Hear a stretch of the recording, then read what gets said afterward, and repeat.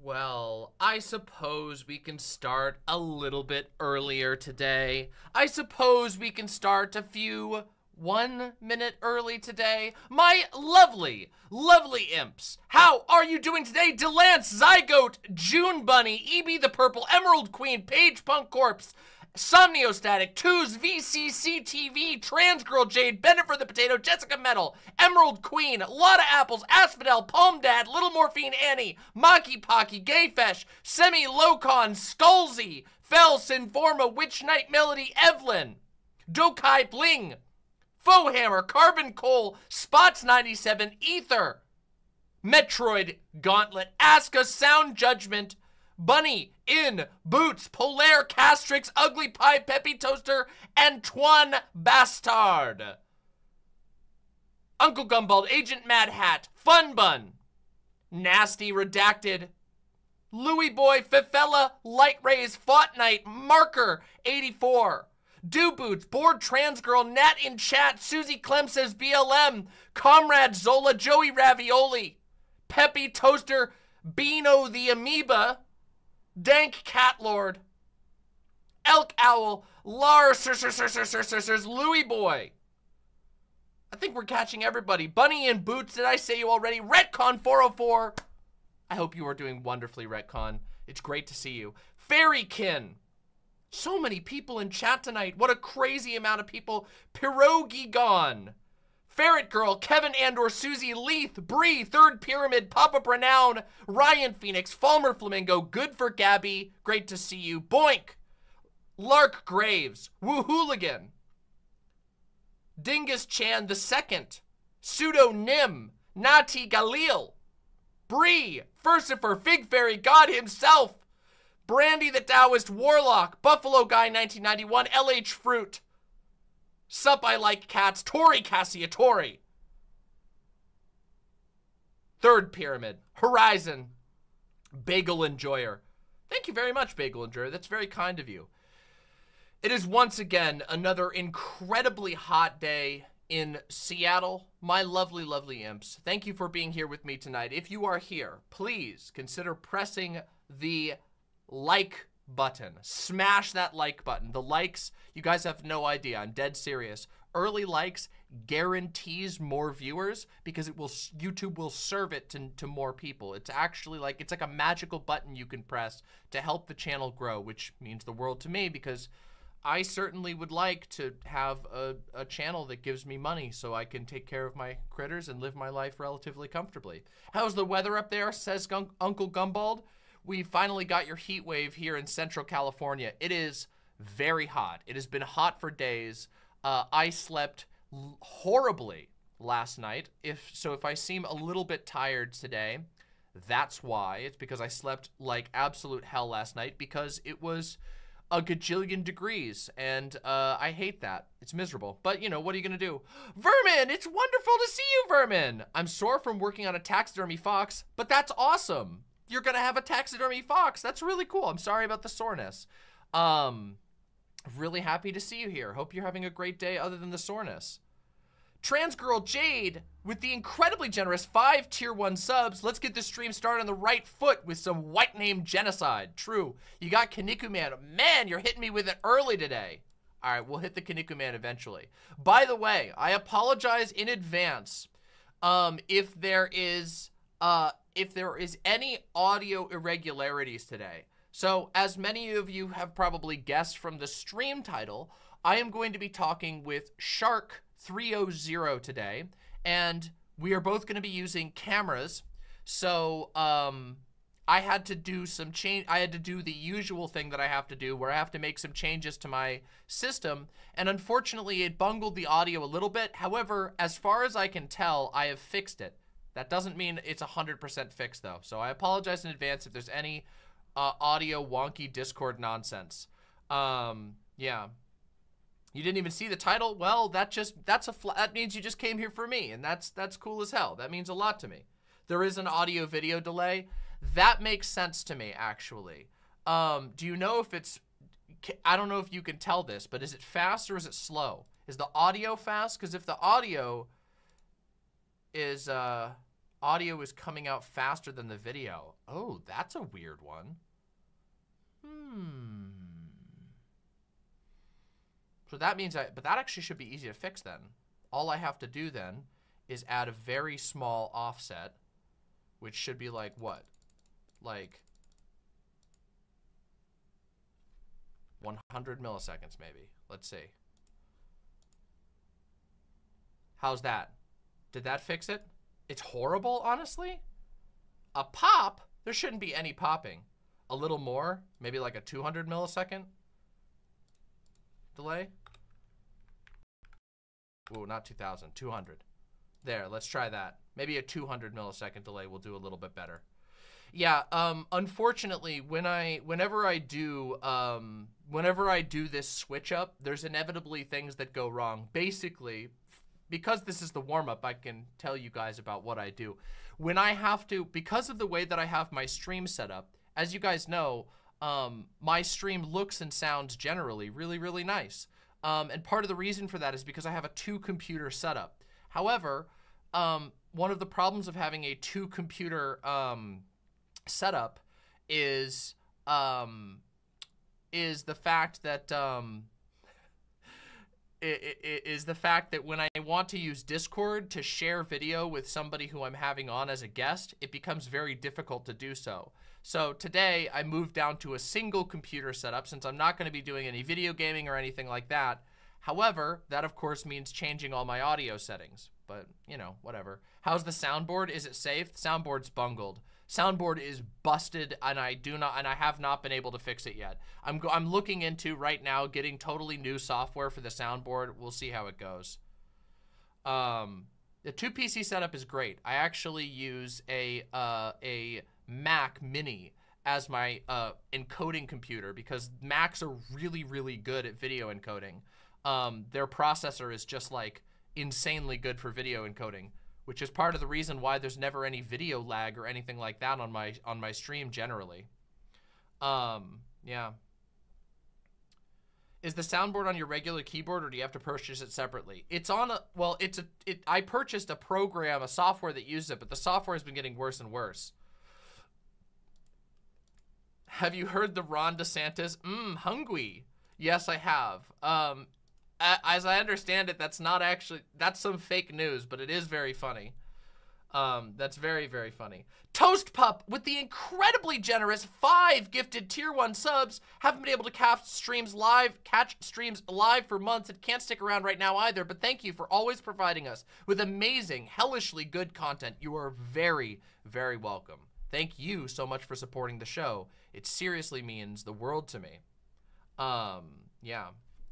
God, there's a fruit fly in here that's driving me crazy. I hate fruit flies. One got in here.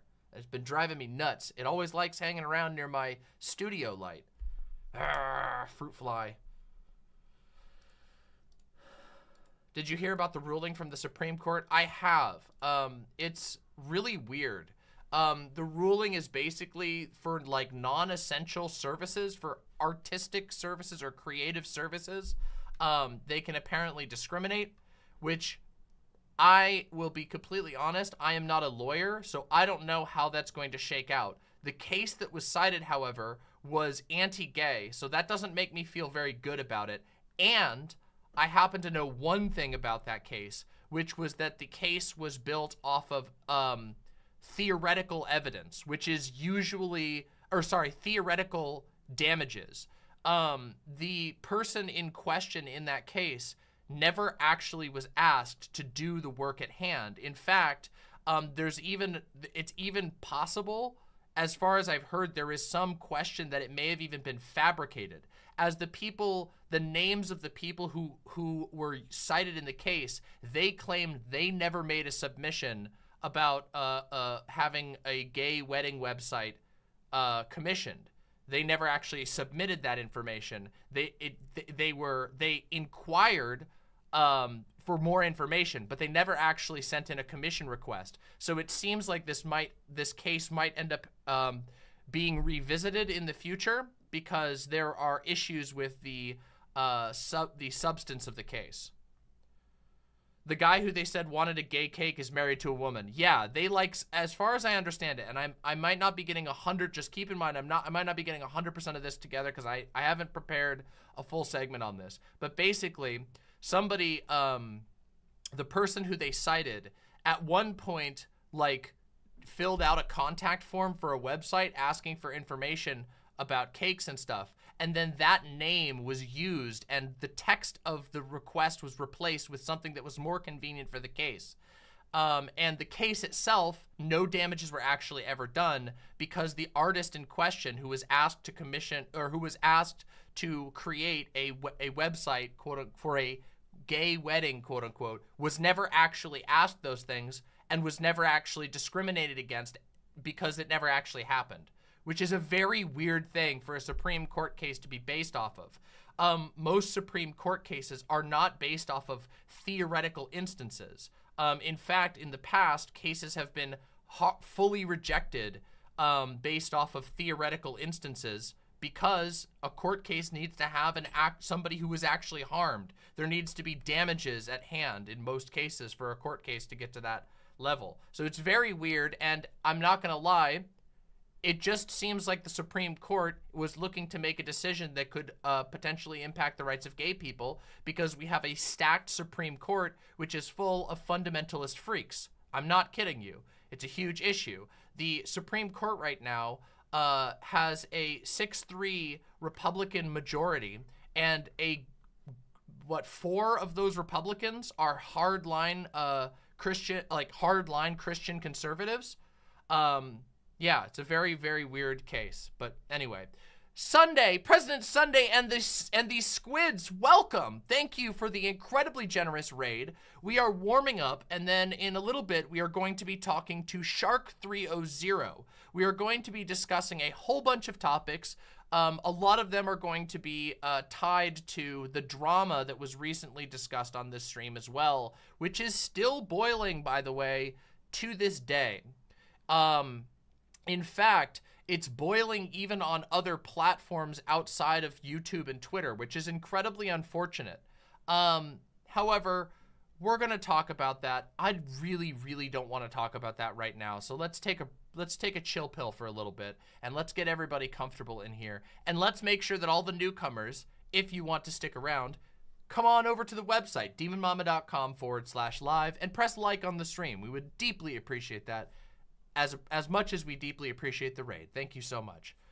The drama will continue until morale improves. I'm at the point where it's like, I think people are going to start passing out on the deck of the ship at this point. But we'll get into that. We're going to talk about all that.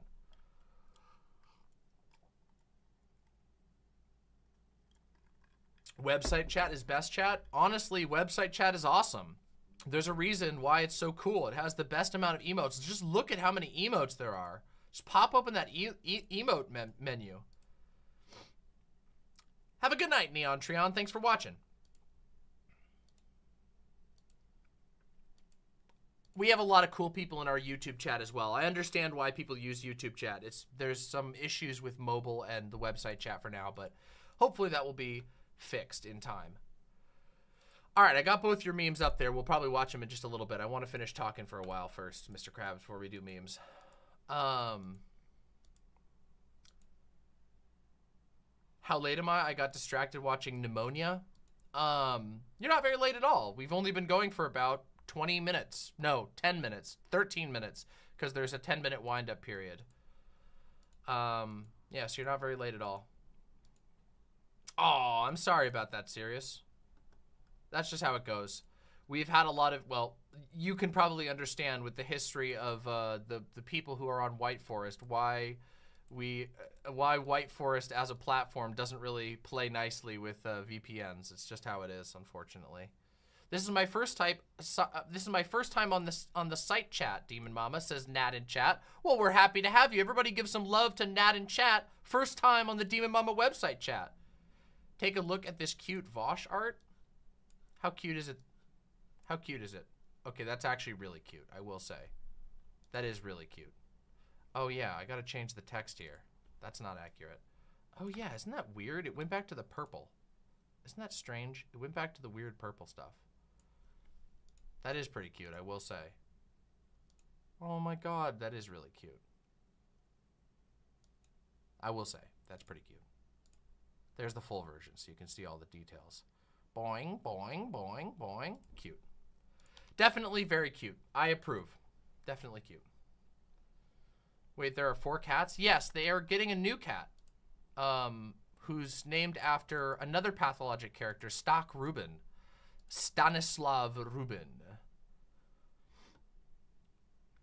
Which is an adorable name for a cat. Although, Stock is a giant fucking prick. Fuck Stock, bitch. What a bitch. I love Pathologic. Well, you're in the right place for that. Pathologic is my favorite video game of all time. Right up there. It's like it's like right ahead of Majora's Mask. Is Rambunctious Guadalupe a good name for a cat? That seems like a bit of a mouthful, and you'd probably end up just calling him, like, something else. But it's certainly a funny name for a cat. Maybe, yeah, maybe you'd end up calling him Ramby or Rambo. Literally Ramby. Maybe. So, what else was I gonna say? There was something else I can't even remember. Pathologic is Majora's Mask for grown-ups. There are actually some thematic similarities between the two games. Pathologic gets way more explicitly political, whereas I would say that Majora's Mask is a more simplified, more emotive experience, but there are shared themes between the two, and they are both very, very dark games with dark themes and extremely gothic imagery.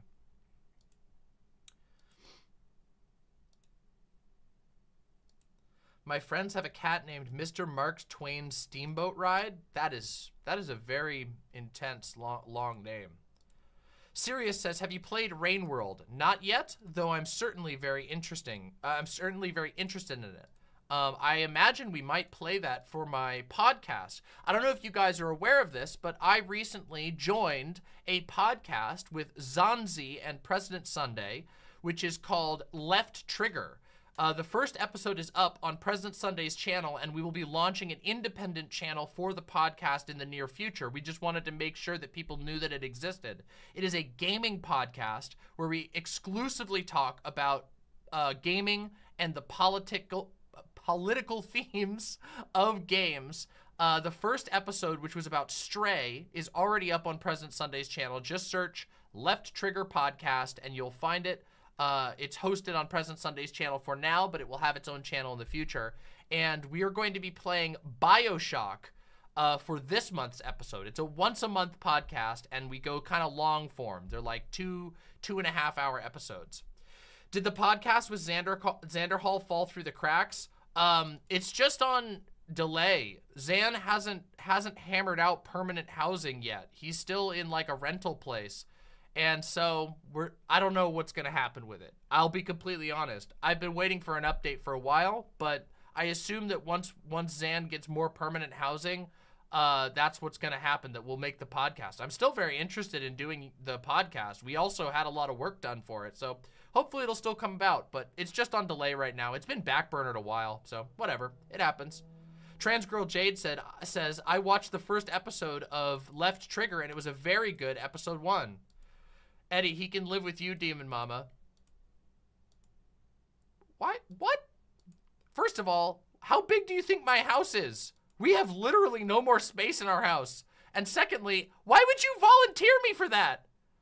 The whole point is Zan wants his own place. My goodness. Oh my God. Can you podcast via distance? Yeah, you can. It's just it takes a little bit more stuff. I have a cat. Appalachian Anarchist with a $5 super chat says, I have a cat named Remington Winchester Browning, but we usually just say Remy. Want to take a look at a drag queen talking about the writer's strike? She talks about the role of drag queens in the strike. That sounds super interesting for what we're going to be talking about later, because we are going to be talking about the writer's strike later. I don't know if you guys know this, but Hollywood is in a complete labor uproar right now. And it's actually super fascinating. So we're going to be talking about that later in the stream because it's been getting really wild. As you guys know, I did an initial episode about this some time ago, and I've just sort of been monitoring it from the sidelines. But things are getting even more intense, and I want to talk about it. So we're going to be talking about the update. Brittles, as far as I know, yes, but I wasn't able to get over to the P.O. box today, so I'll be picking them up tomorrow. Thank you very, very much. I'll let you know via Discord once I pick them up. But I double checked on the package and they said everything was fine. It seemed to be an issue with the previous thing. Sirius says, I'd actually love it if you over on Left Trigger covered Hollow Knight. Hollow Knight has a ton of political themes, but I don't think they're basically ever talked about because so many people focus on the lore. I agree with you. And Hollow Knight is on our list. The games that we have on our list guaranteed right now are BioShock, Final Fantasy 17, the original, or not 17, Final Fantasy 7, the original,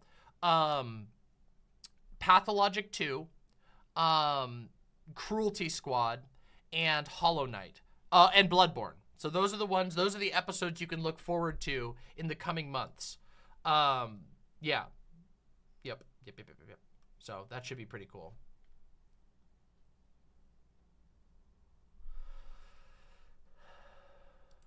Oh, absolutely, Retcon. I would love to talk to you about stuff. I really want to do some stuff with you. I know we've been planning, and I don't know. This year I've been so busy. I apologize to everyone who's wanted to do stuff with me this year. This year has been crazy. Can I just take a minute to talk about that? I want to just take a minute to rant about how crazy this year has been. We're just past the midpoint of this year, you know? And it's been a wild year. I can't even believe we're like halfway through the year already. But just so you know, we are almost to 26,000 followers on the channel, which is awesome. The channel has been growing at a really steady pace. We've been gaining pretty consistently about 1,000 new followers a month for this entire year, which is incredibly, incredibly awesome. However, I'm not gonna lie, it's been really difficult. We have uploaded a video segment on the channel every single day for almost 7 months. We've barely missed a day for this entire year. And some days we doubled up, so it ends up evening out. J Spoon with the $30. My goodness, thank you so much. J Spoon says your streams are always top notch, but your streams the past couple of months have been next level. Thank you for all you do. Thank you. I've been putting in a lot of love into this show, a lot of passion and a lot of work. And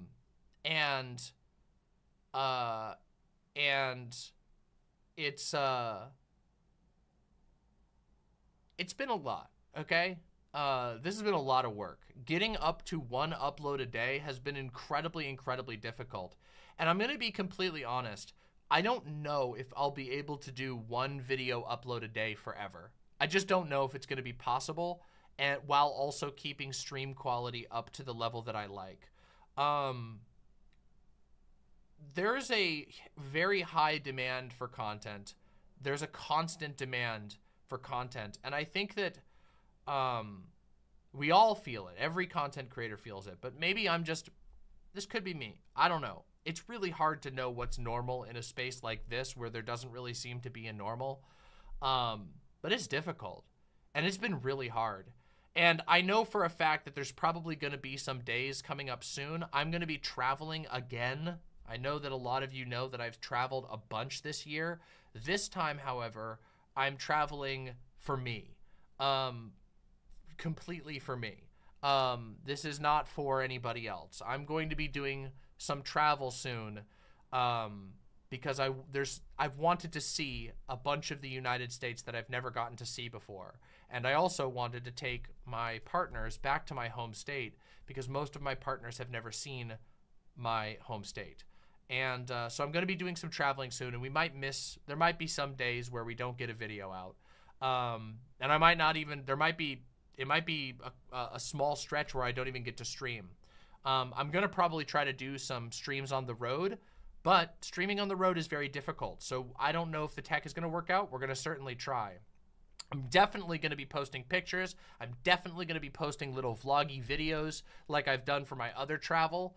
But I just wanted to take a little bit of time in this warm-up segment to just talk about, to celebrate some of the things that I've accomplished this year, to talk about a realistic, state of affairs for the future, to talk about some of the stress of it, because boy, it's been awesome in a lot of ways, and I'm very, very proud of the fact that I've been able to keep stream going so well for so long. But also it's been very difficult.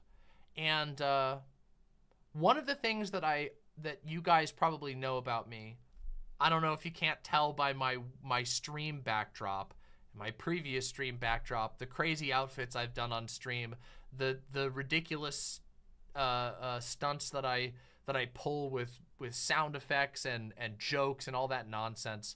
But I really like to have some level of I like to infuse my streams with artistry. And I think that a lot of streaming in the current day and age is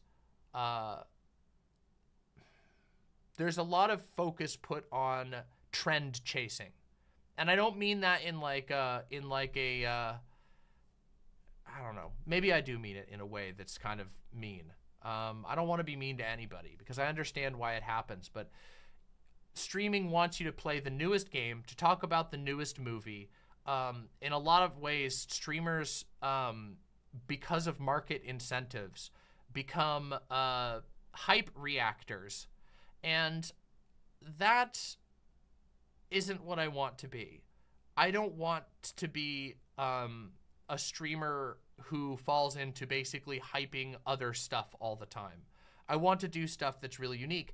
And I know for a fact that my unique content does really well. Just the other day, I released or actually it was literally yesterday, I put out a video talking about Christianity. And my videos on Christianity do really well. And those are almost always my personal, unique, and original insights on something that I have had a lot of life experience with. And that type of stuff is really important to me. And I want to do more of that. I want to give you guys more of stuff that only I can create. That touch that has made so many people fall in love with this channel. So, yeah. Anyway, those are just some sort of rambly thoughts about having gone so long with such a very consistent streaming schedule. And also having changed this year to being the first year where we did daily uploads, which also meant that basically I needed to stream. It sort of held me to a schedule. I needed to stream every certain amount of time to make sure that I had scheduled stuff going on. But I never want to get to the point where I feel like I'm filling time for you all. I want my stuff to be able to hit hard. And by the way, the fact that so many people have said that my streams lately have been next level, well, this is what I've been thinking about for the most of this year. I've been thinking about how I can bring my unique touch, my unique sense of humor, my unique aesthetic and insights to stream. And it seems to work. People seem to like it and resonate. Yeah, but this year's been wild. In addition to doing all of that, I've also traveled an incredible amount. Like, I went to California, I went to Utah, I ended up going up to Canada on really short notice. Like, I've done a lot of traveling, and I'm about to do more. Although, thankfully, this is the first travel that is, like, 100% basically for me. It was more or less my idea. Not that other people aren't excited for it, that my partners aren't excited for it, but it was like something that I really wanted to do 100%. Anyway, that's a little rambly, but yeah. Retcon404 says, Demon Mama, for real, the amount of content you put out fucking amazes me. None of it feels like throwaway content, and I really appreciate that. You have no idea how much that means to me. You really don't. I thank you so much. That is like, man, wow. Thank you so much. That is super, super kind of you. And it actually, that really means a lot to me.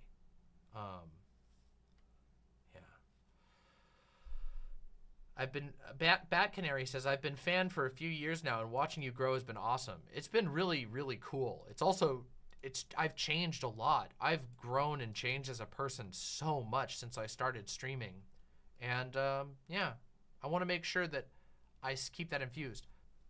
One thing, I know this might seem like a bit of a pivot, but long-term fans of my show, many of you have probably seen my spiritual deconstruction video. It's the video that I recommend more than any other video on my entire channel.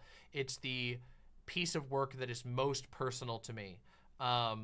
it's it's probably the most vulnerable I've ever been on a video, my spiritual deconstruction. And those of you who've been around for a while have heard me mention that I want to do a 2.0 version of that. I want to basically go through, talk about some of the same subjects, but with much better production quality, with, you know, all of the experience I've learned from streaming, how I want to present it in a more structured fashion.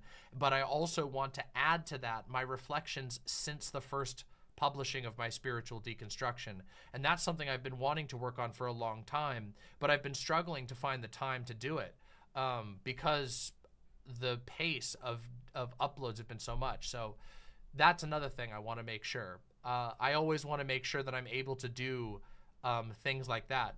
And for the record, let me just explain to you part of the reason why I think my videos like that are so important. The spiritual deconstruction video is the single, it is the single video that I've done in the entire history of my channel that has gotten me the most letters.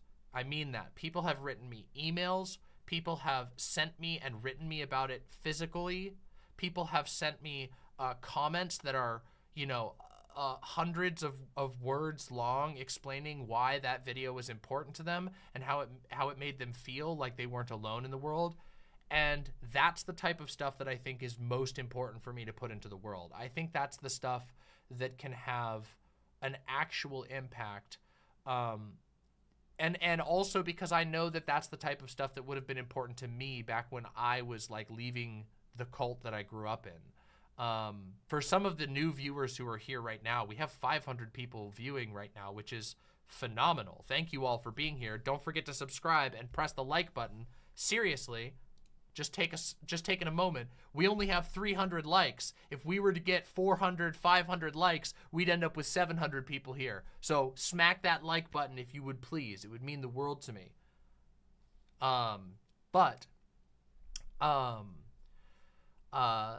For those who are new to my channel, I grew up in a pretty extreme Christian fundamentalist cult. And I shouldn't say pretty extreme. They were very extreme. Most people who see the stuff that I'm talking about, who look into their work, come away feeling upset and scared because it is extreme.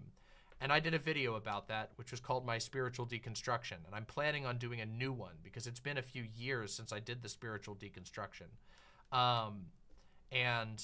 That video, even though it was made when my audio quality was shit and my studio looked like hell, I think I still had the crappy mattress in the background, like, you know, at that point. I can't remember if off the top of my head if that was a mattress video, but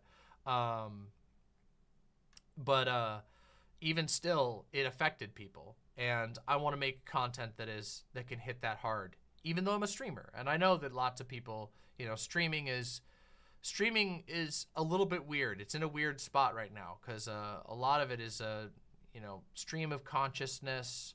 A lot of it is low prep reaction to things, you know, and whatever. But I take streaming seriously, and I also want to make sure I'm always infusing an artistic touch to everything that I do. I don't try to take myself too seriously, but I want to make sure I'm bringing you guys something unique, that I'm always bringing you something awesome. So anyway, that was a big ramble, but Ron's KFC with the $20 super chat. Wow, thank you so much. Says, I've enjoyed your content since Vaush first referred me to you. Your originality is why I stay and why I'm willing to donate. If you have to take a break, please do. I'm not trying to see you burn out. 2023 sucks, but you still make it fun. Thank you so much, Ron's KFC. That means the world to me. Seriously, thank you so much. And I will take that seriously. Thank you so much for supporting the show. Andy Kowalski, 6-month member, also. Thank you so much for supporting the show. That means a lot to me. Thank you, Wendelby. Thank you so much. Not trying to get like super sappy or whatever. This has been stuff that's been on my mind a lot lately. Just because summer is difficult and summer is weird, and this drama has been getting to me. You know what? Let's talk about that, since it's just about time. It's just about time. We're going to be be getting ready to talk with Shark soon. So I want to talk about this a little bit. But first, so here's what we're going to do. Two memes. Then I'm going to talk about the drama a little bit.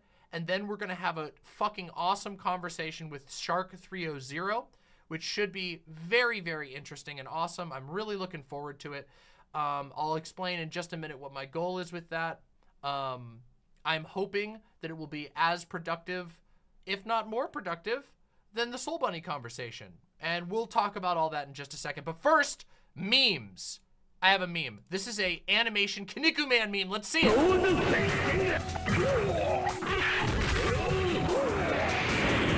It's the Mammoth Man.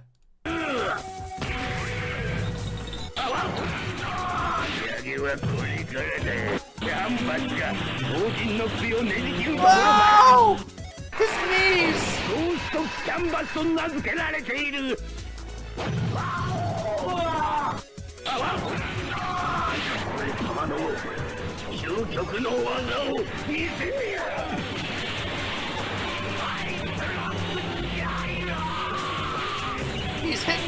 He's hitting him with the Ice Age.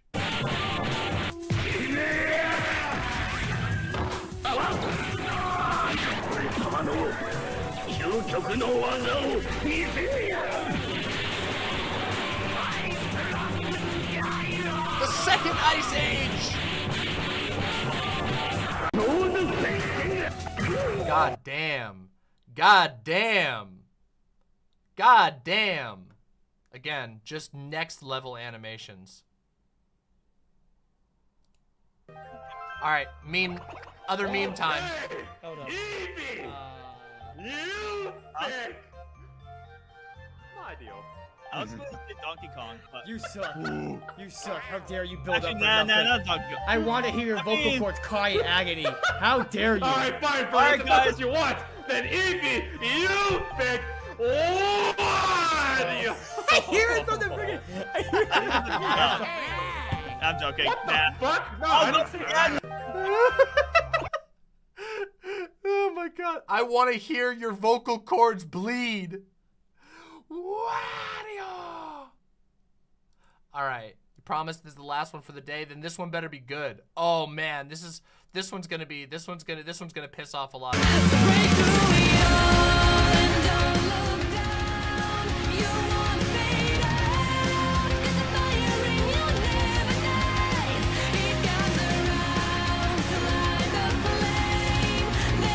Sonic memes break through it all.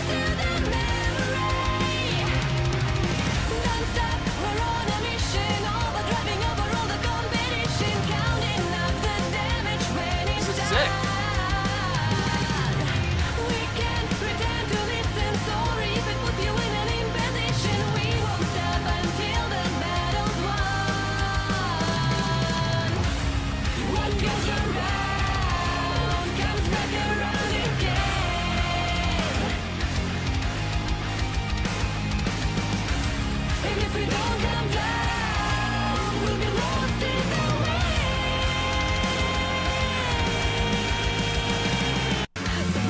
Damn. Okay, that's a banger. So this is a cover by Go Light Up of Break Through It All. Here, I mean, it's linked in chat, so y'all can click it. It's a Sonic song. Damn, that's fire. That's fucking fire. God damn. Wait, this is good? What is this? Yeah, the Sonic soundtracks actually have good music on it. I know. Some of it's a little cheesy, especially the lyrics, but hey, still really good.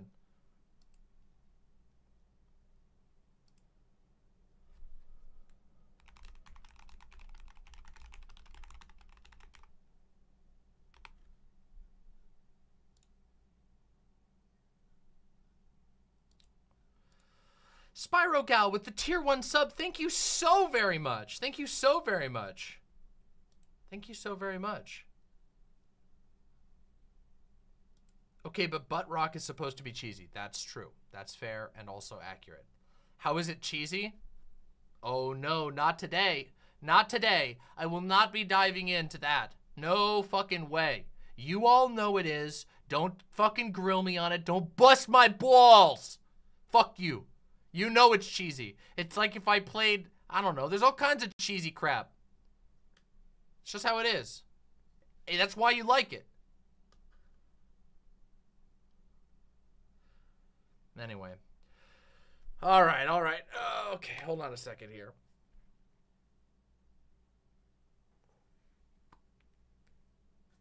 It's like if I started playing Kingdom Hearts music on the piano. Is it going through? Oh, it's not. Why is that? Wonder why.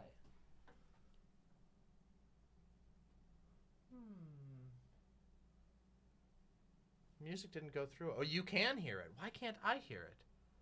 Oh, I know why I can't hear it.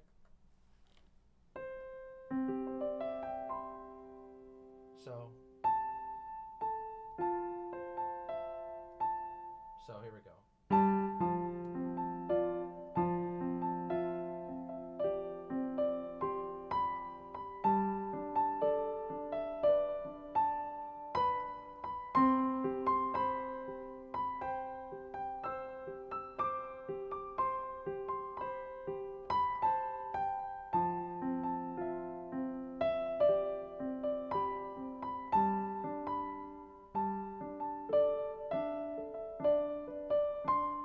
Wow, I'm messing up a lot. Hold on. Let me focus a little more.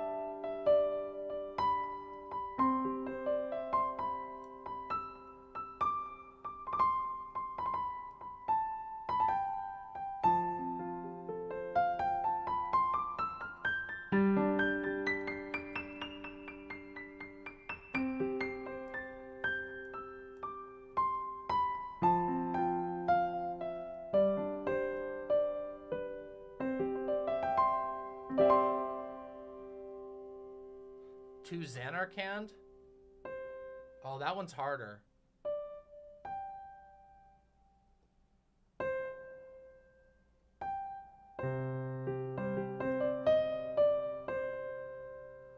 Oh man, that one's harder.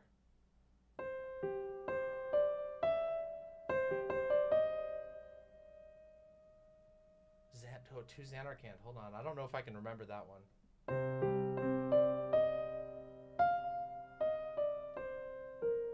Oh my god, I don't know if I can remember that from memory.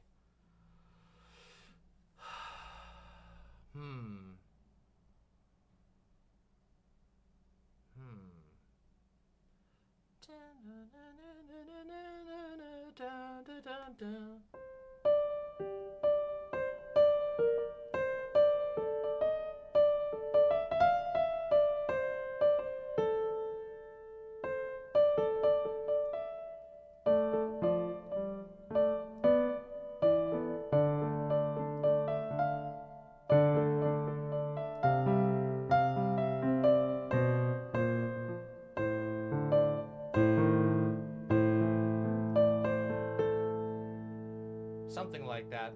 That's hard. That one's a hard one. I gotta be honest. Yeah. Stony Wings with the incredibly generous $25. I want to thank you for the You Are Wrong About Religion stream. That stream really helped pull me away from a Reddit atheist hole and help me understand some people at work much better. That makes me really, really happy.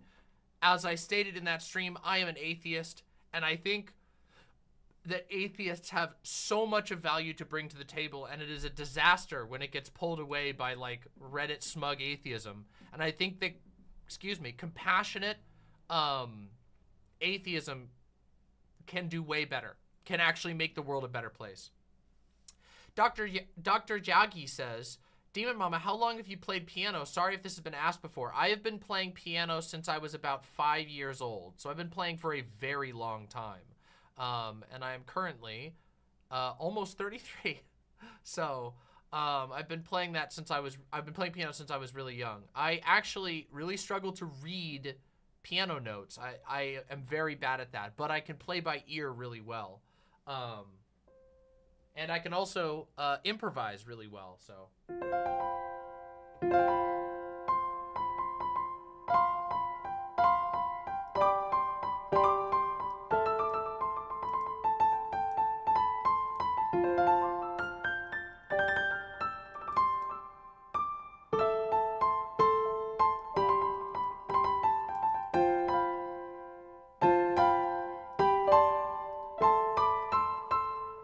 I can noodle around too. So anyway, I just thought that would be fun. Are you mostly self-taught? I was a bad piano student. I cheated in my piano classes a lot by learning things by ear because I struggled so much to learn actual reading. So while yes, a lot of what I have learned is just self-taught from copying music that I'd heard and figuring it out. I have had formal music education, which has supplemented my my cheating. Do I know any Earthbound songs? Not off of well, wait, hold on.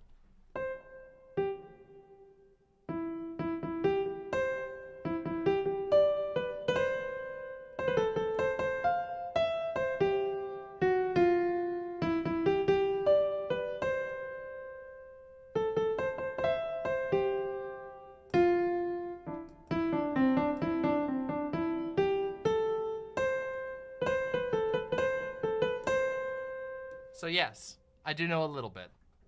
And then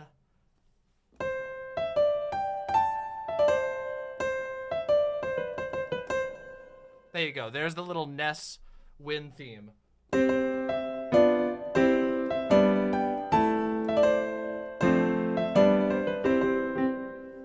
you go. There you go. Can you play the main menu theme from Wind Waker? Hold on. The Wind Waker main menu theme is the one that goes.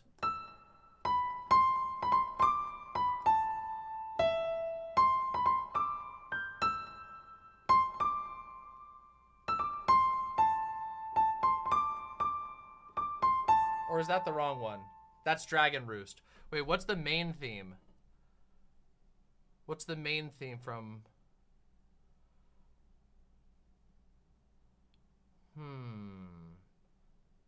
Oh, hold on. Let's listen. All right, let's listen to it. Wait, I know the other one that goes.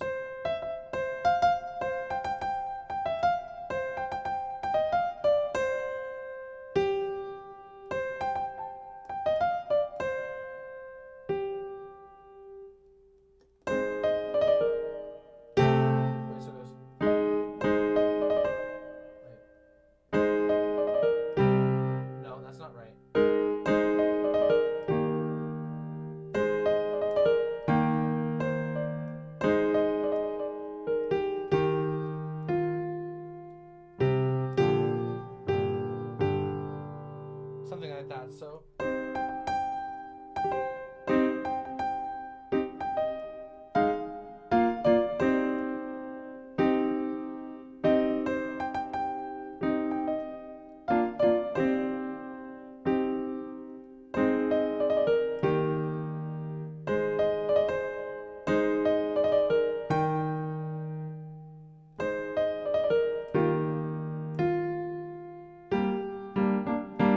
Something like that, right?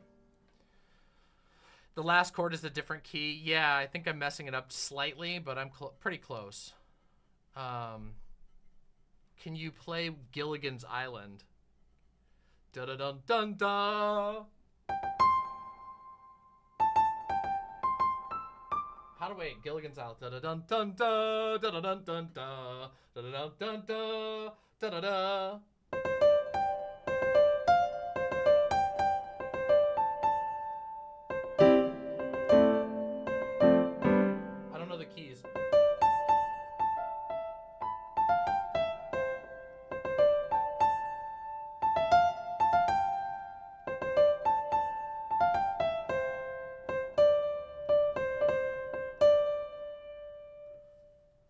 I don't know. I'd have to work on that one. I don't know Gilligan's Island that well, unfortunately.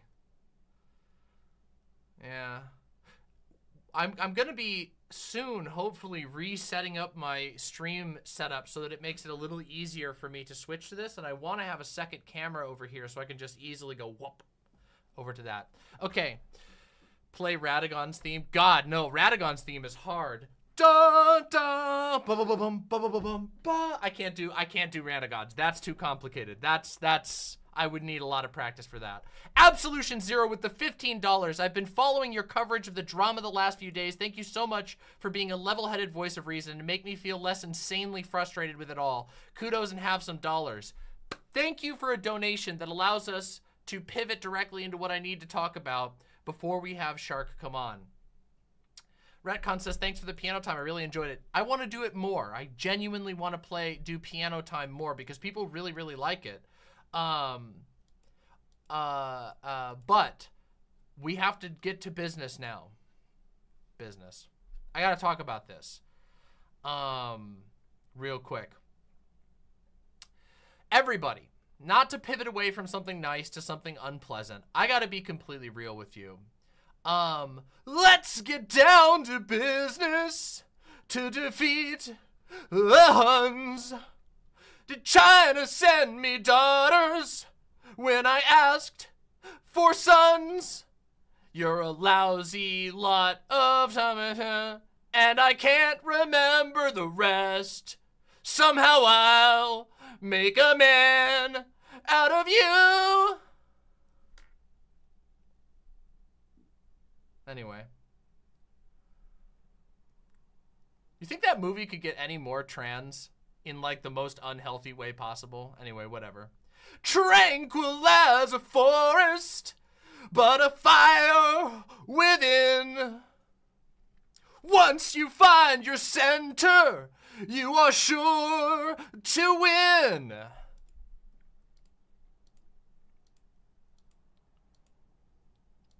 Carl Markey Marks says, with a tier 2 sub says, you're fighting people who want a monopoly of leftist content on the internet. You better take it seriously. Find allies. I already have allies. And that brings us to exactly what we were gonna talk about, which is this drama shit. Okay, everybody? Okay? Look, I'm not gonna lie. This drama shit has made me feel horrible, okay? The last stream that I did, I reacted to a drama video, and I knew that I was reacting to a drama video, but I felt like I could make something productive of it. Even though I got really mad at the video, I felt like I could make something somewhat productive of it. While, but it's a mess, okay?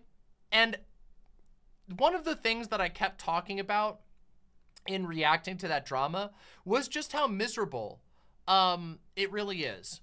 And by the way, just for the record, this drama hasn't even come close to stopping. Completely irrespective of anything that I did or I said, because just so that we're clear, I'm one of the smaller figures involved in all of this nonsense. And the only involvement I've really had was reacting to one video and saying my piece on it. That doesn't mean that I'm above the drama. I still engaged in the drama. And to be honest, there's a part of me that still regrets it. Now, I like to think that the conversation that I had with Soul Bunny was fairly productive. And it's interesting because while chat was very angry with me about the conversation that I had with Soul Bunny the other day, this is my last stream for newcomers to the stream who might not know everything I'm talking about here. The comments on the video have been largely productive and positive. So people apparently appreciated the conversation once it was out of the heat of the moment of the previous react. And I think that's a good sign because I think that the conversation with Soul Bunny was more productive even than my reaction to the Foreign Man video. However, the foreign man video, I must note, a change has been made, which I actually think is a step in the right direction. Let me just show you this real quick. Because I did not expect this at all. I genuinely did not expect this to be the case. But Foreign Man, after I dropped my video, changed the title of his video. And I can't help but feel that it was in reaction to the critique that I made, seeing as how the video was out for 9 days, and on the 9th day, I made a video about it, and on the 10th day, I released that video about it, and then the title immediately changed, which I think is good. And I'm gonna show you it. It's not perfect, it's not fixed the situation, but it is a step in the right direction, I think. Let me show you, real quick. Right here. Foreign changed the title and thumbnail of his video now that the clickbait cycle has run its course. I don't know if that's accurate. I guess Demon Mama Rio's criticism that the majority of his examples were straight people struck a nerve. So now the title was previously When You're Racist But Queer. On YouTube, it was When You're Racist But Rainbow. On Nebula, it was When You're Racist But Queer. And now it's When You're Racist But Woman Emoji. Which I will say is more accurate to the subject title. Definitely more accurate to the subject title. To the subject matter. Because while O.J. Simpson isn't a white woman, Dave Chappelle isn't a white woman, and to my knowledge, Vaush isn't a white woman, the majority, and Jussie Smollett is not a white woman.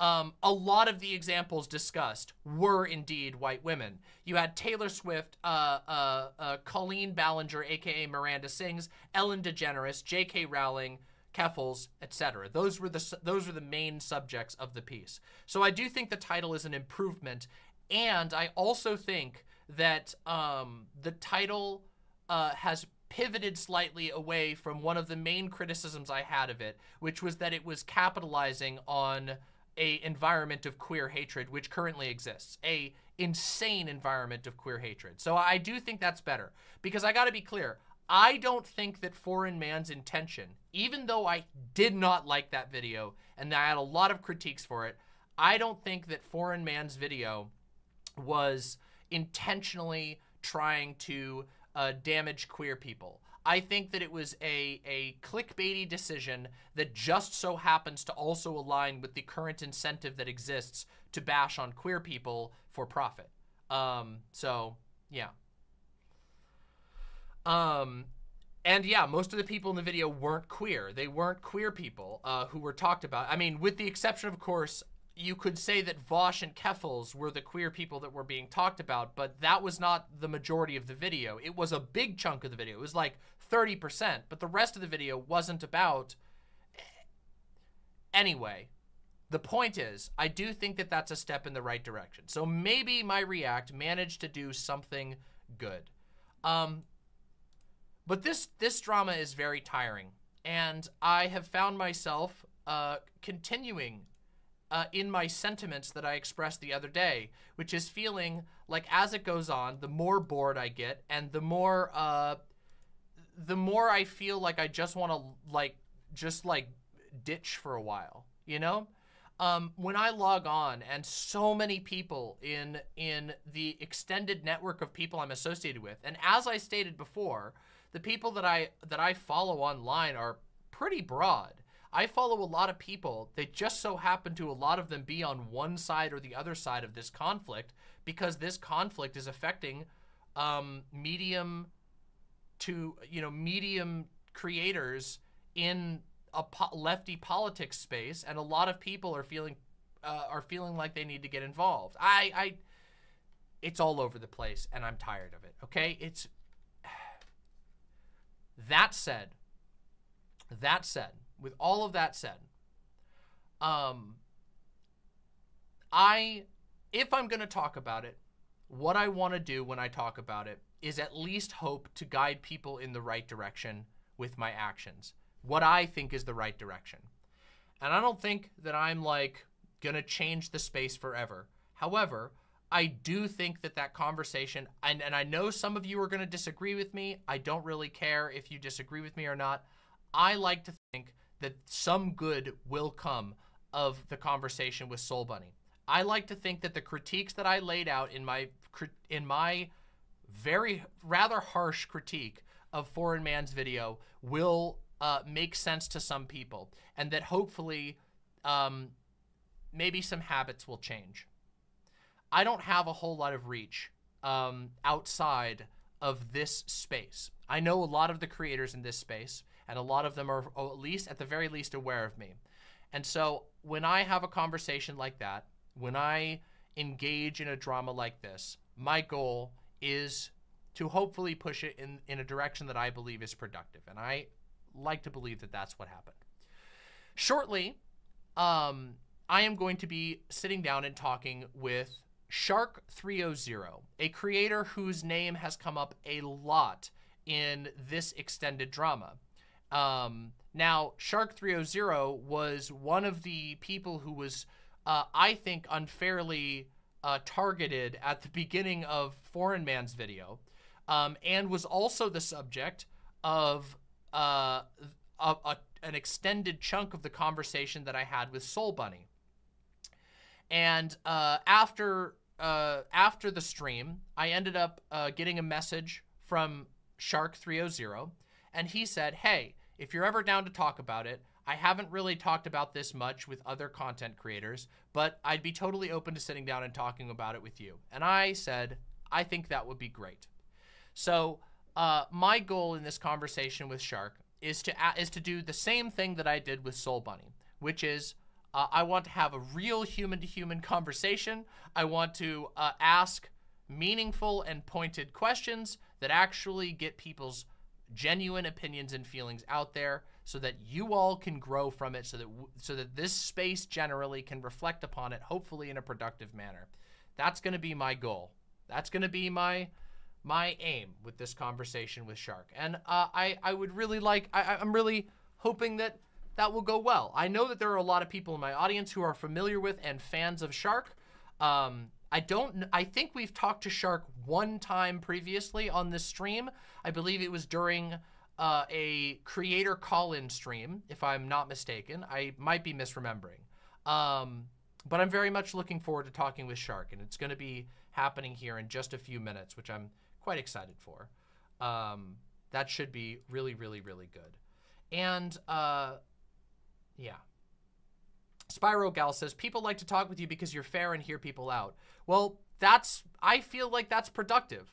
I don't think that means that, like, you got to go easy on everybody. I think I pushed back pretty hard at certain aspects of the conversation with Soul Bunny. A lot of people have discussed that, and I appreciated that people were willing to see where I was, where I was a little bit more debatey in that conversation, though I wanted to keep it being a conversation, and I'm happy that it stayed as a conversation. And honestly, I think that everybody walked away from it generally feeling pretty good.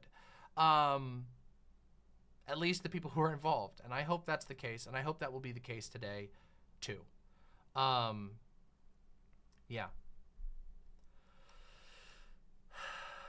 But all of that said, this drama has been very stressful, and I know that it's stressful for people involved. I also I was invited to go for a very, very chill group chat on Keffels' stream recently. Some of you may have caught that. And I accepted that. I didn't agree with what everybody said in there. Some people were going much harder on Soul Bunny than I would have, and some of that is because they are a little more invested in it in the immediate conflict than I am, which again, I can't really condemn people for being, if they've personally had a conflict with somebody, being more invested in a conflict than I am. That's kind of what happens. However, the one sentiment that seemed to be expressed across the line was that people are really burning out on this shit. And I think that's true all across the board. Regardless of what you think of any of the creators involved, I think all of them have expressed feeling burnt out by this conflict and feeling like it's not going anywhere. And so my hope is that maybe we can move away from it and move on to better things. I don't want everybody to necessarily be friends, but maybe this particular one can start to sail into the distance and whatever. Anyway, I don't know. I'm rambling. Dark Morgwin, thank you very, very much for the dono. I'm not able to watch the stream tonight, but I wanted to share this rendition of the Song of Storms. All right, I'll check that out when I can. Thank you very much. That looks really cool. The outfit, we'll watch that later, perhaps.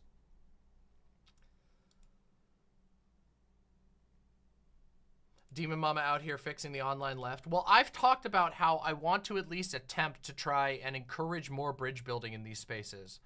And sometimes I don't know how that's possible without, like, getting your hands dirty. But I'm not going to lie. I have really, really mixed feelings about getting engaged in drama. And emotionally, it's usually a terrible choice. The videos that I did get a lot of views, but I'm going to be completely honest. You want to know what made me feel way better than that? The fact that my video about Christianity the next day got almost as many views as the drama content, and also a bunch of new subscribers. When I published that video talking about the problems with purity culture, I got a surge of new subscribers because new people saw something that I put a lot of effort into, and that made me feel really, really good. So, I don't know. I feel like I'm rambling really bad, and I apologize about that. I don't know exactly what to say about all this, but I felt like it was necessary for us to at least talk about it a little bit. Why does my phone keep falling down? Oh, it keeps buzzing and getting knocked down. I need to charge it. Silly phone. Blue. I think you've been very measured in your approach here. I understand your hesitance, but I think you're doing a good job. Well, thank you. I appreciate that. It shows that Demon Mama has cultivated a good and critical audience. Yeah, just so that we're clear, there were still a lot of people who were not happy with with everything that happened in the conversation. But it was much better than chat. Chat was just very angry that night, and I understand why, but also, anyway, yeah. All right, so, oops, I ended up rambling longer than I wanted to. All right, let's make this happen. My lovely imps, we are now going to have a conversation with Shark300. So I hope that you will welcome Shark to the stream. This is the first long-form conversation that Shark and I have had, but I'm really looking forward to it. Give me just a moment here so we can get the call going. I'm going to get our little stream setup here going. We're going to have Shark up on video, hopefully. Let's see. I'll shoot you a call. All right, shooting the call over. Let's make this happen.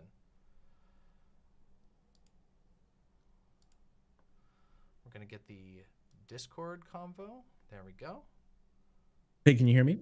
Hey, I can hear you. Did you want to have you can have video on. I set everything up so you can have your video up if you'd like to have your video on.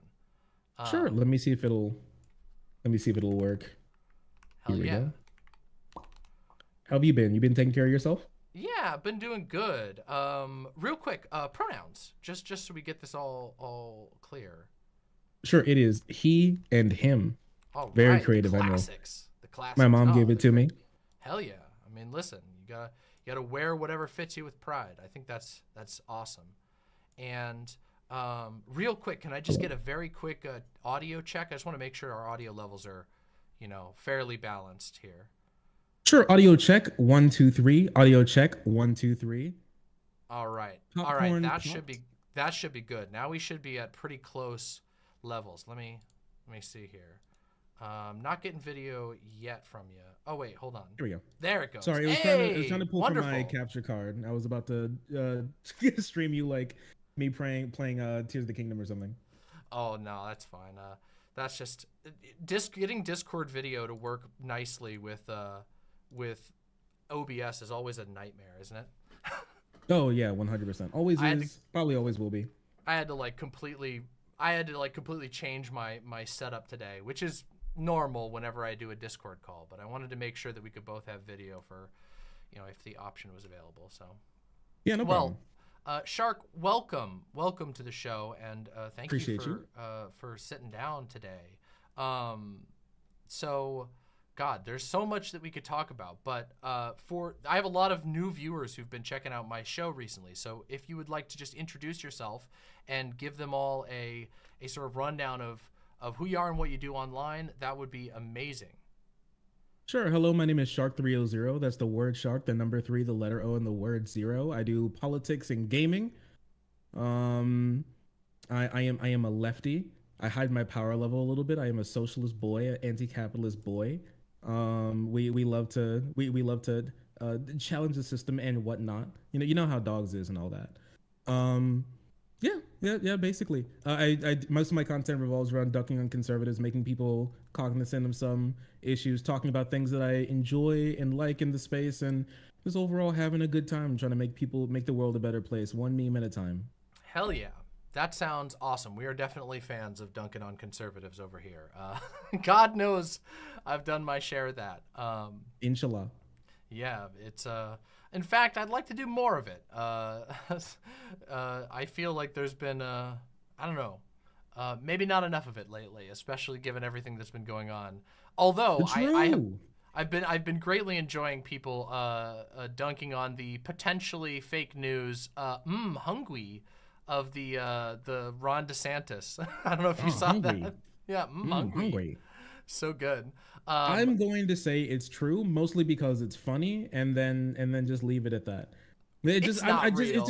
Everybody in chat is saying it's real. Did you know that remember his sit down interview when he was like, my wife, I mean my mom. When he was like, my mommy, I mean my wife. Yes, I do remember that. He called his own wife his mommy live on TV. So I'm just kind of like, is it real? Probably not. But like, the funniest thing is that it's not necessarily out of character for him. It's believable. That's the part that hits the hardest. It's so believable. The fact that I believed a lie on the internet says a lot about the state of the world that we're in. Yeah, exactly. The fact that I thought it could be true. I mean, I will say it does sound like him, and I've enjoyed laughing at the clip, regardless of its veracity. I personally think that humor is good.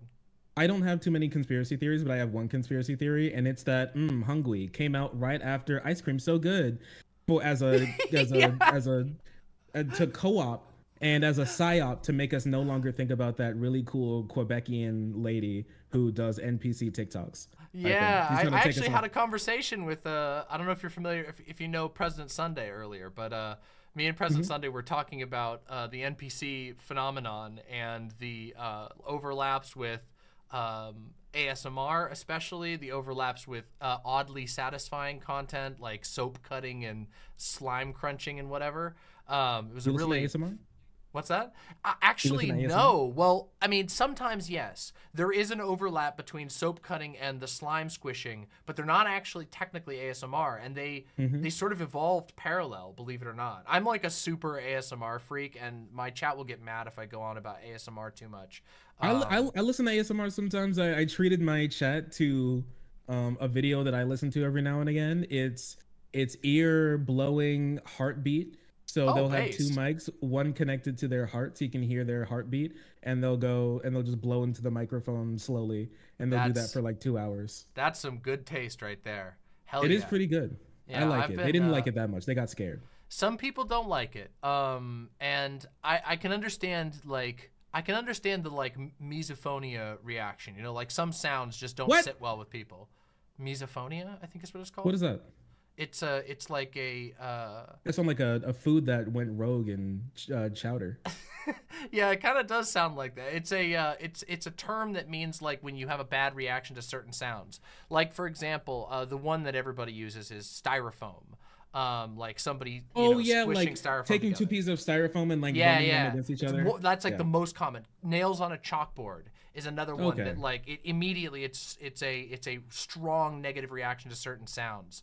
And some people have that for certain ASMR triggers, which I totally understand. However, I've encountered, and I don't want to turn this into a whole conversation about ASMR. I'm sorry for getting off on such a tangent, but no, I love it. But I've encountered a weird hostility to ASMR that goes above and beyond like the misophonia thing. I don't know what it is. I don't know. I've been trying to temper my negative reaction to the NPC thing because there is some there is some of the NPC thing that makes me go, that's a little unsettling. There's uncanny valley, but I've been trying to temper it, you know, because I don't think it's like harmful. The Quebec lady, for me personally, the Quebec lady, that one's perfectly understandable, because literally all she's doing is giving the same exact reaction. She has like, I explained it as like it's a cookie cutter reward for somebody. I mean, you have a saying when somebody subscribes, right?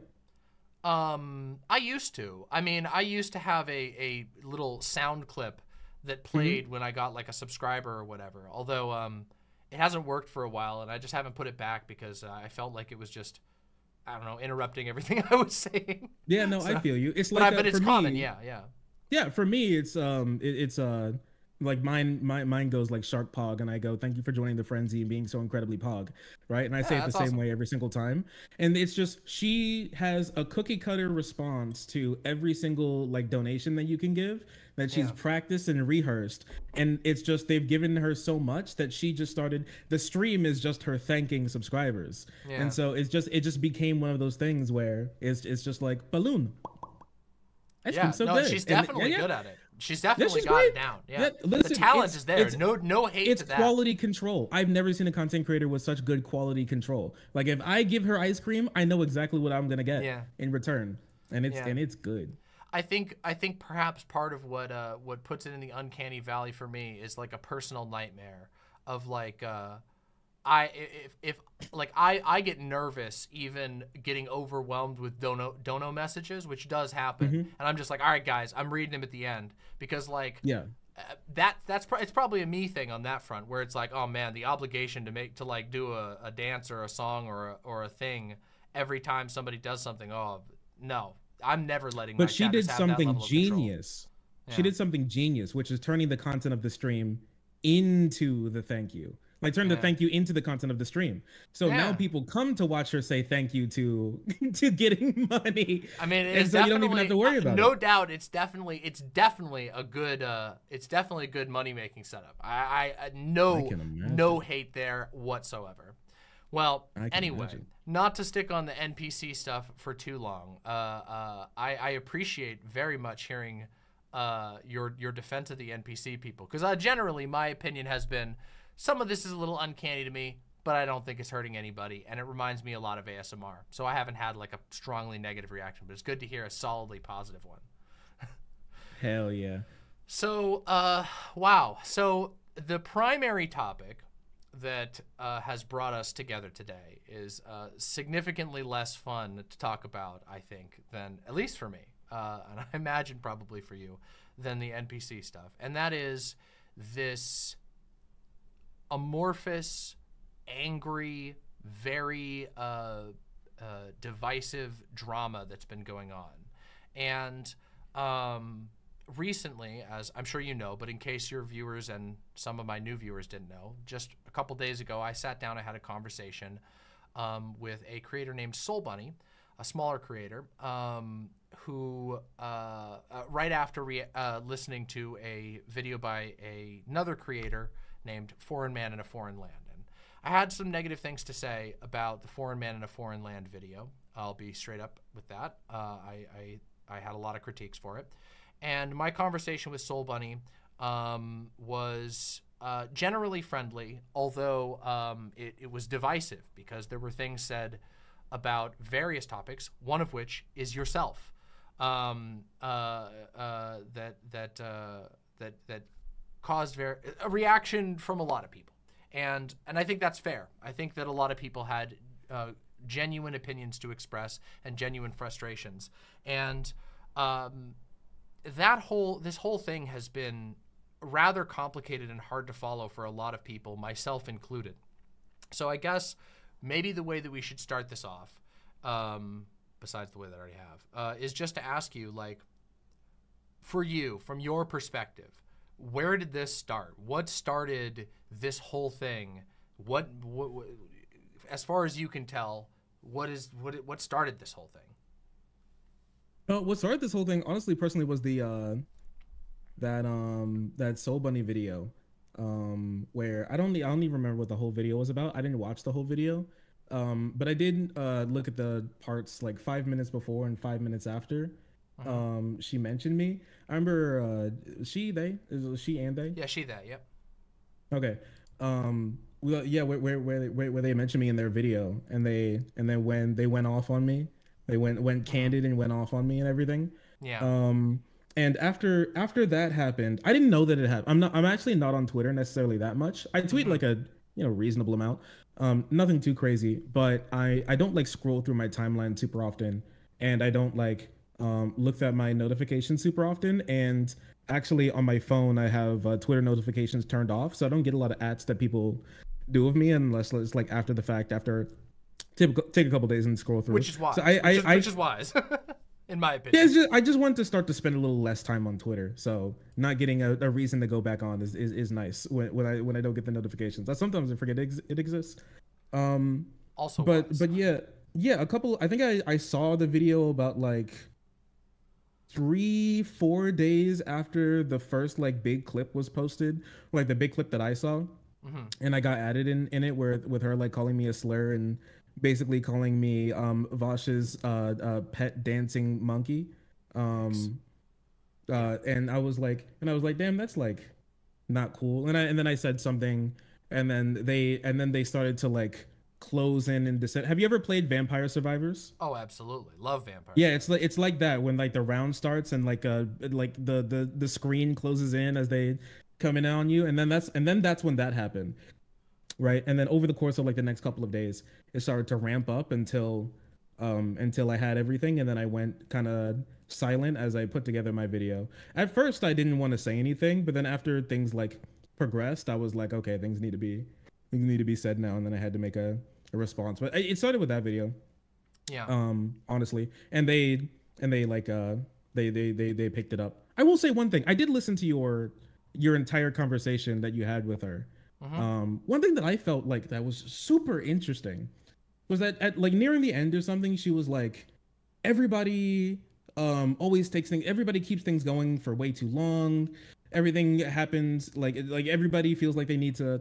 Well, she didn't say that, but she was like, everything goes on for too long. They make these things go on for too long. These issues that they brought up with me, how old are they? They're minimum 1 year, right? I mean, I think that if I recall correctly, the main the main thrust was some commentary that you had made on the Cat Black situation between Vaush and Cat Black. Vaush. What's that? Yeah. Yeah, between her and Vaush. And I can probably get you the date on that. It's definitely I think at that's over least a year. I think it's well over a year now. And I think the Professor Flowers stuff, I think that's at least is that closing in on 2? I think it's definitely closing in on 2 years, if not 2 years. Oh god, that's very old. Yeah. Let's see. I've got this stream right here right now, Vaush's stream about this, and it was from March 15th of 2022. So yeah, well over a year would have been the sort of inciting incident that was talked about here. And for the Professor Flowers, yeah, I think that's over 2 years now. And I've gone on the record as saying like I never want to hear Professor Flowers Vaush drama.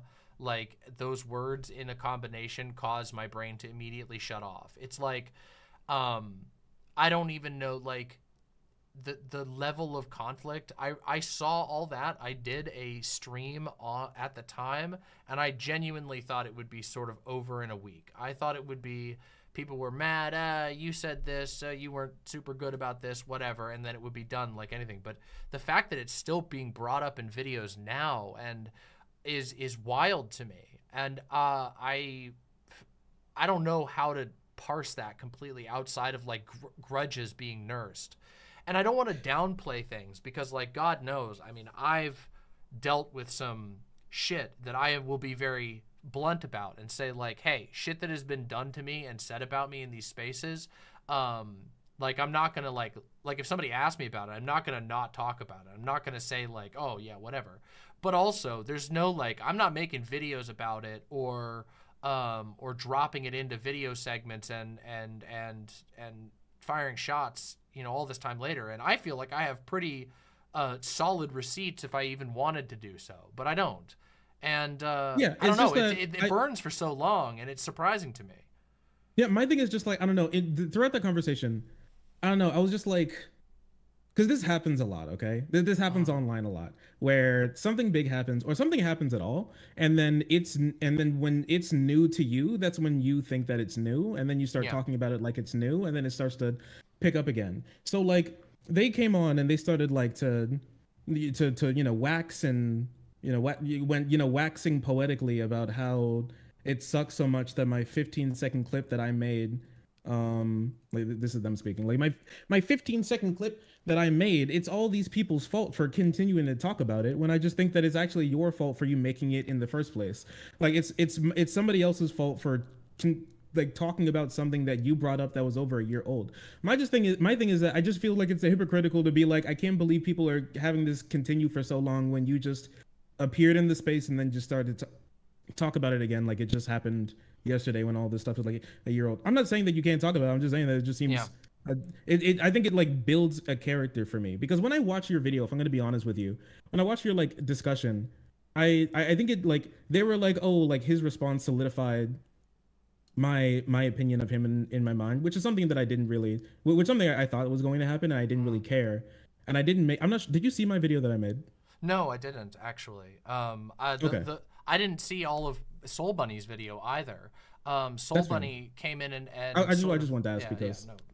Yeah, I just wanted to ask because I just didn't know. I didn't want to mansplain to you, honestly. No, it was something you already knew. Don't worry. So, yeah, so I was like, I didn't make that video for them. Any of the people that I mentioned in that video, I didn't do it for them. If I'm going to be completely honest, if I'm going to be candid, I view all of these people at this point as, capital M straight up monsters.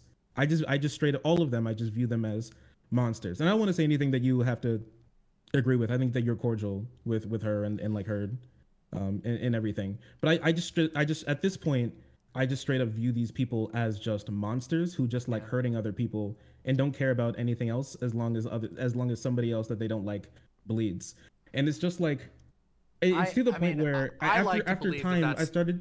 Yeah, go ahead. Sorry, I don't mean to interrupt you. No, that could be. Listen, I'm gonna say this could be completely like, if I'm gonna use the word like paranoid or like going too far.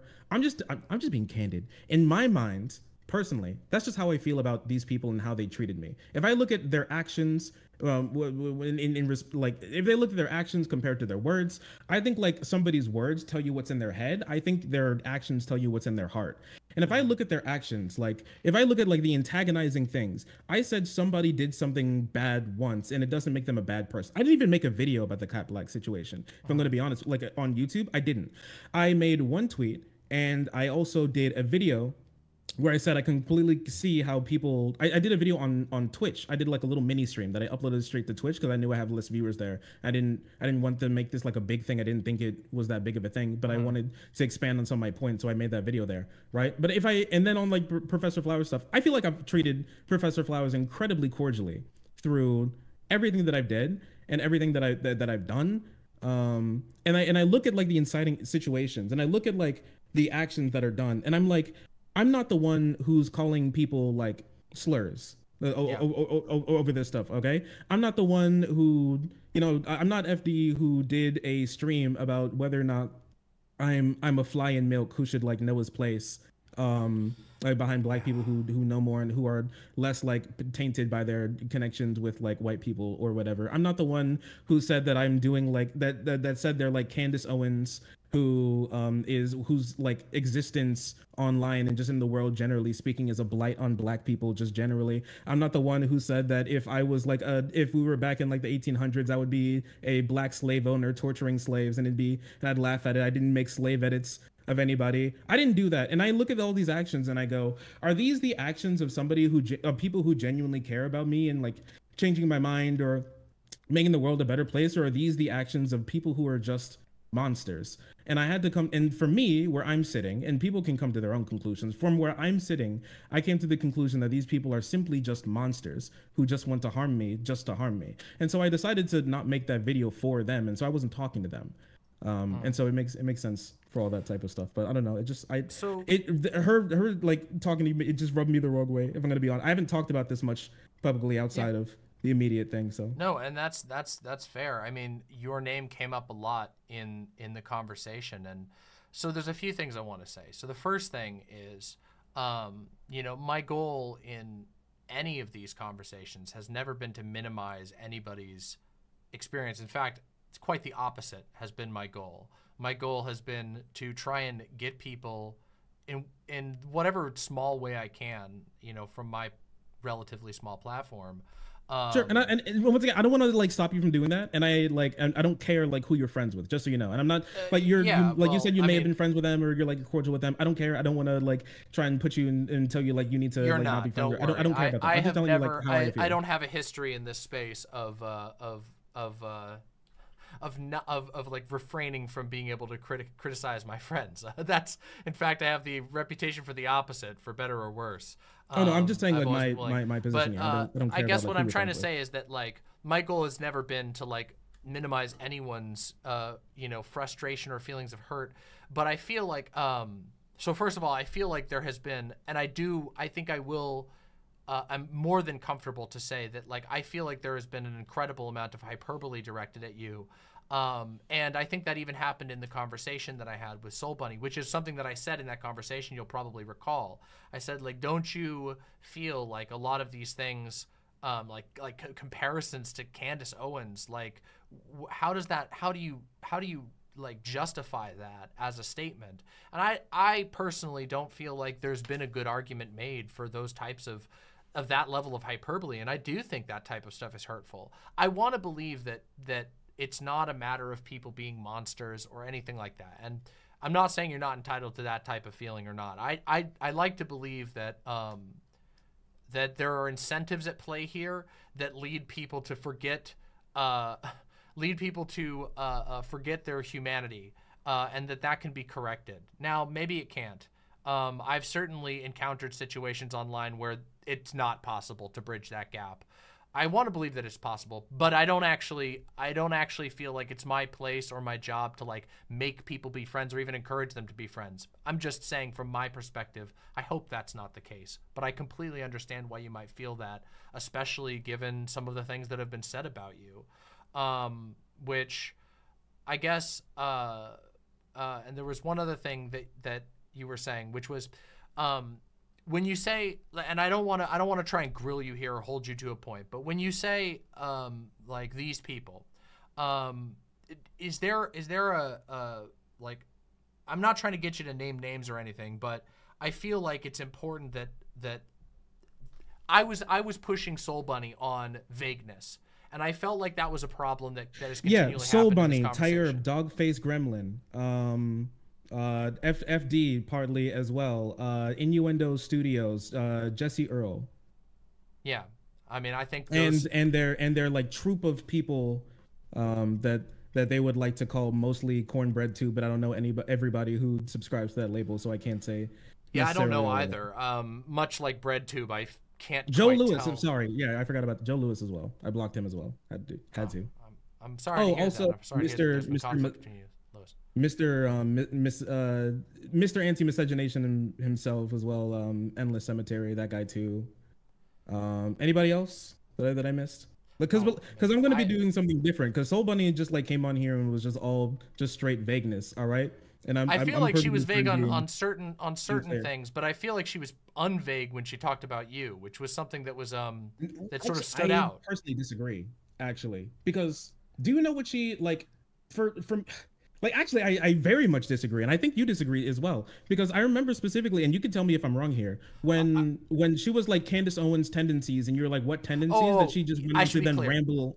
Yes, I should be clear. I just mean with naming names is all I was trying to say there. I apologize. I would agree with you 100% in that I reviewed that conversation and I still don't feel like I was given, or that anybody has given me at any point a solid actual allegation of what you've done. And that's one of the things that has bothered me and why I opened this conversation by asking you like what your perception of what started this was, because I think it's important to hear like like your perspective on that, where like what things were being lobbed against you, and if you could recall like where it started. Because like I mean, when I've been in that place, I brought up with Soul Bunny, I brought up a situation where someone took an argument that I made during a conversation about gender and drew it to an unbelievable conclusion that concluded with me being a danger to trans people, was the sort of telephone game that was played. And I gave that as an example to sort of illustrate exactly what we're talking about here. What's that? That was your old shit with Riley, right? Yeah, it was. It started with Riley Grace Rochong, and it blew up into something so much worse that lasted for a really long time. Yeah, it was a mess, and it was terrible. And I still hold to this day, you know, not to do what I was talking about, like relitigate drama, but I still hold that the conclusions that people drew from that were outrageous, and that what they ended up trying to label me as was completely unreasonable, like totally. Do you think like that's something here that's happening here? Do you think that Soul Bunny believes that she's done anything wrong? Like, do you think they believe that they've done anything wrong on a personal level?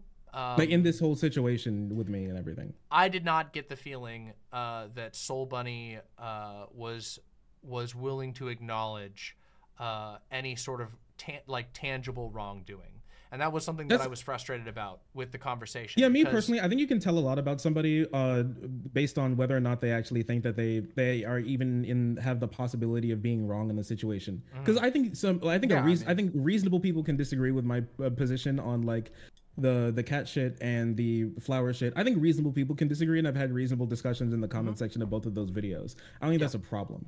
But I'm perfectly fine with some things that I may have said that are possibly wrong. I talk like all the time. I stream for like 100 hours a month.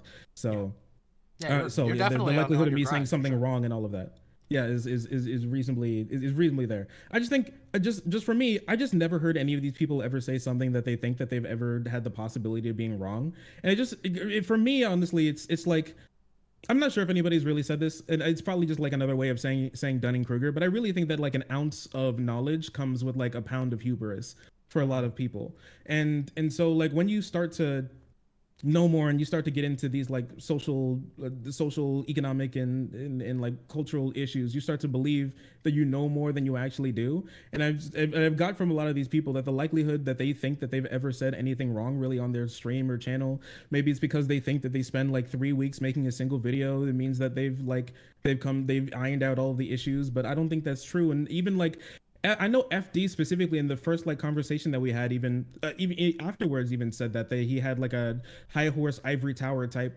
understanding, because he explained like him versus like the debate bros is him and like the cornbread tube, that they weren't like pre-cornbread tube, they're all like the generals wearing the suits in their ivory towers, and then we're like the ogres and the monsters in like the trenches doing the battling. I think he almost used that exact analogy, honestly. And it's just like, I think it just shows a lot of like how you think about the world and how you think about other people in the space. And even she said like, oh, I think we agree on like 96% of stuff. And I think I think like they actually care a lot about the 96% of stuff. Like they care about like the 4 or 5% of stuff like, a lot more than the 95 when I was talking 96. with her, bringing that up, and I found it, and I did my best, at least in this conversation, to try and drill down on that to the best of my ability. Is just like, well, I don't know how you can compare somebody who you agree with on 90% of things with, by your own admission, to somebody who you definitely...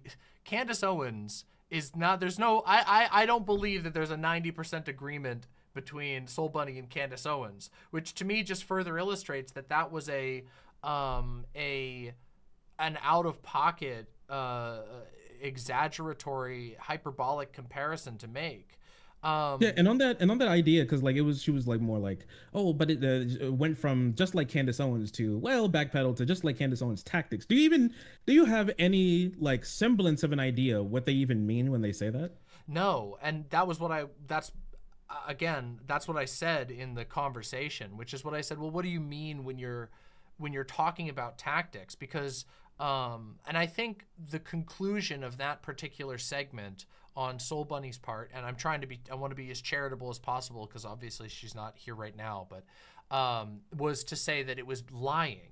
But I don't think that when I think of Candace Owens, I don't think of like being a liar as her sort of a characteristic right-wing trait. I think of the fact that, you know, she's founded and been a part of knowingly and willingly a extremely prejudiced right-wing propaganda outlet, that she uses her identity to shield that outlet from harm in a very explicit, knowledgeable way to incredible riches to her own gain. She makes a lot of money. We know to some degree how much money the people there are. So I don't see that as a corollary to just lying. And I felt like that was one of the sections of the conversation where I didn't feel like I could get any other answer.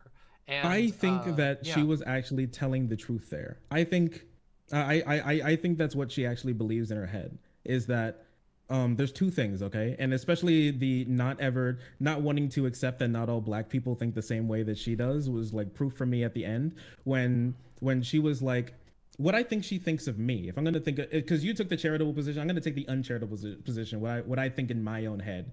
If I'm gonna be candid, I think I wanted to have a conversation with you because I want to hear your perspective on it, and I want people to be able to hear your perspective on it. So go ahead. Yeah. I think, honestly, in her head, if you are 1, black, and 2, disagree with her, that is Candace Owens' tendencies. I think that's basically it. If you think about it, and that may sound like super uncharitable, but if you think about it for a second, what other explanation would there be for her thinking the way that she does about me? If I'm just like, not, for 1, black, and then 2, like Candace, 1, black, and 2, disagree with her, that means I have to be like, on anything, really. That means I have to be like Candace Owens, really. It has to be. Like her, like me being black and me disagreeing with her on specific things has to be like Candace Owens, because she thinks that I attack certain people to get like clout or money or like recognition, whether I know it or not, from like the white people around me. So that's why I believe what I do. I'm Vaush's pet tap dancing monkey, and so I have to think like that. And so that's why I do that whether I want to or not, or think so or not. I play into white supremacy because everything that they believe, because I think what they believe is that they're like correct. I've never heard them say that they believe that they're genuinely wrong on like the core fundamental or like principles of like the things that they say. So they're right, and they're like not white supremacists. And so if you disagree on anything, that 4 or 5%, that means that you're supporting white supremacy. And any deviation from their own personal ideology is supporting white supremacy. And so you're just like Candace Owens, because that supporting white supremacy is like a small baby version, like a small grain of the massive monster of the supporting white supremacy that Candace Owens does. And that's what I think they think about me. I do think I hate, I genuinely hate these people. I genuinely hate all of them. Genuinely all of them. Now I after listening to your conversation with her, genuinely, like I kind of forgot. I'm the type of person where I don't like to hold grudges too much, but I can't like deny how I feel. Right. And I feel about 99% of the anger that I did when I saw those messages originally on Twitter months ago, for the first time. I kind of like have 2 types of anger: the sort of like flash fire anger when you see something originally that makes you upset, and the sort of smoldering anger that takes a long time to put out. And I'm just it just reminded me of how angry I am at a lot of these people for what they tried to like do or say about me. Because I can't think of anything honestly more disrespectful than trying to say that you work for the destruction of your mom, your dad, your grandma, your family members, your little sister, your older brother, your nieces and nephews, your cousins. You're working for their destruction for your own personal gain and money online. I can't think of anything more disrespectful. You probably know exactly how it feels when they tried to call you a transphobe for believing that trans people should be able to be like considered trans no matter what state of like transition they're in. Yeah, no, and I actually appreciate you opening up about that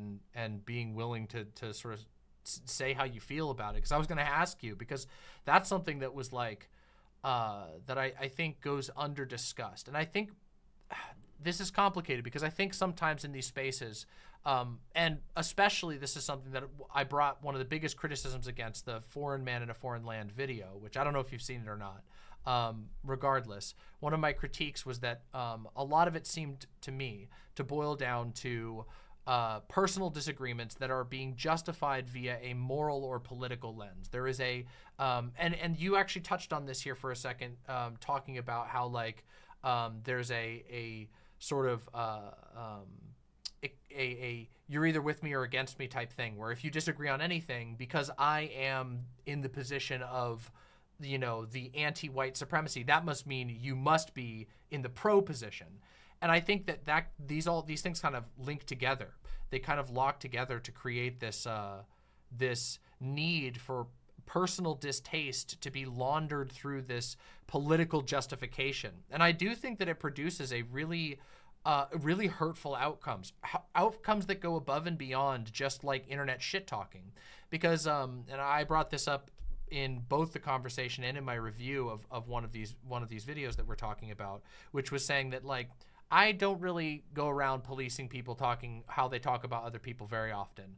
I don't, but also it just seems odd to me when you could just say, I think this person's a fucking idiot and here are my reasons. And instead it becomes, no, this person is like someone who is a danger, someone who does not deserve a platform, someone who needs to be like excised from X community. I find that it gets really hurtful. And what you touched on there is like, I mean, I know firsthand how much that kind of shit hurts. Like, I'm not saying that there aren't some people out there who are doing the things that people that are being lobbed at yourself and myself in other cases. Like, obviously, I do think that there are people who are willing to sell trans people out for their own personal gain. I think that when I bring up somebody like that, I'm willing to come with the evidence of that. But I just feel like it's a off the cuff and very, very hurtful and very hyperbolic and also very reputation damaging thing. And to sort of wrap off what I was trying to say there, I think it's really hurtful. And I think it makes these spaces toxic, because I think that it hurts not only the, you know, the general discourse in the space, but the individual creators. It drives people to burnout. It drives people to being in bad emotional states for no reason, based on trumped up allegations that don't have, you know, strong strong foundations in truth. And I think that's fucked up, and I don't like it. I think it's bad.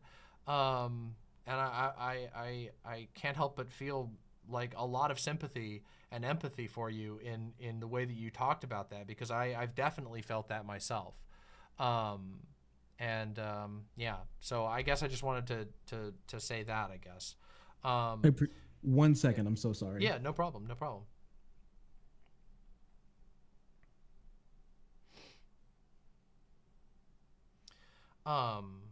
Yeah. I had to grab my hand strengthening tool. I noticed I was grinding my teeth. I'm angry. So I had to grab that. I've been, you know, to step out of the specific situation for just a second, I've talked about this extensively, like what you're talking, your teeth grinding, but like the physical and emotional effects that these spaces can have are they are very, very difficult to deal with. And I've been streaming for 3 years now. And I've been through some really crazy shit. I've had some people do some absolutely deranged shit against me. And the stress is unbelievably difficult to deal with.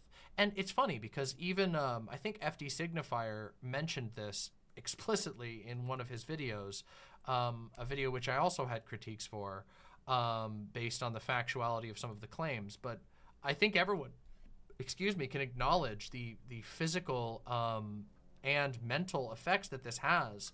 And I feel like that should prompt people to think more deeply about how willing they are to make certain allegations, and should prompt people to evidence their claims more deeply, especially when we know how fast everything moves in these spaces, that your reputation can be damaged, that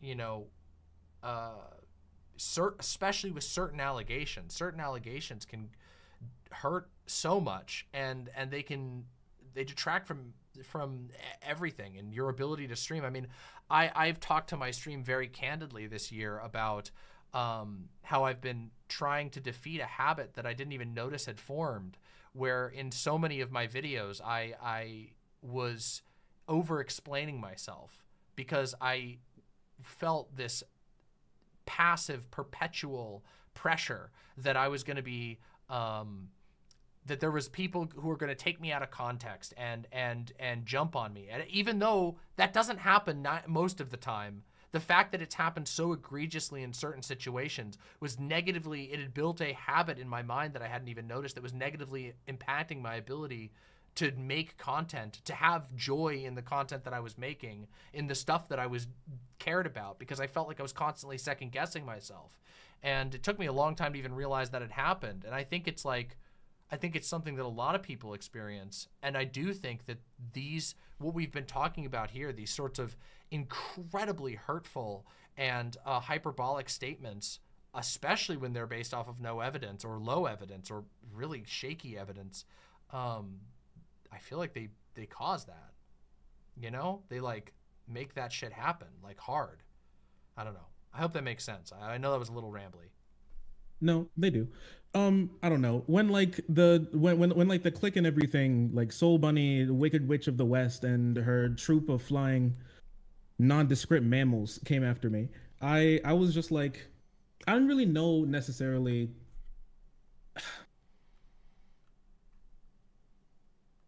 I felt like really slighted, if I'm going to be honest with you, because I feel like I've treated them incredibly well for the most part. Like I leaked my DMs with flowers and everything in the video I made, and it was just like they reached out to me and was like, I saw your thing. I know you disagree with me, but I think I can explain myself better. And I'm going to be making another video. If you don't like me after that, then that's fine. And I was like, it's fine. I'm perfectly fine. Even though I had some stuff to disagree with you with, I completely understand.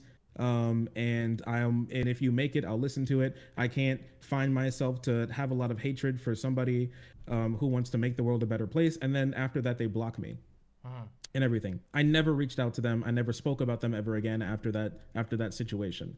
And then afterwards, just with everything going on, with some people coming into my own chat to try to like screech slurs at me, and then getting mad that they got banned by like the auto mod and everything, and then all of these people afterwards to like play the victim and then farm content and clout off of like the apparent of my apparent suffering and everything. Thankfully, I didn't suffer that much through like all of this, like monetarily or like reputationally. Thankfully, everything was perfectly fine. I have a really good community, and I can thank them for that. And I think in the midst of it, I think I lost. I think it was the third day in the history of my channel that I've ever lost subscribers, and I think I lost 17. I lost 17 subscribers that day, and when I dropped my video, I gained an extra 700. So thankfully everything was like mostly okay. But I don't really care much. If I'm gonna be, I don't really care much about the career harming thing or like the personal harming thing. It's just like I feel like I gave them enough benefit of the doubt, and I was like good enough to them. And then the way that they just treated me after that, it just really filled me with rage. And I'm still very angry about them. I genuinely I hate all of these people. And and just like moving forward, I don't really want to speak to any of them ever again. I know and shout out to everybody on like that like now a bit old like FD stream where he talked about like the fly in milk type thing, and like shout out to all of the black people who went on there to defend my honor or whatever, where they were like, I think calling Shark this, that, and the third is like pretty fucked up, honestly, and I don't think that you should say anything along those lines. And I think it's great and everything, but like it's more like it's less of a YouTuber level, and it's more on like a human level of like it shows me what's in their heart and what they would like do to me. Because even on the Tyerb stuff, like I never spoke to Tyerb outside of like the Twitter back and forth, but I did like some of you will remember us talking about tokenization and like me being like talking about being tokenized or like if I'm tokenized, my opinions on that, because I don't talk about this stuff like super often, if I'm going to be honest with you. And I used his video because he did talk about me in that video. So it was another one of those like mini like 15-second clips where they just like bring me up for like the shortest amount of time, and then they never talk about me ever again. I guess they only like bring me up for a second to either like take a swipe at me or like like say that my position in the space is compromised, and you all only allow me here because I'm the local I'm the local darky. So you all can use as your own personal shield to shield you all from racism or whatever. That's my only usefulness here for anybody in the space. That's the only thing that they think about me. And I was just like, I brought up his video to specifically talk about like I'm glad that there's other like younger like my age black people in this space, and I would like to like connect through content a bit. I didn't even criticize his video. I linked to the video. I said it's a good video. I had like a couple of things to say about the way that he used the term like tokenization, and I wanted to touch on it because I hadn't had an opportunity to talk about tokenization outside of like a conservative talking about it. Now I can talk about it in the space. I thought it was really interesting and really cool. And then he used that as an attack against me to say that I like tore up his video after it. It's just I don't know what else to do for a lot of these monsters. Honestly, I can't think of them as anything else but monsters for how they treated me. And so I had to block literally all of them. I blocked all of them, and I continue to block more of them even still today. I had an extra like 4,000 people to my block list, and I think that's honestly like the best thing moving forward. Because I used sometimes to it is the only thing you can do. Yeah. Yeah, I used to be a little bit like I talked to them a little bit. I was like in the like middle space. I'm kind of like you, a little bit in that like little middle space in between like the two communities. But like I can't bring myself to hate somebody that I have like some slight disagreements with when they want like most of the stuff that we do. And I don't feel like talking about a lot of the disagreements that we have in the space honestly is super important, because I don't think a lot of them are super like important to talk about.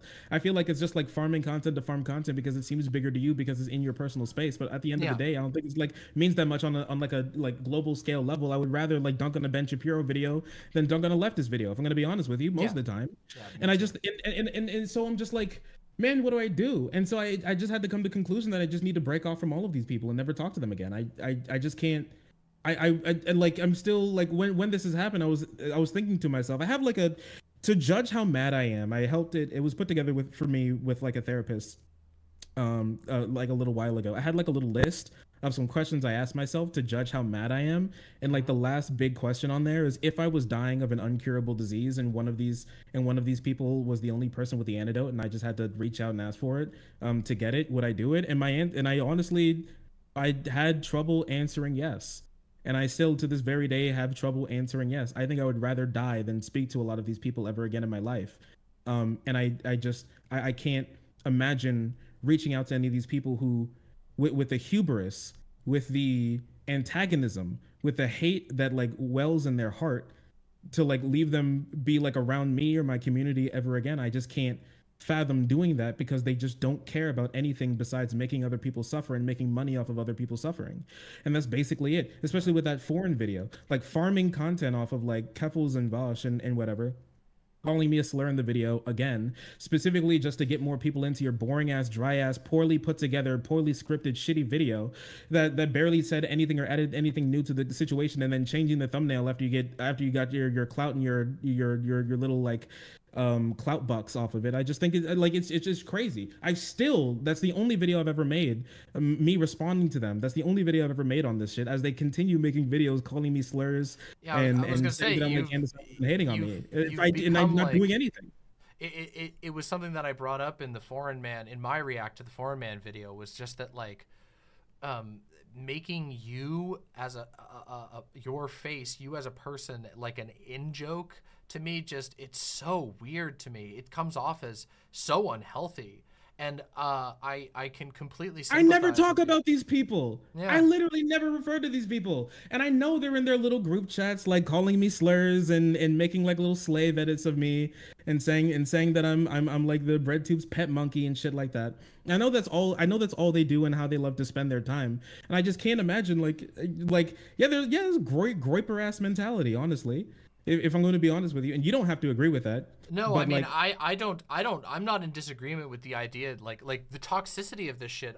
I've been on the record as, I mean, again, I don't know if you watched my reaction to the Foreign Man video. I was not kind. I was very harsh to that video. In fact, I believe I said it was the worst video essay that I've seen since DJ Mule's disgusting hit piece against Xanderhall, which was just trash, just a trash fire. I thought the video was extremely poorly evidenced. I felt like it was hurtful. I felt like it was off-putting to anybody who isn't already in their sort of like it's like an in-joke of referring to another creator as a slur. To me, like, that comes off as just like extremely weird and parasocial and petty and off-putting.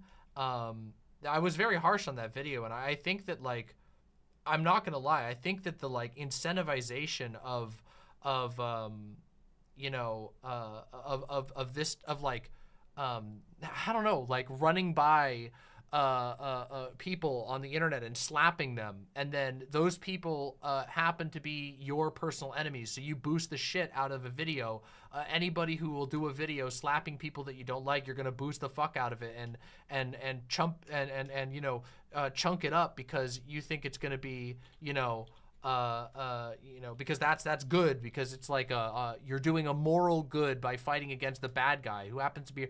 I think that shit is destroying the space, which, I mean, and maybe I've come off as maybe too even-handed in some of this. I have tried to. I've mostly wanted to just hear what you have to say about things, and, you know, be able to facilitate that in some degree. But this toxicity is something I've been ranting about for a long time.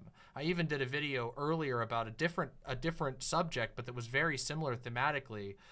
This is a stream from back in February, which I called the Sky Burial for the Twitter Left, which was explicitly talking about how I just think that a lot of it is done. It's just done for. It's not growing as a space, and it can't grow because there's just too much toxicity. There is too much willingness to basically just launder interpersonal frustrations that are not well grounded into moral issues, moral crusades that I think are incredibly hurtful. So, no, I do agree with a lot of what you've said. I do think that there's a lot of hurtfulness going on, and I do think it's horrific behavior.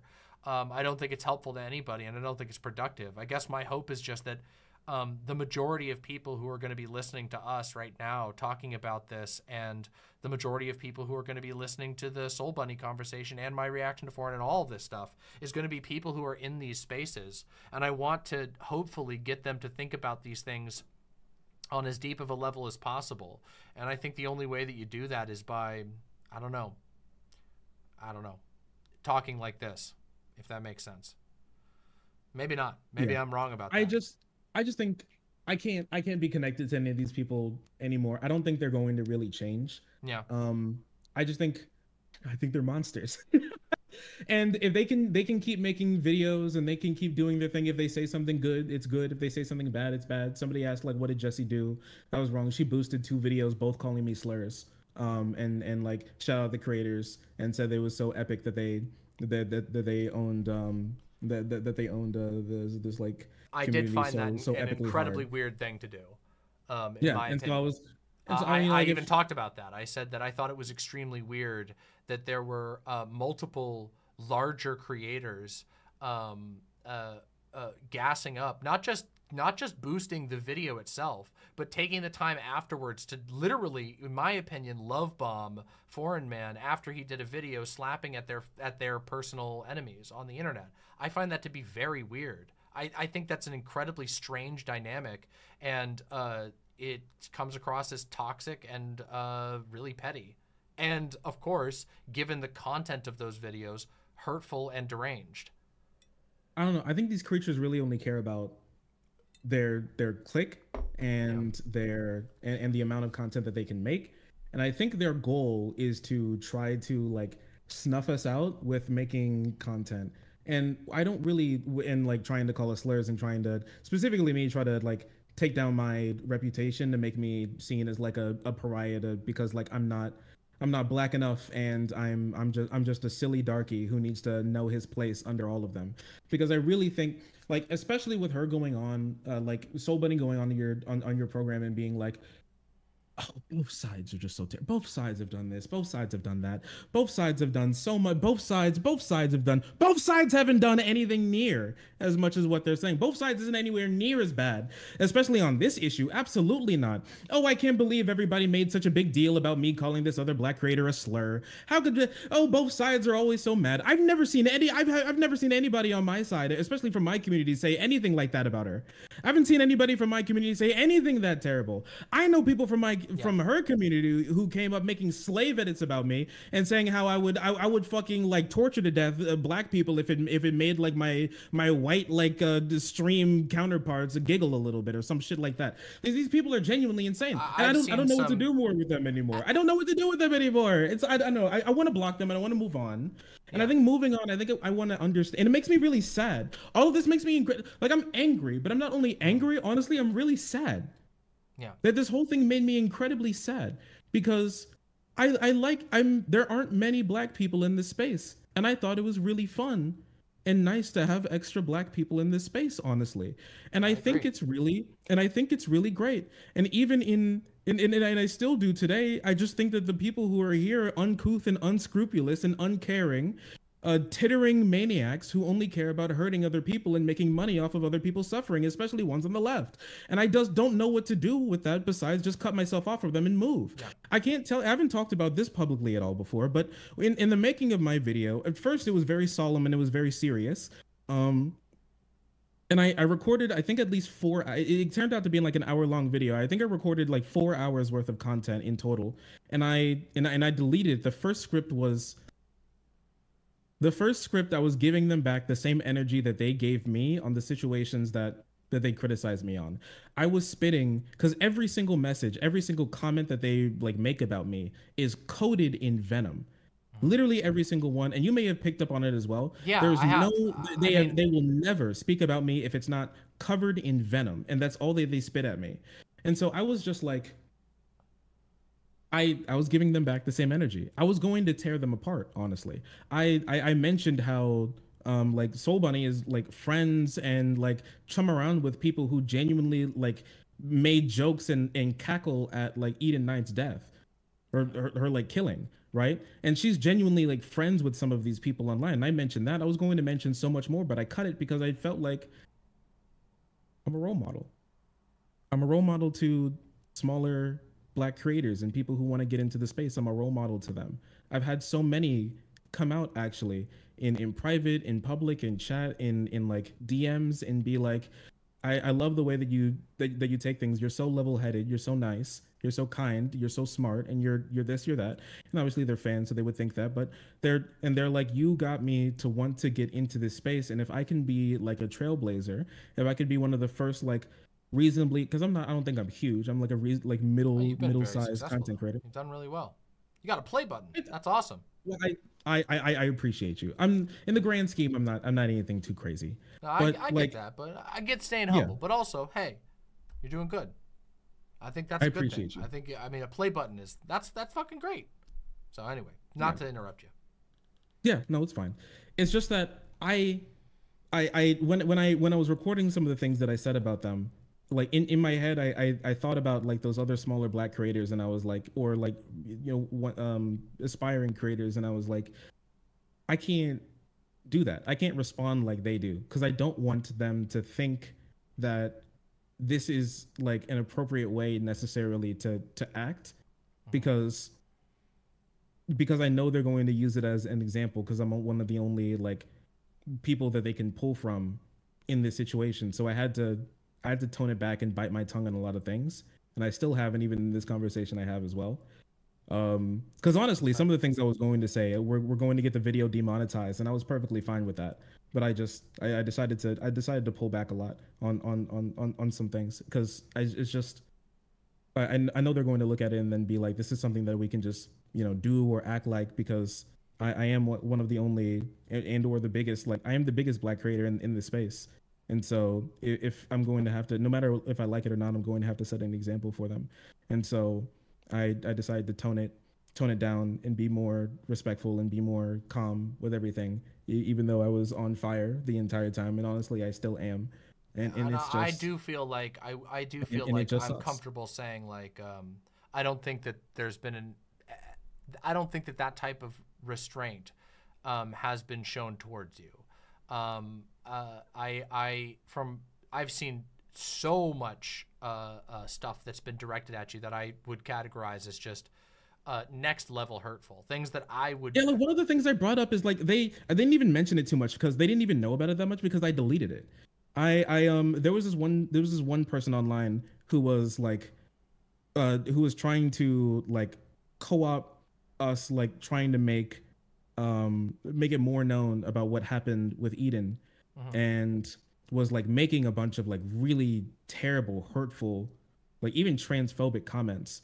And I shot back and I said, I called her a niggerita, if I'm gonna be honest. And I said it because it was, for one, I said it because it was a funny word. If I'm gonna be honest with you, and I'd say it again, but I don't think it's like a slur, honestly. And it was just funny. But I deleted it. And the reason why I deleted it, not because I didn't agree with it, if we're gonna pull a Soul Bunny here, I didn't delete it not because I disagreed with it. I deleted it actually because I didn't want other like white people to like it, thinking that that's an okay thing to say. Honestly, I didn't want them to co-sign. I didn't like the idea of like just random white other people, creators, viewers, followers liking that and being able to co-sign it, because I don't think that that's something that they should co-sign. And so I deleted the tweet. But if I their could take tweets a moment about here real quick, just to for pure fairness' sake, when I pushed back on some of the things that Soul Bunny had said about you, I wanted to give her the opportunity to describe her reasoning for saying something so harsh. Do you mind giving me your reasoning for why you would say something so harsh? Yeah, because they were trying to move attention away from co-op and discourage people from talking about Eden's murder and taking air out of the room for that, and basically saying that people who are continuing to advocate for knowing about what happened to her in this way are a detriment to like other trans people, black people, things along those lines. So that's why I said what I said. Now, other people, you can disagree with what was said. I don't remember exactly what was said. Just so I can give some context to the people in chat who may not be familiar with this. Eden was a trans woman who was trafficked and then committed suicide, who was friends with a lot of people in these spaces. To my knowledge, she was not a content creator. She was somebody who just had a lot of friends in these places, in these sort of social circles. And it was an incredibly horrific and tragic incident. And it involved some very powerful and rich family members hiring a firm that is more or less designed to harass and surveil someone so that they cannot transition. It was a really horrible situation, and I don't think there's any ambiguity about that. I just wanted to provide that context so people knew what you were talking, what you're talking about when you refer to that situation. Sure, no problem. It's good context for some people who don't know. So yeah, if I'm going to be honest with you, I spoke out of anger, and I don't like tweeting out of anger. So I deleted it for two reasons. One, because I spoke of it out of anger, and two, I spoke in a way that is just like a black person to a black person, in a way that I don't want other like people to co-sign and think that that's okay to use, to think that that's okay for something for them to say. If I can say something on my stream and then just say it, then it's just my words. But when it comes to like a tweet or something, then they can like it or co-sign it, and then I have people thinking about whether they should or shouldn't like it. I don't think they should, so I deleted it. And I didn't, and also I kind of didn't want like more stuff to go to more people, like look at their shit and go to them and stuff like that. So so that's the reason. That's the reason why. I just thought it was sick, if I'm going to be honest with you. I was just angry, and I thought it was sick, so I said it. But yeah, I deleted it because I didn't want that to happen. But they didn't delete any of their stuff because they truly believe it, and they're perfectly fine with people like Jesse co-signing, calling me the C word and basically a race traitor and a tap dancing monkey for BreadTube. I definitely find basically, and I just think it's an incredibly toxic dynamic that's going on here that I find wildly at odds with other things that have been said by people, by Jesse Gender specifically, and by other people who tend to work with Jesse gender, I feel like it goes against what they tend to generally make arguments for. I find it really odd, and that's something I've found continually odd is this constant justification. I mean, even when and now look, I can acknowledge completely. Obviously, the color of my skin is not exactly invisible to people. I don't make that a secret. So I don't really have any sort of life experience when it comes to slurs like the C slur or anything like that. You're white Hispanic. It's okay. Yeah. but when I hear stuff like that, I think I can understand, at least even from an outside perspective, I can understand why a word like that would be very hurtful. And I believe, and I have seen, and I actually, believe it or not, cards on the table here, a couple of years ago, a very similar discourse to this sprouted up around another content creator in the debate space at the time. I'm not going to spend a lot of time naming names. And a very similar discourse around the C slur specifically came up. And I spent a lot of time listening to different perspectives on that and hearing how people felt about it. And I just don't believe the idea when people tell me, oh, well, everybody feels, every black person thinks it's okay, because that's not what I've seen. I've listened and heard that is not the case. And also the meaning of the word to me does not sound like something that everyone would be okay with. And when I try to compare a parallel experience to me, like there are all kinds of slurs for trans people, and I don't use any of them for anybody else. I don't even use the more acceptable ones. I've said this before. I call myself a faggot all the time. I don't call anybody else a faggot. I'm on Twitch. Oh my God, I'm so sorry. I apologize. I didn't know I didn't know that was a problem on Twitch. It's self-referential, right? You can't say. I'm so sorry. You can't say that. No, you can't say that. I did not know that. I'm very, very You sorry. You may have been able to say maybe with an A or O sound on the end, but I can't say the hard R here. I'm so sorry. Either. I did not realize that. That is my bad, and I am so sorry. I mean, it's okay. If I just can. I mean, maybe not. I don't know. I'm recording this, so if anything happens, I'll still have it. But okay, I will. I apologize. It was self-referential, purely. When I was last streaming on Twitch, that was okay. I did not get in trouble when I used to do that on Twitch. I'm very sorry. We'll see. It's okay. It's okay. When FD came on my stream, he said the N-word hard R. So okay. Well, I'm really sorry about that, and I apologize. The stream is slur soaked. Please, I'm sorry about that. Dude, please let me go. But yeah. What I was gonna say is I would never. I don't use that for other people. I can because I can understand. Even heavily reclaimed words sometimes don't fly. Words like queer, which is generally accepted now. There are still people who don't feel well with that. And if they ask me, with that one, it's so reclaimed that I'm fine with using it most of the time. But if somebody were to say, hey, I don't feel great about that word, I would say, well, I'm sorry, I'll make sure I don't use that.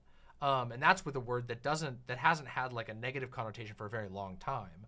And has been, I think, been very reclaimed. So I don't know, and so I find it so odd that there's such a resistance to you saying, hey, that's too fucking far. That's hurtful and harsh and ridiculous. And I think it's weird that there's such a defensiveness when, even if it's not yourself, but people who view you say, hey, that's fucking really harsh to say to somebody else. I find it weird that there's such a pushback to that, because it seems to me like there's just a willingness to bend over backwards to justify such a harsh term, such a loaded term that has such a history. Yeah. I don't think they care. I think they just like hurting people, and the funnier they can hurt somebody, the funnier it is, and the more they hurt, the more they try and hurt you, the more justified they are. I think that's just it. I think it's same. It's just monsters. Yeah. But at the end of the day, moving forward, honestly, I think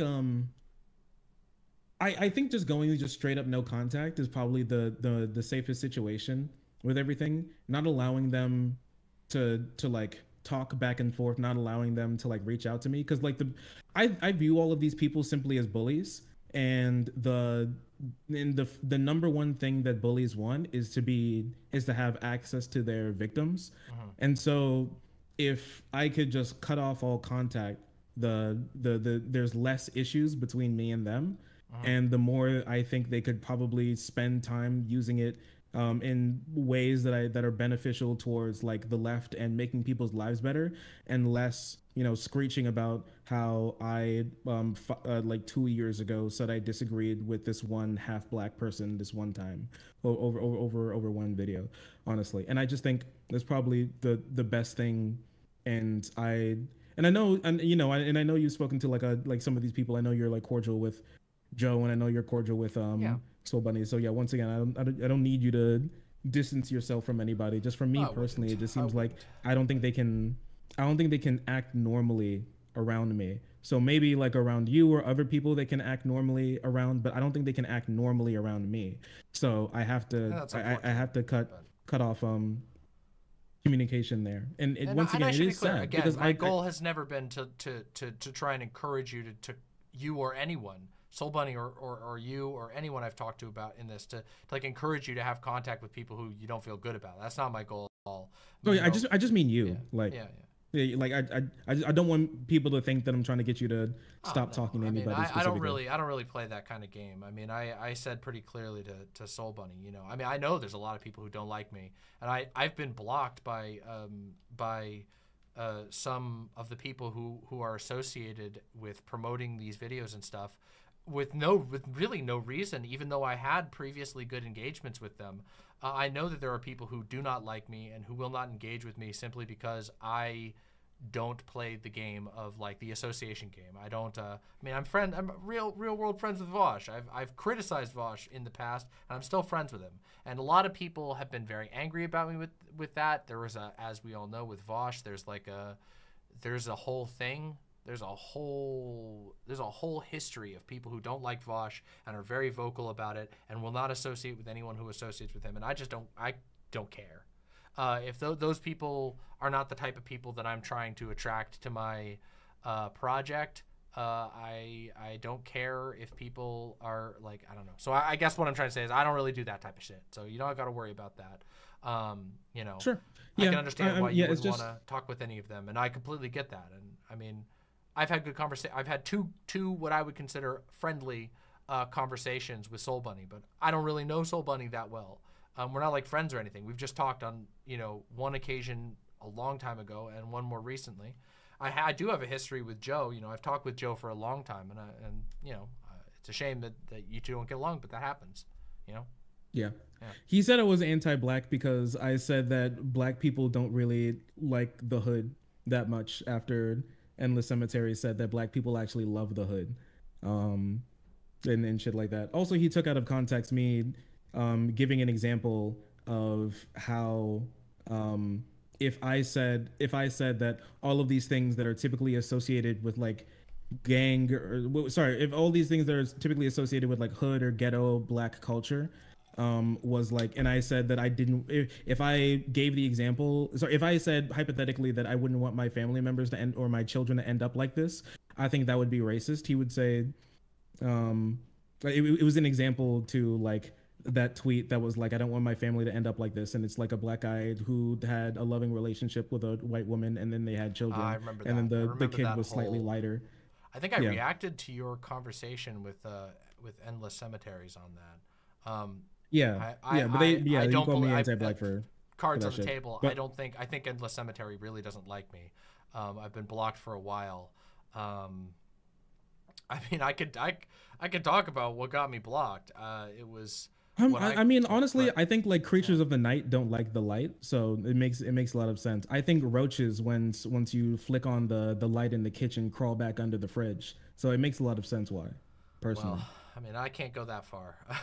I don't have the same history with him that you do, but I just know he doesn't. I know he's not. I know he wasn't pleased with me, and I don't feel the reason was very fair personally. But you know, whatever. People got their reasons, so you know. But yeah.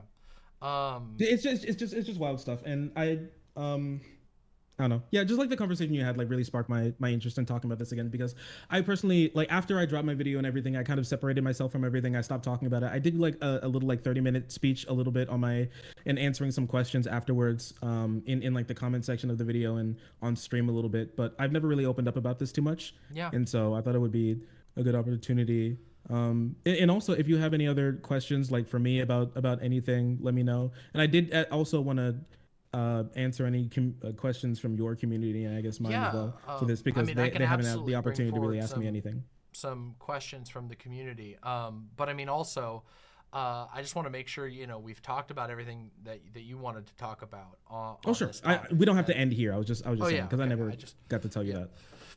Well, I mean, I've also been, I from my perspective in this, I'd never planned to have a conversation with Soul Bunny. It just happened. I was reacting to the Foreign Man video, and the reason why I even chose to react was because I had taken a really long sort of break between my streams, because I did like a crazy long stream, and my timeline across multiple websites was full of this video and people talking about this video.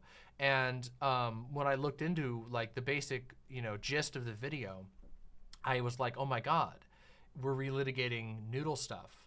And then I heard that there was a joke made against you, and I'm like, oh my god, we're doing this again.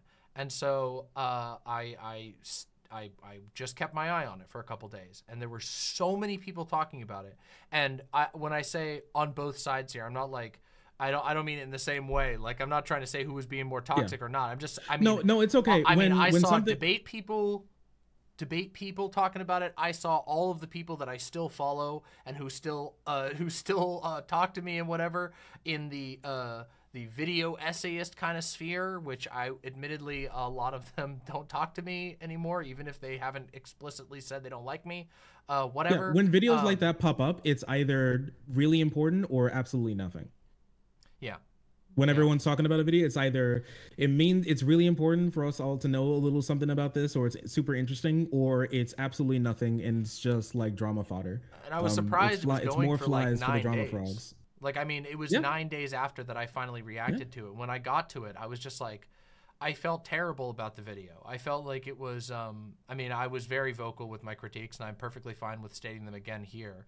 I felt like now the title has been changed, which I can't help but feel was in reaction to I made that critique the day before it got changed, or rather, my video went live the day that it got changed, which was this idea that like this is a video that's titled "When You're Racist but Queer," but almost none of the examples of people, except for an interpersonal beef with Vaush and Keffels, were queer people.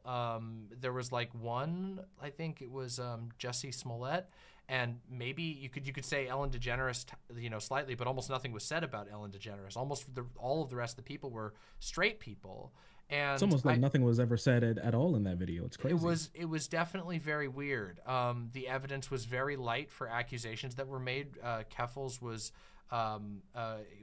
implied to be and heavily I mean, it was called racist, and the only evidence that was shown on screen was unrelated to allegations of racism, was something about noodles, which I think is completely absurd. And I think anybody in their right mind, I don't care who you are, anybody in their right mind should know. Oh, do you know about that situation? Of course I do. Yeah, I've had like, shit is hilarious. It's insane. It's ridiculous. It's absurd, and it's the one. For the people who don't know, super quick. For the people who don't know, basically what happened is that there was this I think Vietnamese girl who said that this white woman who went to China to learn how to make noodles from professional like noodle making chefs in Beijing. She was learning how to make like bang bang mian or something. Filipino. Yeah, this Filipino girl got mad at a white woman from America about going to China to learn how to make bang bang mian, and writing a book about it. And then Keffels, a Canadian woman, it was like, that's actually fine because the noodles taste good and it's perfectly okay. And then the girl was like, you're racist. Also, I don't even like Chinese food. And it's just crazy to me how I actually, if I'm gonna be honest, like here's my hot take. Here's my hot take, Miss Demon Mama. Yeah. Okay. All right. I think this shit's racist. I think it's racist on their end for all of this stuff. And the reason being is because they try to hold up this girl and her opinion, her Filipino self, as like a stand-in for actual Chinese people, Like for some reason a Filipino has any word on what like on Chinese culture at all, especially when she doesn't never been to China and doesn't even like Chinese food. Shit sounds racist as fuck. Like can you imagine like a Japanese person being talked to like talking about how other people are being racist about Korean things and they don't even know anything that they're talking about and then being held up as some sort of like bulwark? There's no reason that she knows anything more about Chinese culture than like some Canadian the woman does. If I'm going to be honest with you, just because they're in like similar areas doesn't mean shit. That is definitely a hot take. I mean, I can see where you're coming from. I don't know if I'd go that far, but especially because I think that the person who did the original post, like, if I'm not mistaken, like said, "Oh, I can't believe that that my shit post went this viral." So as I understand it, it was like it was a shit post. It was a meme that they took up, and they have no way to speak on Chinese people, and then they ran with it as like genuine racism. I'm telling you, these people are monsters. They're creatures. They're animals. They're freaks. They're troglodytes. And I hate them, and they only care about hurting other people. I think there's two things, okay? I think they're either stupid or evil, and it's one of the two. And I think we like to say people are stupid because it's an easy cop out, but I think somebody not knowing what they're doing and just being stupid is like, it's way too much of they're giving them way too much credit. I think they're evil. I mean, I don't think any of the people that we've talked about here are stupid. I don't. So I mean, you're right. So I think they're evil, but you have your own opinion. I think that I don't want to believe that everybody's evil, but I can completely understand where you're coming from with that, especially because I have not, for the most part, been the target of their ire as of yet. That may change. I've certainly caught a couple of mysterious blocks that I was just like, what the fuck's going on here? Why is this? And I have caught the ire of other people at various times. But most of the people involved in this, I have no direct like interpersonal beef with. And that doesn't mean that I don't think that a lot of the things that they've done here are bad. Like, I mean, I do think it's fucking weird. I think it's fucking weird and toxic, like I mentioned, to like boost the shit out of a video that's just going hard on somebody that you just don't like, but while framing it as some sort of like political act or a great act of community. I think that's very misleading. I think it's toxic as fuck. I think it's a really, really shitty behavior. I hope that it's a matter of bad space habits that can be fixed, that people can move away from, that people can change, that it doesn't keep going on. But maybe it's not. I know that there has been. I've lived through the death of a space before. I've lived through the total death of a space. And I know that sometimes that's the only thing that can happen. Sometimes a space gets so toxic that there's nothing to do but the space die. That's it. But I like to believe that maybe that's not the case. I think that just what I think when they and you've probably seen this as well, okay? When they're like, oh, this bread tube space, this debate bro space is so terrible. They have terrible people like Vaush and Xander Hall, and they're all evil. And that's the only people they mention, right? And now it's Keffals. So now it's Keffals is the new one. Yeah. You know, it's like Vaush, Zan, and Keffals, and that's the only people who are here. And that's the only people who they care about. And then like everybody else is just like fodder and they're little tap dancing monkeys who nobody cares about at like the end of the day. And that's basically it. And it's I find the fixation on Xander Hall to be very weird too. And I've talked about this before. When I talked about DJ Mule's video on Xander Hall, which was disgusting. It was pathetic. It was a complete and utter hit piece that was full of lies and statements that are so insanely hypocritical. That this was made from some guy who was trying to like tout on social justice topics, and then said, why don't you just have makeup sex with your abuser? Insane, an insane level. And of course, forgot about that. Boosted by a lot of,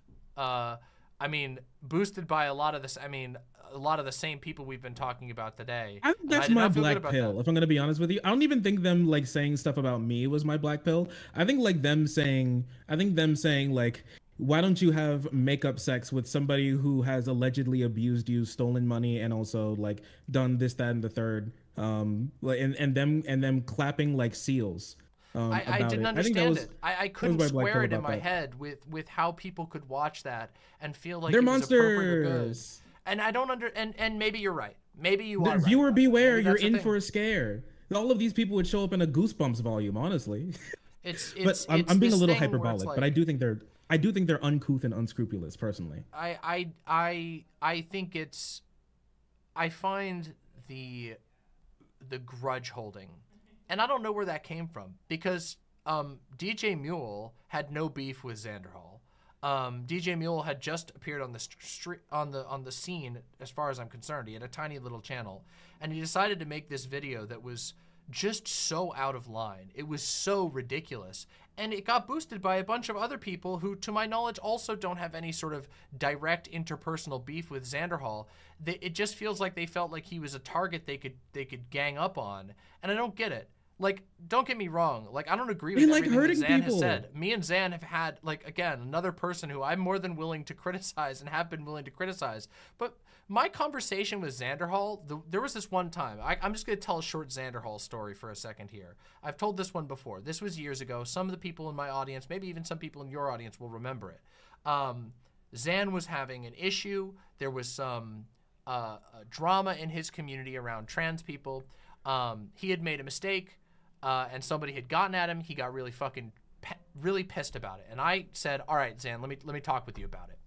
And we sat down and we had a talk about it. And I basically gave him this thing where I said, I understand that there were people in your chat who were being pieces of shit. Block those pieces of shit. But don't let yourself get so mad that you end up saying you're going to do a community purge, because trans people online don't find a lot of places where they feel comfortable.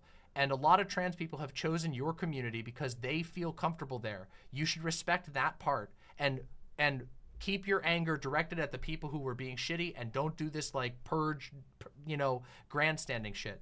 And he fucking listened to me. He listened to me hardcore, and that was great, and it was awesome, and it was a cool thing. And nobody ever fucking talks about that incident. They don't ever talk about the fact that Xanderhall has a history of actually learning about subjects, actually improving on subjects, even if he can be a hothead, even if sometimes he says shit that's out of pocket, just like basically anybody else. They don't ever talk about that. Instead, there's been this burning hatred of Xanderhall for years now, and I just don't get it. I don't understand it. And I don't mean to derail onto Xanderhall. I just think it's an example of just like, where the fuck does this shit come from and why? I hate it. I think it's toxic. And again, Keffels has joined it, and they've been bringing up you, and I don't know. I don't understand this. Now, you know, in like cartoons, when a sweater has like a loose thread and you pull on it and they like just pull off the entire sweater. I think that's basically it. I don't think they care. I also think that they're Soul Bunny and the rest of them, the rest of that troop, I think they're everything that they claim not to be, and I think they're everything that they say that they hate. Because I've never thrown out an entire person's personality or being because of just because of like a disagreement that I've had with them politically, like whether it is Cat or Flowers or anybody. Honestly, I had disagreements with FD and other people, and honestly, I didn't even though I did think that he was pro anti-miscegenation, or even though I thought he was anti-miscegenation, right? I didn't even like throw out Endless Cemetery. He always tweets at me, and he just like he always tweets at me, and I just muted him to stop him from me being able to see any of his stuff. But they do exactly that. So Bunny came on and said that she hates the idea of people continuing things that are already done, while she brings up 2-year-old drama to try to claim that I'm a like anti-black race traitor. They try to say all these things as they bring up like things that are multiple years old that are already done with, because they got on the scene, so they're new to them. They're the ones who bring up their entire troop of flying monkeys to try to take down other people who they don't like. It's just, at the end of the day, I really think that they're the people who they say that they hate, because they come on and they'll say all of these things 24/7 about things that we've done wrong. But honestly, like, this community is not perfect by any stretch of the imagination at all. But like, some of the things that I've seen from these people, I I have thoroughly reprimanded and some of you all in chat remember, I have thoroughly reprimanded my chat for the way that they've treated, the way some of them have treated other people who we've spoken about, talked about on stream. I've called out people, I've stopped them. I've handed down like bans or temps for like bad shit that they said that I didn't like. If I'm having a disagreement with somebody, you can even see in some of the disagreements that I have, some people I'll see like will comment on me and then will like hop off of it and then go even further and say something even worse, right? I think when I was having my disagreement with those random like femcel Twitter women, on like you know, dating and stuff like that, I think somebody said something that I think was misogynistic, and I said, hey, don't do that. And the response to them when they saw me telling somebody to stop was going and making fun of me and saying, guys, stop, you're making me look bad, the optics of this is terrible, when I never said anything about optics. I just said this is bad, stop, don't say it. I don't think they care. I think they just I think they're just people who like the idea of finding anything and then just running with it, no matter who they are, no matter what they are, for money, clout, fame, and because they are just bullies. There's no difference between them and like this is our cringe and Negro pilled delightful kids from down the lane who are attached by the hip and walk around and just cause trouble for our codename kids next door for no other reason but because they can. They're our villains, and I think it's time to just, for me personally, just separate ourselves from them. I'm tired of the delightful kids from down the lane. Okay, I'm not sure who the father is, but I think we're gonna figure out at some point in time. And I'm just sick of it. I'm tired. Yeah, I mean, when you talk about the sort of the hypocrisy element, I can't help but just remember the end of the Foreign Man video that I reacted to the other day, which ended with Jesse Gender, Swolsome, I think his name was, and Foreign Man himself. All talking about how they feel like queer people aren't allowed to make mistakes. Queer people aren't allowed to do something wrong and find forgiveness and bounce back from it. All in a video where they ragged the hell out of Keffels and other Curious, people. Isn't it? Yeah, Curious, I found that very on the strange, nose. Isn't it? And it is strange. You know, when my my whole thing was going down, I don't appreciate, and I hate it. I hate that type of again, this is that thing that I'm talking about where nothing can be the messages that are present in these videos, which there are some varying degrees. There is usually at least something to grab onto in some of these videos, gets undercut by the fact that it's being weaponized in this extremely personal, extremely hurtful struggle between ego figures that doesn't make sense to, I don't think, anybody outside of the core fan base that has been like sort of bombarded with the lore. It's toxic. Yeah. When my drama was going down, I remember I wasn't the one who was like denied a private conversation. Like I think I reached out to a couple of them and I was like, hey, if you want to talk, you can. And all I got back was Venom. And that's like basically it.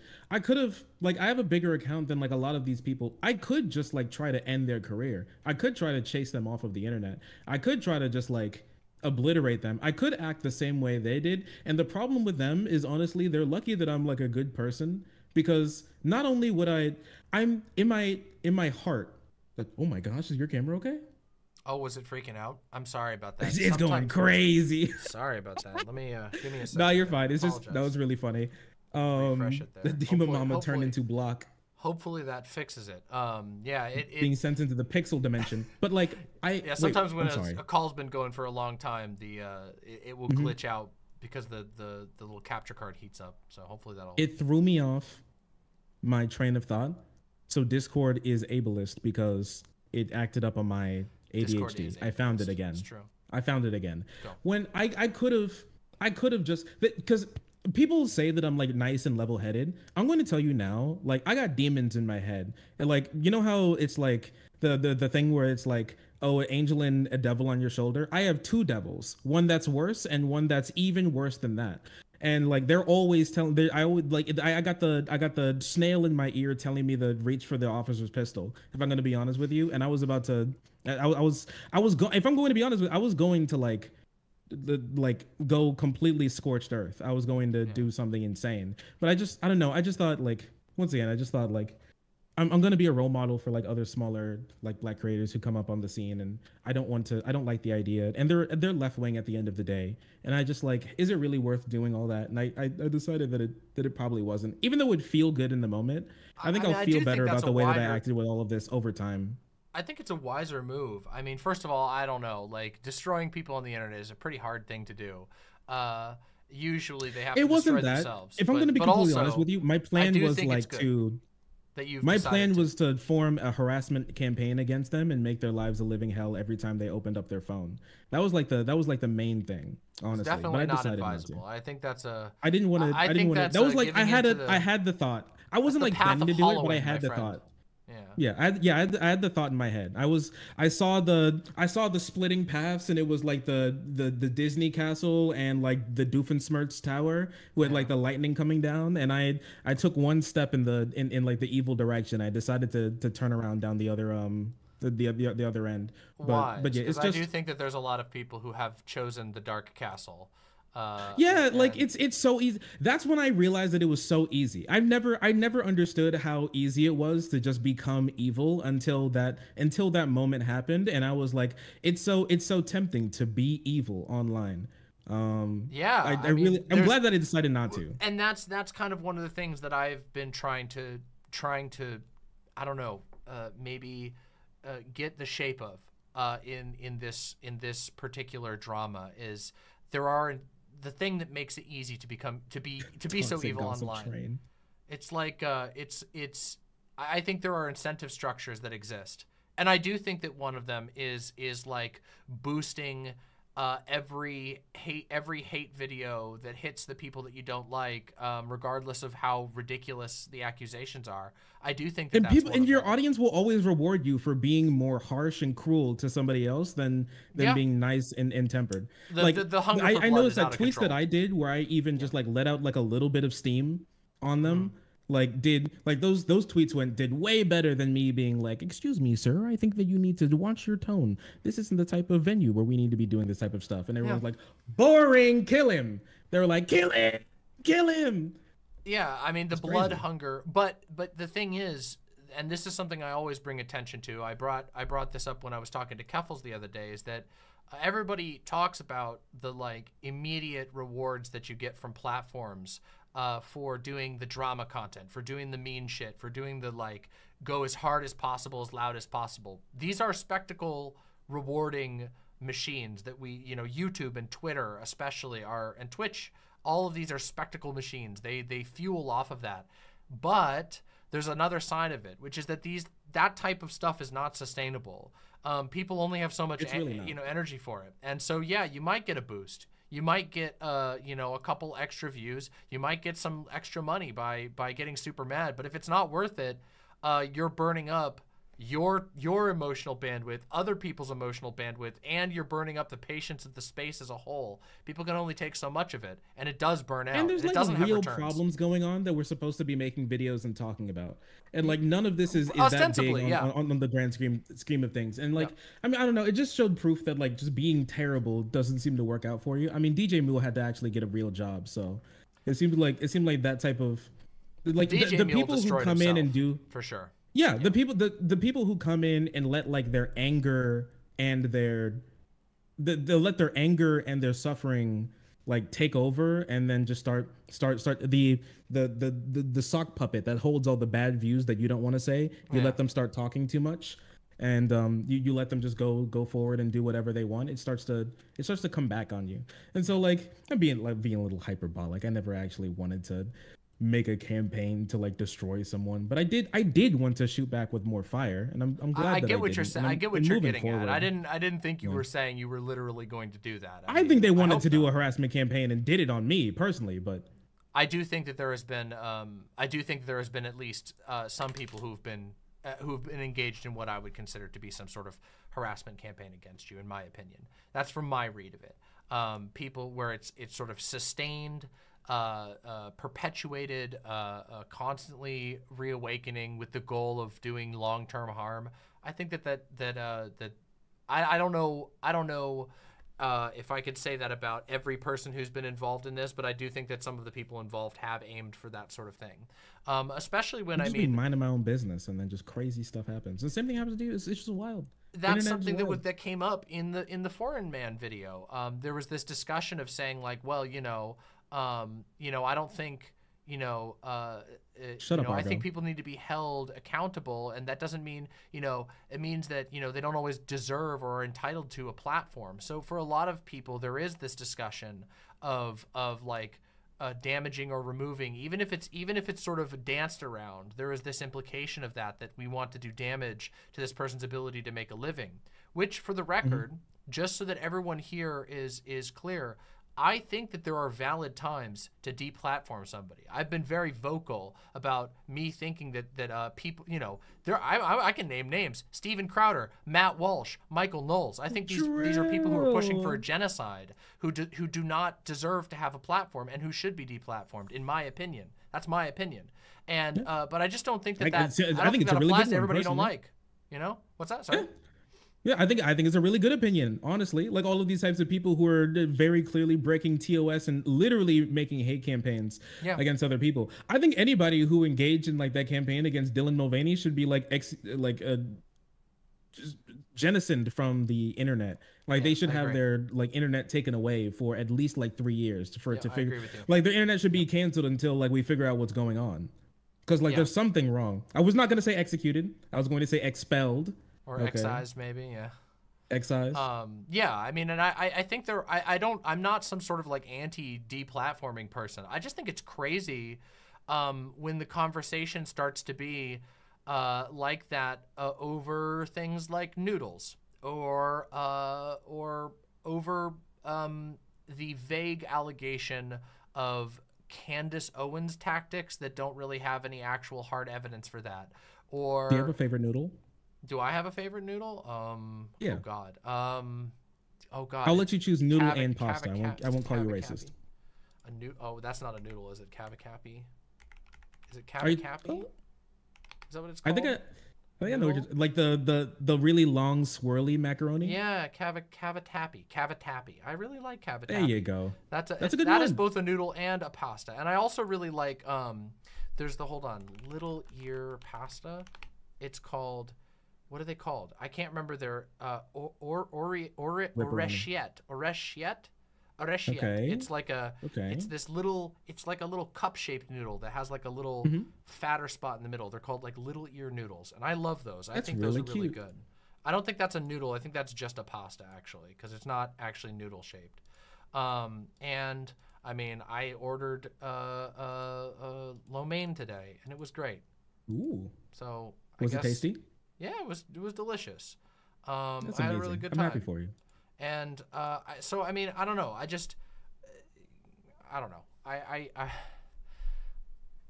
don't want to restate myself too much. I just feel like the scope has gotten out of hand. People are clearly getting hurt, and I think it's hurting the space as a whole. And I think that it's that people need to wake up a little bit and to step back and think about whether or not this shit is productive, useful, if it's truthful more than anything. I think would be pretty important. I think I think I want to cut contact with more people sooner, honestly, because I think I think rebuilding a relationship from you said something insane and I just instantly blocked you is better than we had an insane conversation where we went back and forth on insane shit for 2 hours. You know, I think you can pull more stuff from that. I'm in the park of I want to use my block button much more, not only as like a defensive measure for myself, but I want to use it for them because I think like I can control myself, but I don't know if anybody on the internet, random person on the internet, really can. So I think just like protecting themselves, protecting them from themselves by like putting them in a padded room, like away from me, or putting like a padded wall in between, not just like a normal brick wall, a padded one, so when they like try to knock their forehead against it, they don't like give themselves a concussion. It's just like I think is the best thing forward, because if we could just like if talking to each other leads to this issue, I'd much rather never speak to you again and just have you like do your own thing, making your own content with your little Patreon subs, and for me to like have a good time and like talk about what I talk about with my own subs. Because I remember back like through this, after everything happened, I remembered back when I was at the like BLM protest for Breonna Taylor in Louisville, because I'm in Kentucky, right? So it is a really local thing. I remember when I was there, I got like a pretty good seat and I got a pretty good place to stand in the crowd and everything. I remember how one of the people who drove down, one of the activists that drove down, grabbed the mic and they were talking to the crowd about what it means to be an activist and everything. And they said, you know, look to your left, look to your right. You may know these people, you may not know them, you may love them, you may hate them. And at the end of the day, it doesn't really matter if you don't have to like the people, you don't have to love the people who you do advocacy with. You don't even have to like them.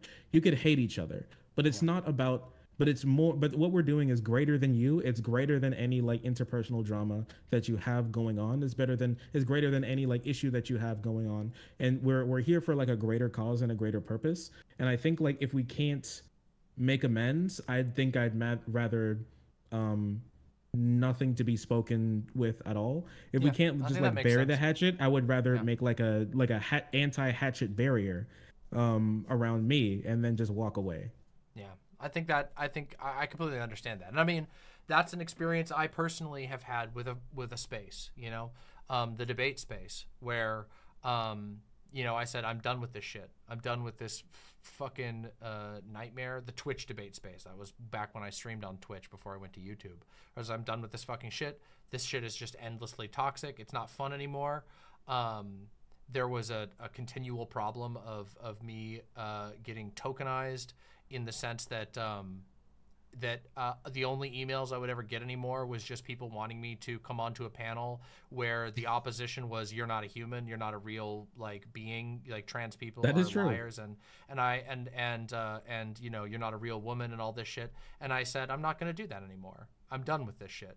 And as it turns out, I ended up maintaining some connections with people where the connection was, you know, the relationship was strong enough to survive that anyway. So I do think that that's a valid option in a lot of cases. And I mean, God knows that I've had, you know, my fair share of just saying, all right, you don't like me, fuck off then, whatever. I mean, I've been trying to, you know, figure out what bridges can be built in the space that currently exists, and whether a new space, a healthier space, is even possible. And I think sometimes you might be right. I think sometimes there are just those the door just has to be closed for everyone's well-being. And I don't think there's anything wrong with that. I do think that's a better option, and I wish I wish a lot of people would choose that option before engaging in these long, drawn-out, obnoxious, painful drama sessions. But there is always that blood incentive in these spaces to say the most shocking thing you can. Yeah, there always is. You'll always be rewarded for it. I'll tell you that much. I mean, I'm thankful because like I'm thankful for my community. I think I've built like a pretty decent community out here, and your community is pretty cute too. Oh, thank you. I think I've. We're a little smaller. A little smaller than your community. You have a larger stream. I'm at like 25. Okay. Yeah, you have a larger stream community than me. Really? Is that true? Yeah. I'm surprised by that. I don't have a really big stream community. Okay. I have a relatively, you know, decent size like YouTube community, but I was stream community, you got a the good stream amount of community is YouTube much smaller. followers. Your videos do great on YouTube. I've seen those before. I mean, they're all right. I appreciate it. You flatter me. Oh, I mean, you got the play button, my friend. I do have the. I do have the play button. You flatter the girls. The girls do good work. My editors do good work. So yeah, but But yeah, I think that's probably like the best. I just want to move forward without like this insane stuff going on, because I've thankfully been I can't call it anything other than like blessed with having just like a reasonably like problem free rise when it comes to content, honestly. Like for the most people, like a lot of people are genuinely like reach out to me all the time and they're like shocked about how I've been in so little drama. I guess I think one of the big reasons why is because I tend to disengage way quicker than a lot of other people do. Yeah. Because I had the option to, you know, to go on and have like a kerfuffle with Destiny and go on and have a kerfuffle with I think Nick Fuentes as well. I've been offered a debate with Nick Fuentes I think a couple of times. And that like weirdo Jesse guy and like some other things as well. I've had conversations more in private than anything. But I just think it's probably for the best to just like cut and just like move on more than anything else. I think it's also like a product a little bit recently of it's a little bit like just like how I was raised and a little bit of my nature as well. But I think it came from you know, not the trauma dump. When I started streaming, I actually figured out that I had an anxiety disorder. My parents handed down to me an anxiety disorder, and so I had like my first panic attack on a debate panel with Caitlin Boroshenko. Oh my God! What a yeah, wild Caitlin like Kaplunko or whatever her name is. Caitlin Pachinko, I think is her name. And she interesting and I had to. Yeah, interesting person. And I like, and that was the first time that ever happened. And I didn't know what was going on. Thankfully, I was able to bounce back. It happened again when I was talking about the trans people are just so scary. I was talking about neo pronouns, and I had another one. I thot I was dying, and I had to go to the ER, genuinely. And I think maybe that's made me a little bit more what's the word, conflict diverse, just like a little bit, not like a crazy amount, but just like definitely a bit more. A totally valid reason to be conflict averse. You wouldn't be alone in struggling with anxiety. It's been a perpetual struggle since I started streaming myself. So you're not alone in that. So I think that kind of like plays into it, but like a little bit more, it harms me more. But I think it played into it a little bit more, and a lot of other stuff I think has just led to. I think it's just honestly like the best thing to just stop talking to a lot of people. Like honestly, like have your nice and fun and good connections, and then just like not worry about expanding your space too much. Honestly, it reminds me a little bit about some conversations about some dating things, and the idea that personally when I go out and I date and everything, sometimes some girls are like, oh, I'm not sure if I like you like that, but you're really cool and I'd like to be your friend and everything, right? And I kind of think sometimes that I'm not sure if I want that. Not because I hate being friends with women. I love women. They definitely could be much worse, honestly. And so it's mostly because that's not really what I'm looking for. And I have like I have enough friends already. You know, it's kind of hard to keep up. It's kind of hard to keep up with the amount of friends that I have. Yeah, and then I meet all these girls and they're all like, I want to be your friend. Like, well, I hope you find someone like me, babe. And I have to, and then I have to cut it there. And so I guess it kind of has to be like that as well with other content creators. And like, I kind of view them as coworkers in the space. Yeah. How I can't like bring them in like that, because if I do, then I open myself up to these types of issues, and that gets in the way of work, and that gets in the way of like doing what I do here. And even though I don't take myself super and crazy seriously, I think that what we do here is important. I think if we're going to accept that what like Ben Shapiro and Steven Crowder and like De Fuentes and all these people do, like Fresh and Fit, what these people do is important. I don't think what we do is any less important, honestly. And I remember working at McDonald's and bring out food to some guy who was watching Steven Crowder on his phone. Yeah. And I want one day for them to be watching like one of our videos and learning maybe something and taking it home and talking to somebody else. Like it starts with somebody. You're touching on something super, super relevant to what I have been talking about this whole year, and I couldn't agree with you more. I mean, I am very forward about the fact that I'm an entertainer. You know, I sometimes call myself an edutainer because I do try to do things that are informative. But I know that I'm a YouTuber at the end of the day.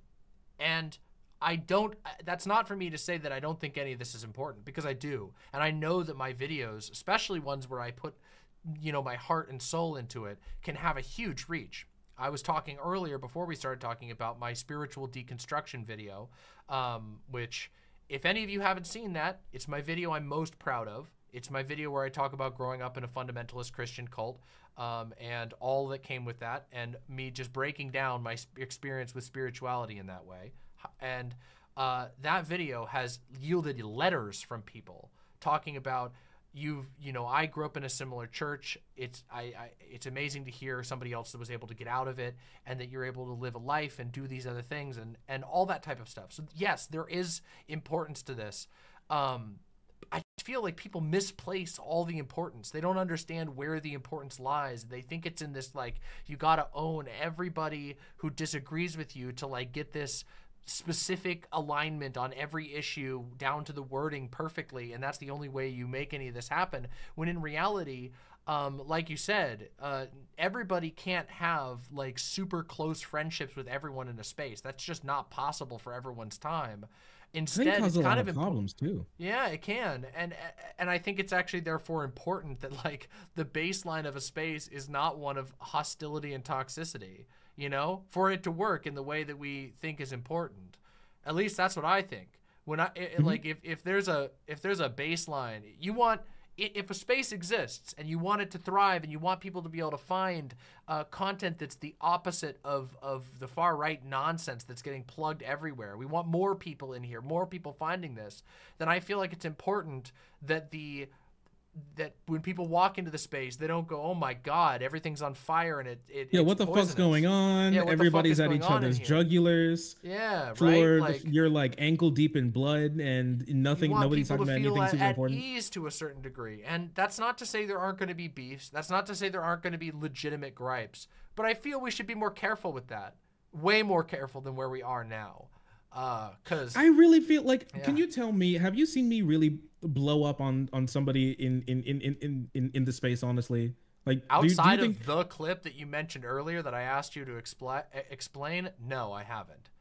In my personal experience with your content, I have not seen you light anybody up. I haven't seen you dump slurs on anybody, again, with the exception of that one, which I asked you to give your reasoning for why you did it earlier.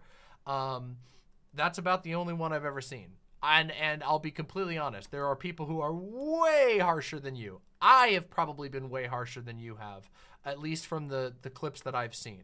Now, I'm not like, I don't have encyclopedic knowledge of your content. I haven't seen every stream. I'm often streaming myself. But what are you, no. racist? You don't know all my content? What the hell? I don't know all your content. Yeah, I'm racist. You got me. Take me down. This is your opportunity. You have it right now. That's what I came here for. It's over. Let's go, guys. We got the clip. Let's go. Run. You got it.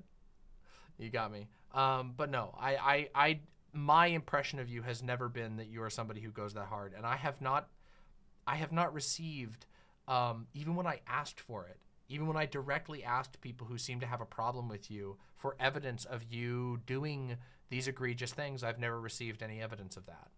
Which is one of the things that, which is part of the reason why I asked pointed questions to Soul Bunny. I also asked pointed questions to you. I feel like you gave a very direct answer to things that you felt were toxic or this or the other thing, and I don't feel like I've received that in the other direction. I just really think, so a lot of people are like, I want to make this clear as well. A lot of people like think that I'm mad for a lot of the things that they said. I'm going to tell you, I probably think like 60% of the things that I'm probably mad about, honestly, is, and I'm not saying that it's reducing the amount of stuff I'm mad about, it adds onto the stuff I'm mad about, actually. So it's not a like reductive, it went from 100 to 40. I'm talking about it went from 40, I added another 60% onto that. Well, yeah, 120. Listen, math was my best subject. It was actually English.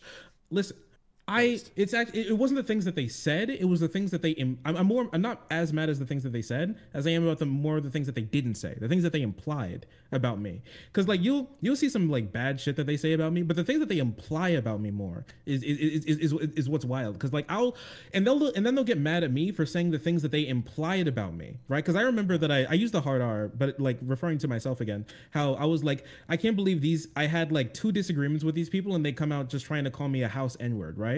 And like then they got really angry, even though that was exactly what they were saying about me. to the very letter. They just didn't say the exact word. Like they all said that stuff about me, and they all insinuated all that stuff about me. And then when I asked them, they didn't say that they didn't believe it. So what am I? So and then they just get mad at me for saying the things that they didn't want, that they weren't strong enough to say to my face, and they're acting like children. There's no difference between like me being like the big brother and then them like throwing something at the back of my fucking head, causing a mess, and then running to mom and being like, he's gonna hurt me, he's gonna hurt me. Like, what do you want from me?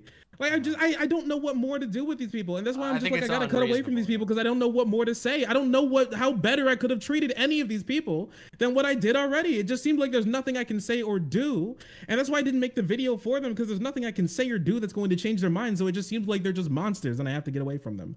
That's it. They're the Wendigo, and I'm doing like quick time events and to wait until dawn. Honestly, when you say like what could I do, you know, to please, you know, people, I feel like that's like a resonating issue. And I don't know, I'm sure it extends beyond lefty spaces, but nonetheless, I think it's factual that it's a problem in lefty spaces online. You know, everybody knows ContraPoint's canceling video was a pretty good example of summarizing how it works, the way that people like Lindsay Ellis have been treated, the way I've been treated. I know what that feeling is like. I know there came a point in my career where I literally had to say, well, my reputation is completely and utterly ruined to an audience that is literally, you know, 100 times larger than I have ever had the reach and might ever have the reach. I just have to accept this. I don't know that there's anything I can do. I don't think there's anything I can do. And there are still people, who are mad at me about things that transpired years ago based on total narratives that were given to them by another content creator, and they're super pissed at me. And they're still mad at me to this day, and they rant about me and they repeat this shit about me. And it does suck. It fucking sucks, and it's horrible. It sucks. It's terrible. And that feeling of like, what am I supposed to do to make these people happy? And I do think that it is true that sometimes there is nothing you can do, because you know I do think what got like, me? The accountability thing is like one of those things. And sorry, go ahead. Yeah. You know what got me? In the same week that conservatives are trying to push through the abolishment of the civil rights, the 1964 Civil Rights Act, 1965 Civil Rights Act, drop a video about how you don't like two content creators who are queer. It's just like, yeah. How am I supposed to take these people seriously? How am I supposed to take these people seriously? Like, what am I supposed to do there in that situation? Like, genuinely, like, these aren't serious people. Are they? Like, well, actually, I don't want to ask you that question. I don't want you to say anything you don't want to. I mean, but, you like, can, I don't know when it comes to the specific thing that you're referencing, the video about Vaush and Keffels, the foreign man video. No, I don't think it's serious. I don't think there's anything serious in that. I don't think that making a video capitalizing on, you know, intentionally or unintentionally. I like to believe that it was just sort of callous and just sort of seeing the engagement, but making a title that says when you're racist but queer in the midst of like some of the most queer hate that we've ever seen in recent memory, and then you make a video titled like that, which mostly talks about straight people, and then you drive the point into the side of two queer people. I do think that that's I don't think there's anything good that can come from that. I think that's fucking shit. I don't know what you're supposed to do except for say, okay because he's black Jesus. And his friends say that he's epic and based, and so there's nothing you can't say that he's wrong because he's right, because they believe things that are right, and if you don't believe what they believe, then that's wrong because they're right and you're wrong, and so good things are good and bad things are bad, and we're good and you're bad. So end of story. What can I say? It's just that's the like it sounds super like antagonistic, and somebody just saying like listening to that will be like, oh, this guy's off the deep end, but I don't know how else to think. Please, like, if you can find any other way to think about this, I'd love for somebody to with just that step video me down in particular. off of this edge, I think it would be unfair to call you antagonistic, given that video was made and it targeted you in the first 10 minutes, in the first 1.5 minutes, with what I consider to be a totally out of pocket joke, while simultaneously comparing you, Vaush, and Keffels to Dave Chappelle and J.K. Rowling. I don't think that you're being. I don't think that you're being. These people are out of their minds. I can't, in good conscience, or I can't, in any sort of rationality, say that you're being the aggressor there, or that you're being out of line for being frustrated with something like that. Again, and they use the picture of me like after I got a video. birthday cake. They the nice little white people there who were doing the hokey pokey to Mr. Bright Sky while I was there, and they invited me to like to an Airbnb, and they got me a birthday cake and everything. They treated me way better than any of these people. I find that so weird and parasocial. Like again, it's crazy, so fucking weird. I mean, that's where again, the picture. That's where the back. I have no problem denouncing that video. I have to be, I'm a little more. I'm trying to be a little more careful with broader statements because I don't want people to get caught in a blast. But I think that video fucking sucked ass, and I said so. Like I completely really tore funny. that video apart, and I stand by it. I stand by it's the angriest. People were telling me it's the angriest I've been at a video essay that they've ever seen. I think they're accurate to say that. There was so much in it that I felt was stupid and out of place and just really awkward and weird and hurtful. And it got seen by 200,000 people. Maybe I was angrier at the video essay where Shoe on Head clipped me out of not even clipped me out of context, just took a clip that didn't even make sense and then just called me a pedophile defender. And that got seen by 1 million people. I think I was more personally angry at that one because that's a pretty fucked up thing. I don't know. I don't know about that, honestly. I actually haven't ever watched a Shoe video before. You don't miss anything. So I actually don't know that now much I'm about being it, the if I'm salty gonna be one. honest with you. Yeah, okay, it was fine. Yeah. I think we're allowed to be a little salty every now and again. Especially because I think both of us honestly mind their own business a lot of the time. Yeah, I mean, I've been known to, I tend to have moments where I get activated and will yell. Dabble in the sauce. You be a little fire dancer every now and then. I don't pretend to be above drama. I mean, I don't do drama content very often. I do drama mamas, which, believe it or not, despite the name, their entire goal is to sort of diffuse the drama effect. My drama mamas are like deep dives where I bring up all the receipts and try to make the story make sense. But I saw that. That's actually a really good name for a series. I recently came up with one. I called it Canceled or Cringe. The series where we figured out if somebody was really canceled or if they were just cringe. Yeah, that's good. That's good. That's good as hell. I like that. Thank you. Yeah. I tried to do, that's my drama content, but I try to stay away from like community drama for the most part, with a few exceptions. If it hits particularly close to home, I may weigh in. If it annoys me a whole lot, I may weigh in. But I mean, I used to do it more often, believe it or not, and I've moved away from it because I was just getting tired of it. No, yeah, I remember. I remember. Yeah, I don't think I've been here as long as you, but I've been watching the content since 2016. So yeah. I've been in the space since then. So it's been a while. I'm awesome. An old head, I guess. Yeah. I realized I was getting old, honestly. Like I felt my facial hair starting to grow in a little bit more, and then I looked at the year, and I'm like, I'm always 1 year older than the actual year typically because my birthday is in January, and I was like, I'm 24. I'm getting old. I'm getting up there. You're a baby. You're a baby. What are you talking about? Now you're making me feel like I'm ancient. 24. It's old. Everybody in these spaces always makes me feel ancient. You know how old I am? Guess. My mom always told me never to guess a woman's age. Guess. 26. No. I honestly probably 33. Like I'm 2 months away. 3 months away from being 33. Yeah. Oh my goodness. I know. Nobody believes me. I know. You've been around. Everybody comes here and says, "Oh, I feel old. I'm 25." Ah, fuck off. I'm old as shit. Yeah. You're doing well for yourself for at 20. I've seen some very disheveled 33-year-olds, so you're making it happen. I like to. I got to remind myself that in these spaces trend very young because it's just the way it is. And I feel older than I actually am, and I have to remember, hey, I got a long time ahead of me. My mom's still doing great, so and she's much older than me. So yeah, You're still kicking it. Yeah, that's beautiful. Well, so we've gone over a lot of stuff.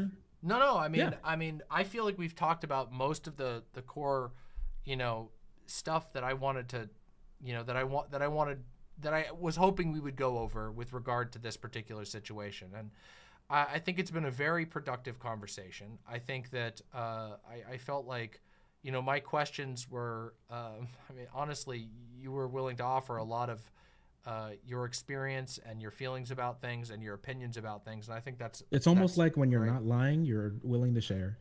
Well, I mean, I will say there was some in the last conversation, we ended up getting off on a big tangent on the say her name stuff, and we didn't 100% see eye to eye. But there was a lot of Dude, that shit's 100% yoinked from Native American people, isn't it? Well, that's the thing. I mean, I don't describe it that way. That's the point I was trying to make. I don't think that's how hashtags work. I don't think people can own hashtags. They nabbed it. Swiper, no swiping. But it is a simple fact that yes, the say her name was used before anything else. The first like earliest recorded, you know, public usages of that phrase, as far as I can tell, was for missing and murdered Indigenous women. Now, I think it would be absurd, personally, for me to make an argument that like it was stolen by another group of people. I just don't think that's how hashtags like this work. I don't think that's how 3-word phrases work. Yeah, it makes me so angry when it comes to like speaking as like a black person here. Honestly, speaking as a black person, I think that it's crazy when I see it makes my blood boil when I see other black people trying to pull up the ladder behind them when it comes to other minorities who come out. And I think that's exactly what that is at the end of the day. I think it's because they see themselves, because they're black, they think, I've heard it before, I think they think that they're like, they're the minority who deserves the most, and everybody, like us as black people, we deserve the most, and other minorities need to get in line behind us because it's you know, fuck you, I will get mine before you. And they're even willing to kick off other like minorities out of their place in line, even though Native American, if anybody in this country deserves anything, and we're gonna have to get in line, black people are behind Native Americans. Period. There were fucking 100 million of them here before Christopher genocide came and ended all of that. Okay, so if that's the case, then I think a lot of these people just need to, I hate to say it, they need to know their place, and their place is standing shoulder to shoulder with other minorities. And we're not going to fix this problem if we don't like work together. There's no reason. And I feel like they look at me like I got 3 heads when I say that I feel that like black issues are like in the same vein as trans issues and gay issues and Native American issues and foreigner issues and people who are sitting in those concentration camps on the border and you know, women's issues and everybody's issues. Like all of these minorities and marginalized groups, we need to stand together to work together for this for anything to really change. We need each other. We can't just work outside of each other. This is how movements fall apart. You like squabbling endlessly about a hashtag you can't own, and you didn't even make yourself. You stole from indigenous people who need the most amount of like space, period. If I'm going to be honest with you, like black issues are pretty big in the news right now. I still haven't heard shit about a Native American women going missing. Like they'll always be there when it comes to like a black trans woman getting missing, which you do need to be there for, or like a trans person or a gay person or like this and that. They'll always be there for, but they'll never say anything about Native American people. I haven't heard them say shit about that in forever. And these people these people need their help, and it just makes me sick when I see other black people try to sit here and say that we deserve more than other minorities and trying to kick them off and trying to like boost up ourselves for their like and take space from them when we could share space together. But I guess these people were born as like single siblings or something because they're not used to sharing, and it just makes me sick. I think I agree really strongly with you, especially on the part of I should say I agree with you on the solidarity part most strongly. There, at least from my perspective. And the way I see it is that, like, I don't understand the mentality. I don't understand the mentality that would guide someone to believe that, like, a sort of spin-up, spur-of-the-moment hashtag movement is any sort of act of, like, colonization or theft or anything like that. I feel like that is... I feel like that's an odd approach and an unproductive approach. To use Soul Bunny's language, she's entitled. She feels entitled to use whatever she thinks is going to make black people's lives better, even in the smallest amount, even if it means stealing it from somebody who is using it first. That's what it means, is that she knows a lot about the history of black people in this country, but I don't think she necessarily knows shit about what other communities have gone through, or are going to disregard their minority status because they may be a part of another majority or non-marginalized group, and so they can wipe that all away and say, sorry whitey, I don't care if you're trans, and they're trying to and they're trying to throw you in jail for getting for trying to transition or some shit like that. Whoops, you're a colonizer, fuck you, I'm gonna do whatever I want. And because at the end of the day, she wouldn't admit it, but I'm going to tell you this right now, that if you drill down on the point, on that point about that the hashtag being for specifically missing indigenous women, that her idea would come out to basically calling them colonizers. I'm going to tell you, that's my personal opinion. You can disagree with it if you want. I don't know. I think that don't she know what's in her mind. wouldn't I think she would bristle at saying it, but I think that she would very happily beat around the bush about if she saw say her name to a big Native American story about a woman going missing, and say her name going. I do not believe, and this may be just me being super cynical, I do not believe that she would bristle at even in private going this is colonizer shit about fucking Native Americans going missing. I hope not. I don't think so. Certainly hope not. We hope a lot of things. When it comes to this conversation about that topic, I found the discourse that grew from it to be so unproductive, just shockingly unproductive, because I don't know, I don't understand I'm always very suspicious and careful to avoid constructing arguments that are designed to sort of bang wedges between marginalized communities, or that are fixated on trying to hash out who has it worse. Because I don't think that that's an easy conversation. I hate the oppression Olympics. I think it's I hate it. I hate it too, and I think that it's damaging and confusing and hurtful, and doesn't get anybody anywhere, and that it ends up ultimately only serving to break solidarity. How about we both deserve better? Yeah, I mean, I would agree with you on that. And this is not me saying that there aren't conversations to be had about, trends or whatever, but how do you have that conversation in the middle of a tragedy when people grabbed 3 words and put it to a hashtag because newspapers were not saying her name? And so entitlement and uncaring for other people's situation. It's just I do think that there's a lack of empathy. I do think that there's a lack of empathy there, and I don't know. I hate it. I hate the state that this is the state of affairs, and this is where there was so much discourse around that, and I hate that it's still around here, and it has to be done. Opinions on it are used as justification to further judge someone. I mean, the whole reason that even came up was because it was about Keffels, because they said that Keffels, by saying that she didn't think that by saying that she thought that it was not cool to try and do that discourse while people were trying to get justice for a dead trans kid, that was somehow indicative of her racism. And I'm just like, what the fuck is going on anymore? What the fuck is going on? I don't know. It has to be done for my anime nerds. And I am uncomfortable. I should say one other thing. I am very uncomfortable with the way that that people either just stop engaging or refuse to acknowledge the fact that that missing and murdered Indigenous women were using the Say Her Name hashtag and the Say Her Name phrase.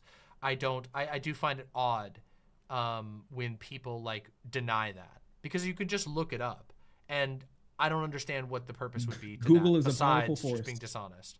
You know what I mean? I did feel bad about that part, and that's why I asserted, no, it's actually just a matter of fact. This is something I researched previously when this was being discussed.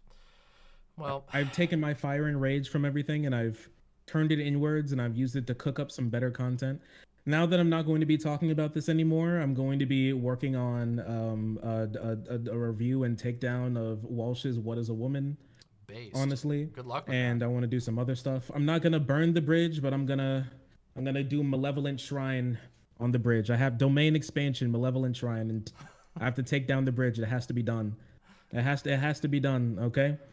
It's a gamble. Is that Naruto stuff? It's a gamble I'm willing to make. It is Naruto. You're right. Ah, yeah. Boomer check succeeded. Nice work. Yeah. I was wondering if you were gonna pick up Malevolent Shrine from Naruto. I haven't even watched much Naruto. It was slightly Wow. after my Yeah. time of being into like Mhm. a lot of not saying that like people can't enjoy, you know, shonen or whatever, but like it hit its peak like after when I was in college and stuff like that. So Yeah. you know, Mhm. I didn't quite get No, in on yeah, that 100%. bottom floor. Yeah, I did my with favorite Dragon character Ball from, Z though. Naruto. See, Dragon Ball Z was my shit. Yeah. Yeah. But I know my favorite character from Naruto was Mob. He was a really cool guy. Oh, cool. Yeah, I don't know all Yeah. the characters all that well. Yeah, he had like cool like mind powers and stuff like that. He was a great guy. Oh, that's awesome. He also wanted to be Hokage. Wild stuff. Yeah. Advanced ninjutsu techniques. The Hokage is the Yes, upgrade. yes, I remember yes, that. yes. I know that. I know Yes. that one. So, Did you know Luffy? that's from One Piece, though, right? Fuck, guys, she's onto us. Yeah, I know that one. So. Okay, Yeah, I know. okay. I know. Wait, wait. Mob is from a different show. That's what you were getting at, right? That's from. What? That's from Mob Psycho, right? That's why you said that, right? But what do you? Okay, it's I not just might one- be pseudo failing. Well, not just Boomer one check on this Japanese one. person is named Mob. Oh, okay. I don't know. No, you're right. I've been lying to you this whole time. No, you haven't been. Not the whole time. No, Malevolent Shrine is not from Naruto. What is it? That's Ryomen Sukuna from Jujutsu Kaisen. Oh, come on. God damn it. Domain expansions, Jujutsu Kaisen, what not Naruto? God damn it. Fuck. Now I feel like I've been psyoped. What a cruel move to What a pull. cruel world. What a cruel move. I have to retire in shame now. Whatever. Yeah, true. We were warning you. Shut the fuck up, chat. This is the first time I've even looked at chat. You guys were so annoying last time that I've given up on looking at you at all during any of these conversations. All right, The though. Millennial Slayer. You still got a little bit of time left? Are you getting tired out? Oh, I will have to go. I will have to give my dog medicine sometime soon. But Okay. I'm definitely down. You If you have mentioned anything else, you wanted to or- be open to some chat questions. But yeah, I was wanted gonna to say. answer some questions for anybody because I know I haven't opened up about this too much. So All right, chat. This is your chance. You can shoot some questions. I don't know. You can. If you I want do have to. chat open. You have my chat open? Yeah. All right, sick. All right, chat. Go ahead. I'll yield the floor to Shark, and you guys can ask questions. Shark's watching our chat, so go ahead. Don't be how's my dog dumb. Don't doing? ask stupid questions. Take advantage of this Yeah, opportunity. don't be because this- stupid. I'll kill you. I'm being mean to my chat because they were fucking freaking out in the last few conversations we've had. They deserve it. I actually Shady came home today. He has a bunch of medicine, but he's doing Yay! very well. I have not watched Fooly Cooley. I don't know what that is. I've only watched like a couple of I only just started getting into watching media recently. So, what's your opinion on people defending the C slur use by him? That you can't criticize how black people talk to each other. Oh no, I think okay. So yeah, it's like I don't know how these people would ever answer the question. Like, how do you figure out like how do I know if I should listen to like Martin Luther King or Candace Owens on black issues? How does in these people's worlds, how in the world do you even figure that out? Like how do you figure out you should listen to one or if not the other? If you're like, oh, you should listen to black people when they talk, and you just need to be educated, okay? And once you're educated, you need to like listen. You need to like genuflect at the altar of like melanin, and if you don't, then you're just racist. If that's the case, then how in the world do you, and you don't put any like of your own thought into it, how in the world do you figure out the difference between Martin Luther King and Candace Owens, right? Like how in the world does that work out? I feel like it doesn't. So it's just completely ridiculous. I'm gonna be honest with you. I don't think like I wouldn't support using the C slur against honestly anybody. I don't like it.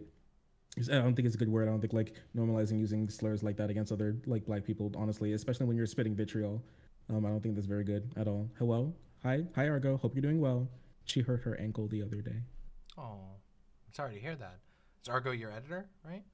She is. Oh, based. She's one of my editors. Argo's She been in does my good work. community a long time. That's awesome. Yeah. Really good to hear that. Yeah, she's a simp.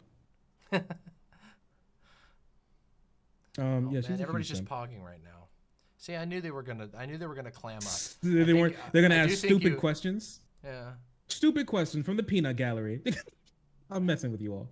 I will say I appreciate you all's support through all of this. You all have been incredibly kind to me, and I do really appreciate all of you've like done and everything. And the kindness that you've like bestowed upon me, because like it helped make everything go by much better and help me be able to get through everything much better with like seeing that not everybody thinks that I'm insane. It's very hard to go about when everybody that you've talked to recently says that you're like crazy and insane and you hate black people.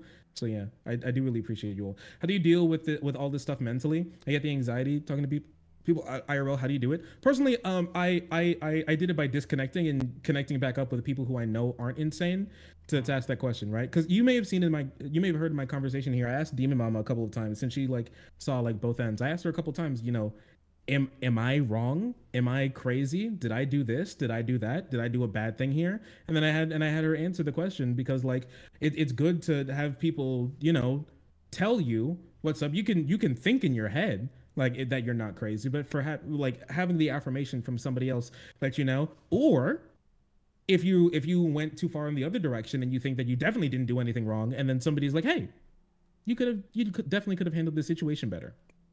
Yeah, it's good. It's a good learning experience and will help you bring your mind outside of how insane people are treating you and then back into how you should be treating yourself, because those are two very different things. And then distancing yourself from them is a decent way for you to be able to look at the situation well, because you got to understand.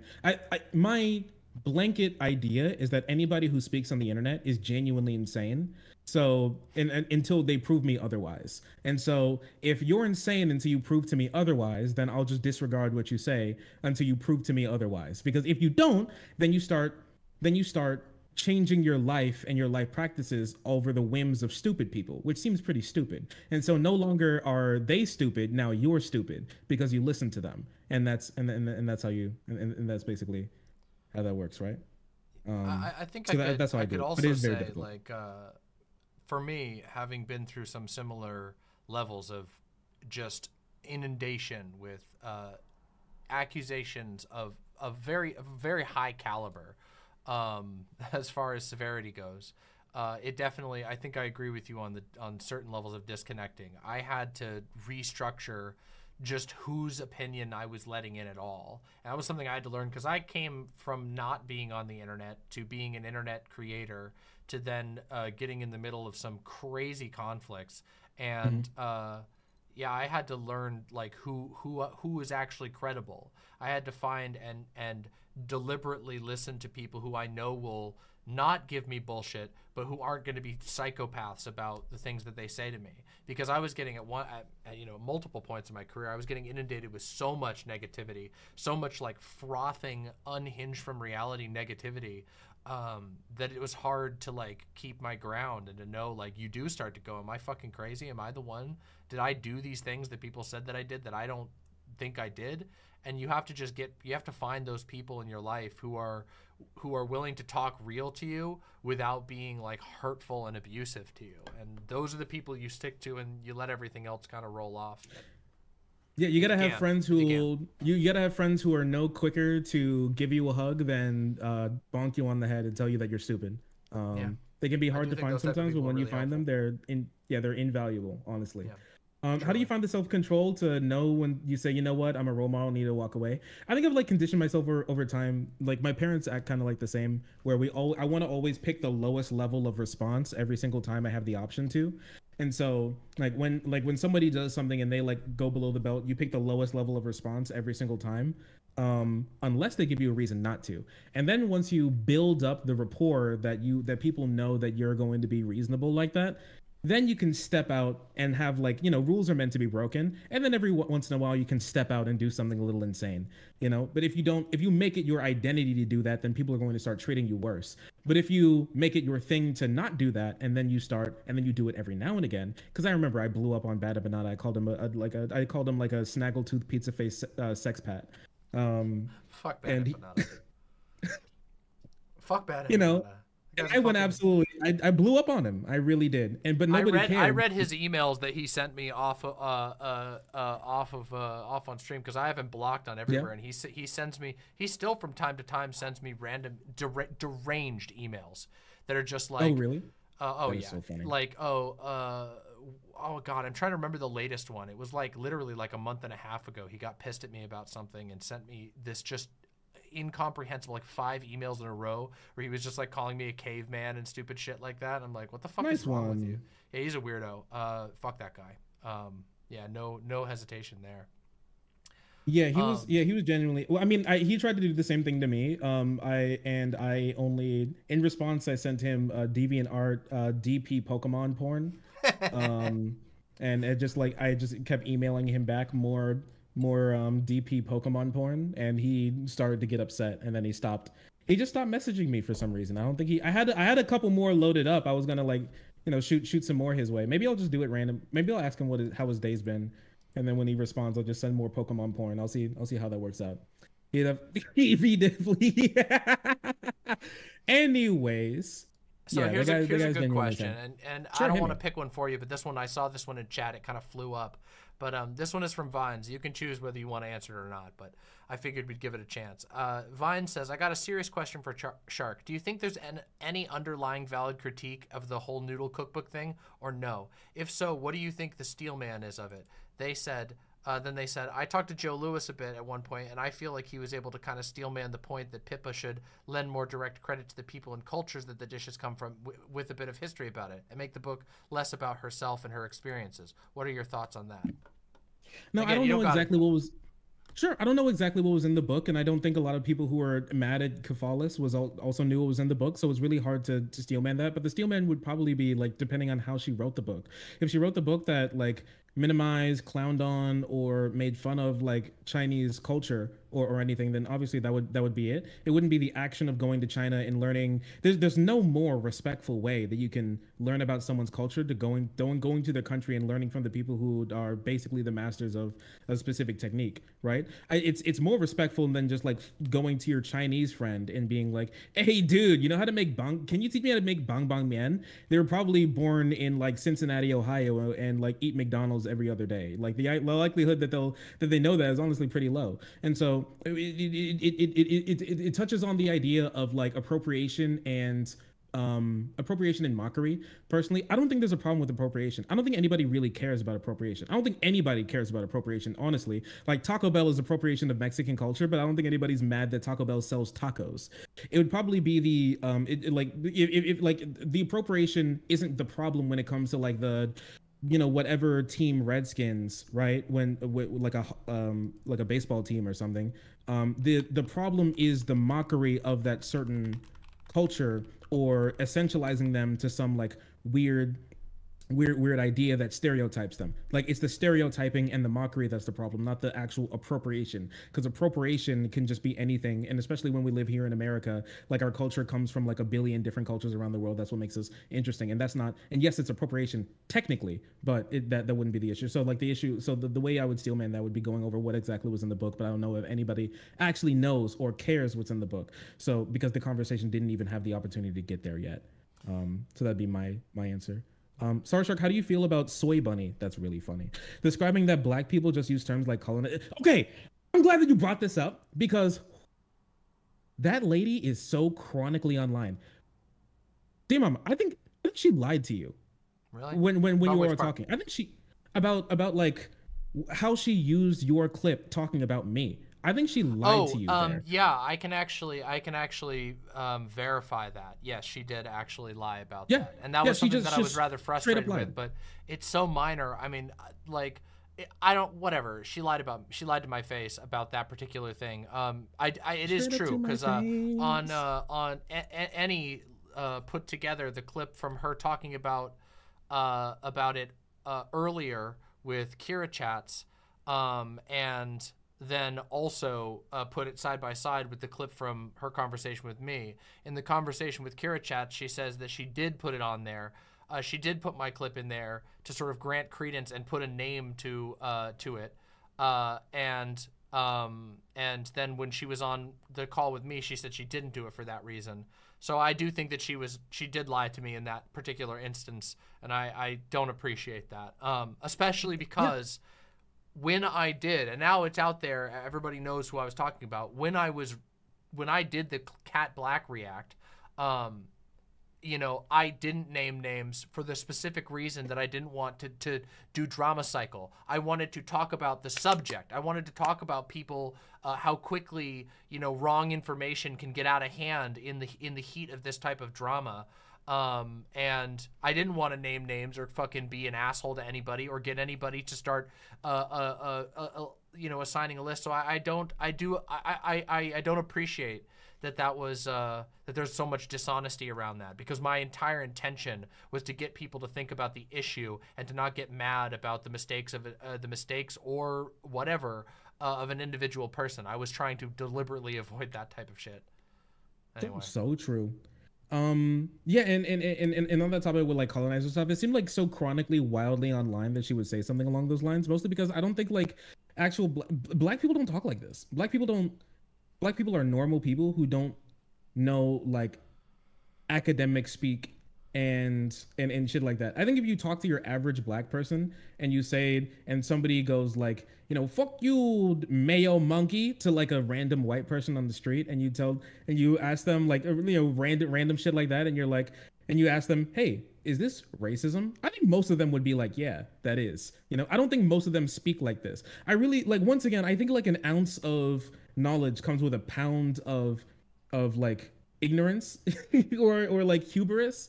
When it comes to like, you think you know way more than you do, when I just don't think your average black person gives a shit about that. I think your average black person is worrying about like how to put food on the table and take care of their kids, and, you know, like living a life that's worth living, and, you know, spending a time like humans want to do with other humans that they, you know, love being around. I don't think they know about that. I think a lot of black people just kind of hope that they don't get randomly killed by a cop one day while they're like coming home with milk and live a life and get to, you know, spend time with their family and friends and, you know, significant others and shit like that. I think like a lot of this is like really terminally online. And I really feel like a big problem with a lot of the like stuff online these days that we're trying to correct comes from people who like step down from their ivory towers and like academia, and who are like, you know, college grads, basically going like, oh yeah, this is definitely so true, this is so real, we do this here, and then using words how normal people don't use the words, and then people getting confused and right wingers running with it, and then we have to clean up their mess as they lord over us, telling us that they're more educated and we need to fall in line and we need to, you know our place.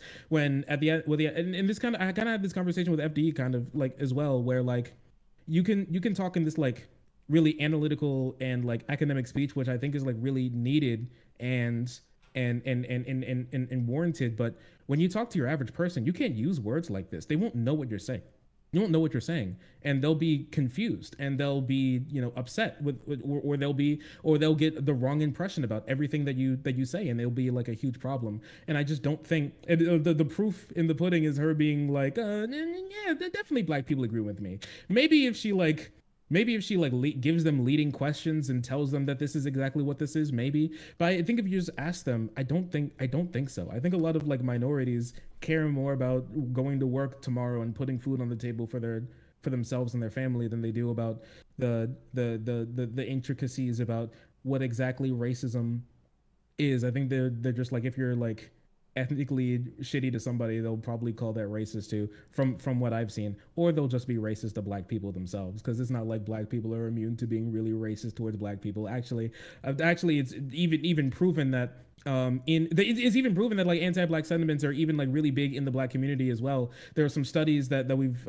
talked about on stream before, how like people of like all races, and especially like white people, think really poorly of, they're more likely to convict a dark skin, you know, prop defendant of a crime with a similar, you know, knowledge than like a light skin or like white one, and that also persists to a lesser degree than I imagine, but still persists even in black communities. So it just doesn't make any sense. I just believe that this half black weirdo tries to claim words that they don't really know much about, if I'm going to be honest with you.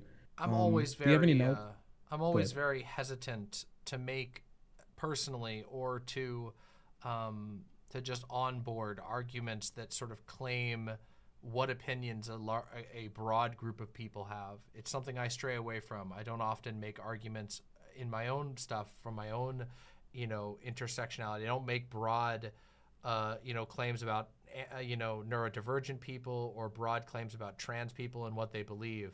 And I'm always a little hesitant to just onboard claims that that X group totally agrees with me on everything. Especially there was a part in the conversation where I was very hesitant, and I think that provoked perhaps a little bit of frustration on Soul Bunny's part, which was when I said that I don't know how you would know for sure if the average black person was angry about Say Her Name or would conclude that it was a colonizer issue, because I don't know. It's just so terminally online to think that. I don't. Oh my gosh.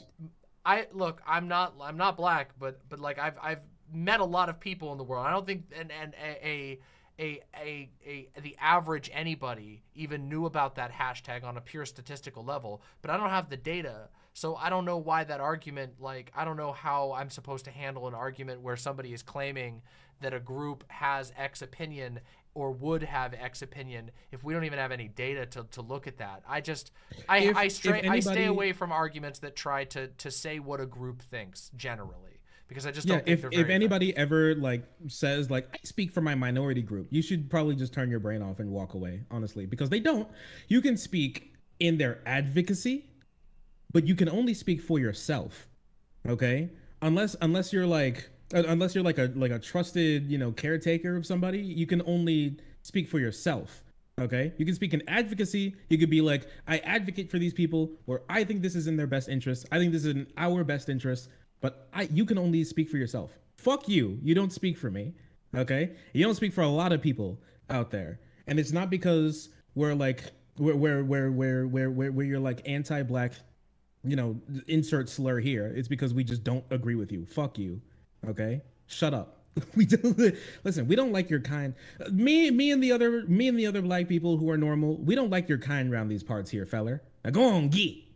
That's what I gotta say. All right, go on, get out of here. I'm going to get to comment stepping on that particular comment. Get to stepping. Step out of this one. I'll let you. That's your joke. I'm gonna step away from that one. Look, I'm gonna no comment hard on that. That one's just me. All I will say is that I definitely will never claim to speak for all white trans women, because historically white trans women don't really like me that much. Let's just as people in chat have pointed out, there have been a lot who haven't really liked me very much, and interestingly, it's often because I tend to be, on the average, a little more radical in most of my views, and some of them consider that to be very bad. So, nobody can speak for any group, okay? I think those arguments are fraught. I think they have problems, and I don't really think that unless you're coming with some seriously detailed polling data, it's hard to say what the average of any group thinks. I think that's a pretty rough thing to make. That's true. And honestly, I like trans people. They're pretty all right. If I saw one walking on the same side of the sidewalk as me, I would not cross the street. Oh, mostly. Well, that's encouraging. Unless they look really scary, like they were like covered in blood and shit like that. Then I would like cross the street just to get a cool picture. If it was a trans woman who looked like the witch from Left 4 Dead, you might run. Yeah, maybe. Yeah, maybe. But you know how dogs is and all that. Yeah. I just find it really. I know they're gonna get mad at me for being like for using the term monkey here a couple of times. She literally used the word like pit bull though, when she was talking. So I don't think that they have like the space to get mad at me. Confirmed trans ally. I love trans people. I think they're great. I think they're so cool, and definitely could be way worse. They have like a lot of room to be worse, honestly. Same with black people. True. Yeah, we could be way worse. That is true. Yeah, that is true. But yeah, any more? I'm looking at YouTube chat as well. DM Mama's YouTube chat as well. So you guys are also seen. Appreciate all this. I mean, I think this has been I feel like this has been a really productive conversation. I hope I added something to your stream. I think you did. I think you added a lot. I've really enjoyed this conversation, even though the topic is, I feel like I have a knot in my stomach from talking about all this drama and everything. But I'm very happy that we had this conversation, and I do think that it's been productive, and I do think that it's given some insight into your side of things, and I do think that you've been very candid as well, and I think that's only fair given the context of everything prior. I feel like you were willing to go very deep on a lot of your feelings and thoughts about these things, and I really appreciate that. I really appreciate you. Oh, Louis Boyce's my question flew away, but I don't know. Can you just Also, repeat? do I know anything about what Soul Bunny said about Merrick? Actually, I haven't watched almost any of these people's content, so my only opinion of them is what they've said to me specifically and what they've done to people who I know are in the space.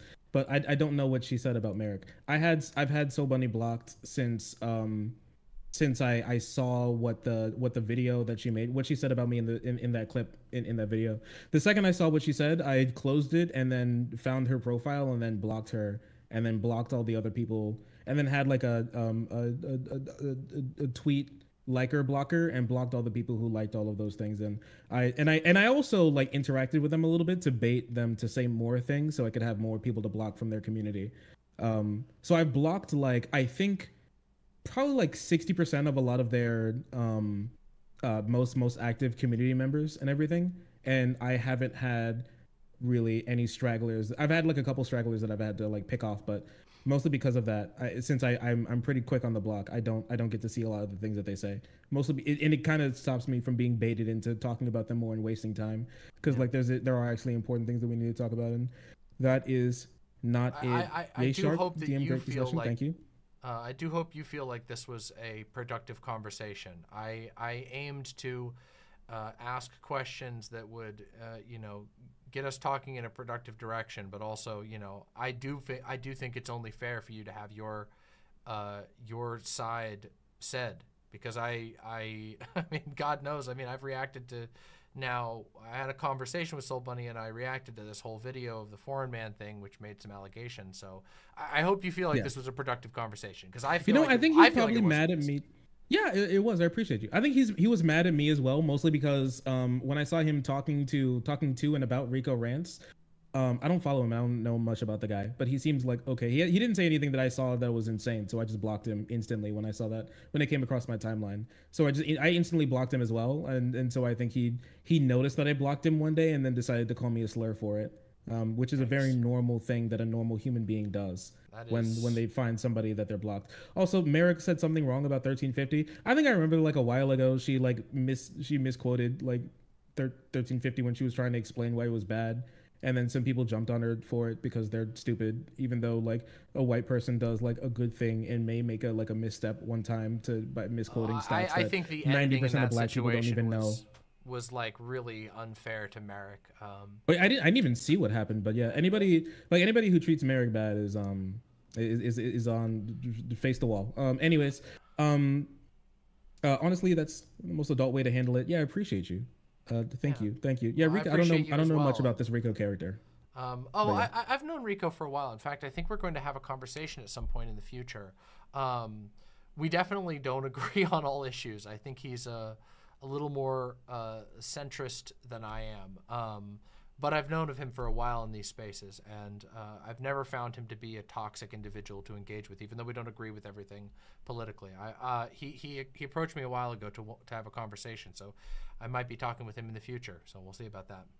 You disagree with me on a single point? Very interesting, though. Face the wall. Yeah, that's how all leftist conversations should go. I wish it. I hope not. That would make me. I just when I think about that, I just want to retire and just be like, I'm done with this shit. I'll have like a little potato farm in the backyard and sell some to the local farmers market just and check out and go become a professional bird watcher. I've thought about it many times, but your friend is next to you. They're like, oh, are you okay? You passed out? Vaush,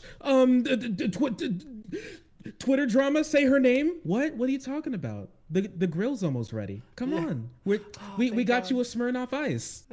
Oh my God, peace at last. Oh my dear God. Well, sit up, yeah. Thank you so much for coming on. Seriously, I do appreciate this conversation. I appreciate you being, open and honest to the best of my knowledge in everything you've said. I appreciate you being willing to talk so vulnerably about a lot of issues, and also I appreciate that you were willing to be honest about your anger about certain things as well. And I hope you felt this was a productive conversation, because I've really enjoyed this, and I hope that we can speak again in the future, not about drama, but I was more than happy to be able to sit down with you and talk with you about this as well. I'm not trying to say that like I didn't like it because it was drama. I still appreciated talking with you a lot. I think it was a really good conversation. Yeah, I really appreciate it. You know, I just when I saw that, it kind of like sparked my interest to talk about this again. I didn't want this to be like the last time.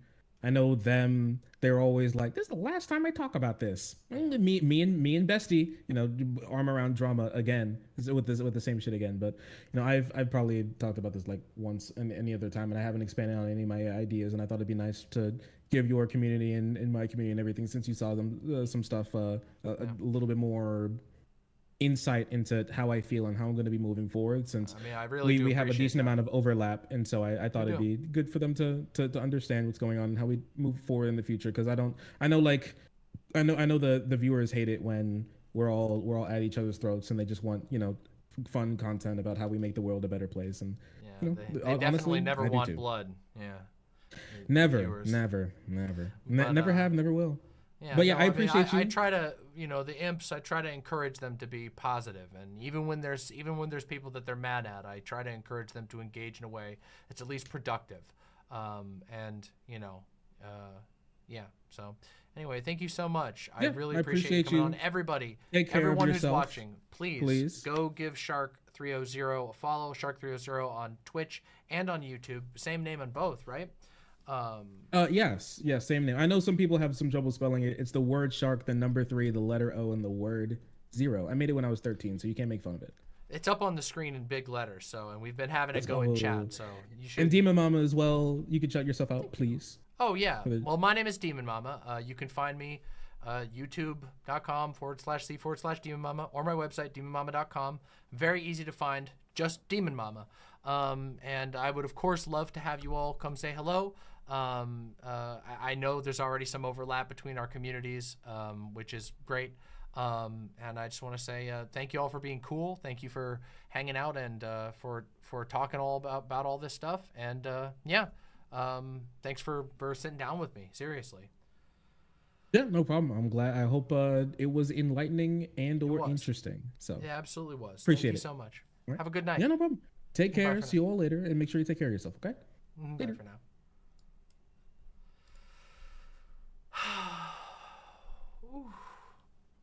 Oh, what a very good.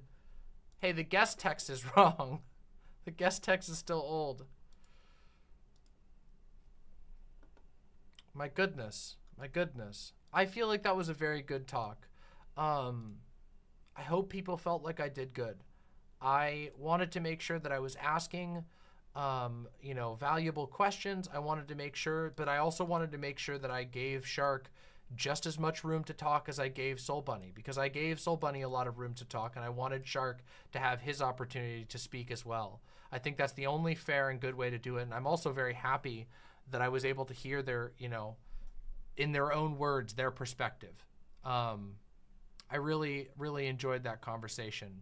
I will say, I am feeling a little bit stressed because of the content matter, and I feel really, it does bother me how much hurt there is in these spaces, how much legitimate anger and pain and sadness is caused by these conflicts.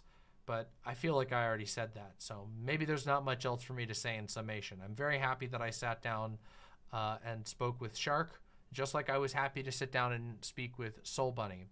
And yeah, I mean, people are saying Shark is genuinely upset, rightfully so. I think so. I think he's very justified in his frustrations, especially given the severity of things that were said about him. And I do think it's really fucking weird. I didn't even get into the parasocial aspect that much in my reaction to the Foreign Man video, but we talked about it here a little bit. The fact that they use like pictures from his personal life to like draw conclusions about who he is really fucking weird shit. That's really weird shit. And it's toxic. God, it's fucking toxic. Mixed Dizzy says, you're very brave to put yourself in the middle. If anyone is shitty to you, that's not your fault. I'm still pissed that someone called you a cuck. That was awful. I can handle it. I got a thick skin. I don't think anybody's... I mean, maybe I'm being naive. I don't think that people are going to be too super shitty about this. At least I hope not. I do realize there's a possibility that this conversation pisses people off, but I don't know how they can really be mad. I don't know how people could be mad at me about this conversation because I talked to Soul Bunny first. Yeah.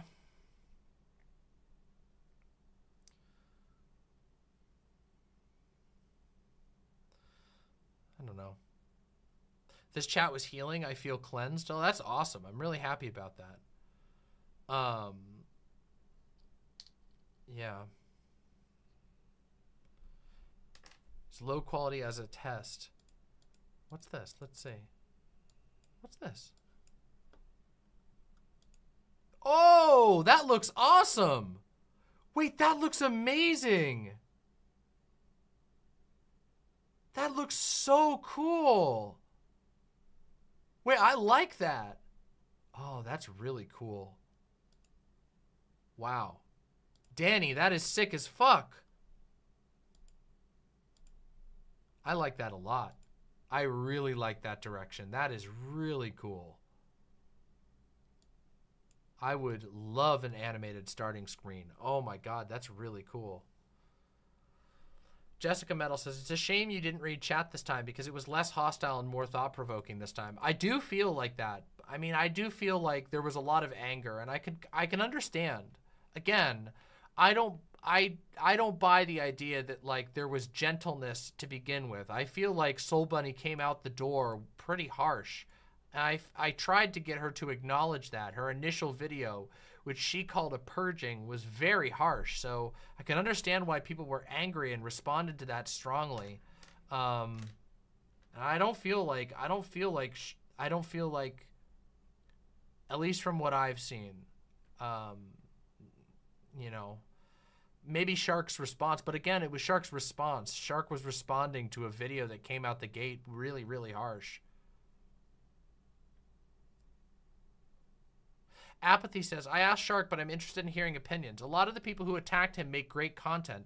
The attacks and co-signing was so gross that it turned me off. How do schisms like these affect our ability for advocacy? Well, that's been my point the whole time, is that these types of fights and schisms actually just make shit way worse. They just make everything bad. Because it turns people off to the space, like you just said. You seeing someone be horrible to another creator makes you feel like you can't trust their work. This type of like horrific, this type of horrific interpersonal fight that's turned political makes it sows distrust in the space. And it wouldn't if people just said, I don't fucking like that guy, fuck that guy. That would be one thing. But that's not what happens. Instead, we see this like these huge smears and these really, really aggressive. It fucks up the space, and it does interrupt the ability for this space to do the things it does well. Again, I don't believe we exist in a true advocacy space. We're entertainers. However, it is possible for entertainers to do good advocacy work. None of us are getting anything done when it's this shit. And I include myself in that as well, and I feel bad about it. I feel really bad about the fact that I even had to do any of this at all. And I know I didn't have to, but I kind of felt like, I don't want to toot my own horn here too hard, but I kind of feel like I'm the only one in recent memory who's made an attempt to make this conversation productive. Like, you know, that's not me insulting like, you know, Keffels or Vaush. They were like just getting like slapped at by somebody else. But I feel like as far as the people who aren't directly involved, I feel like there's been a lot of just straight react with very little like, what do we do about it, you know? And I feel like these conversations were an attempt to put things in the right direction, you know? To try and say, guys, everybody who's in these spaces, can we rethink this shit? Can we take a moment and catch our breaths and step back from it? And again, I'm still just an entertainer at the end of the day. No problem, Apathy. No problem. It was a good question.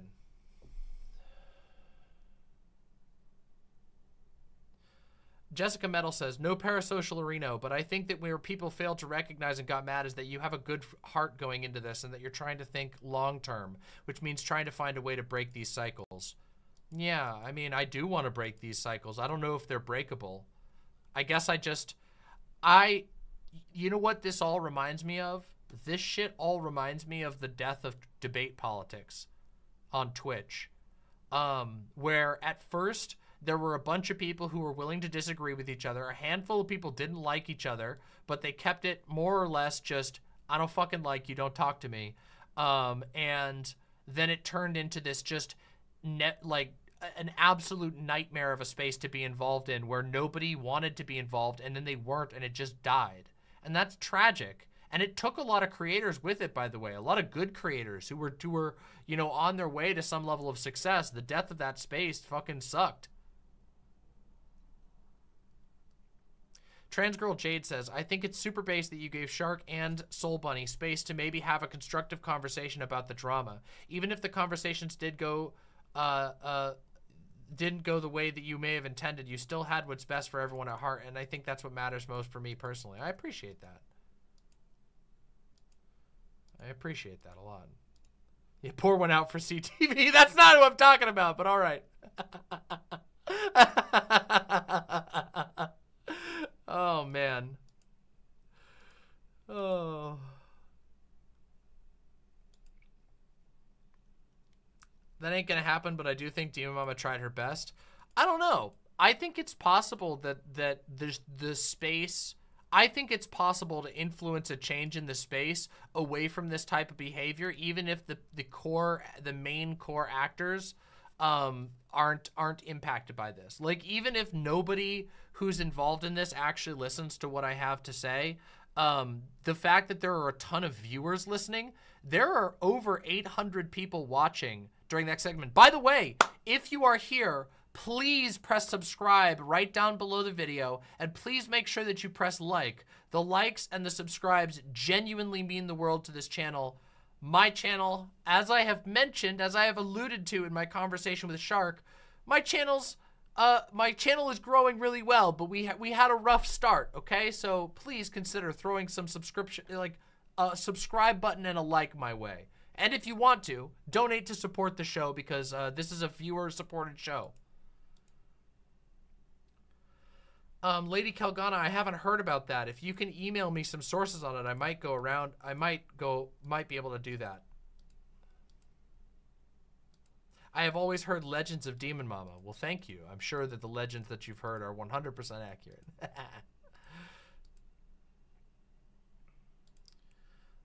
Killjoy says, did you see Dylan debate the amazing atheist and his friend, and he kind of got libbed up about Ukraine and said some naive things? Well, I don't know about that.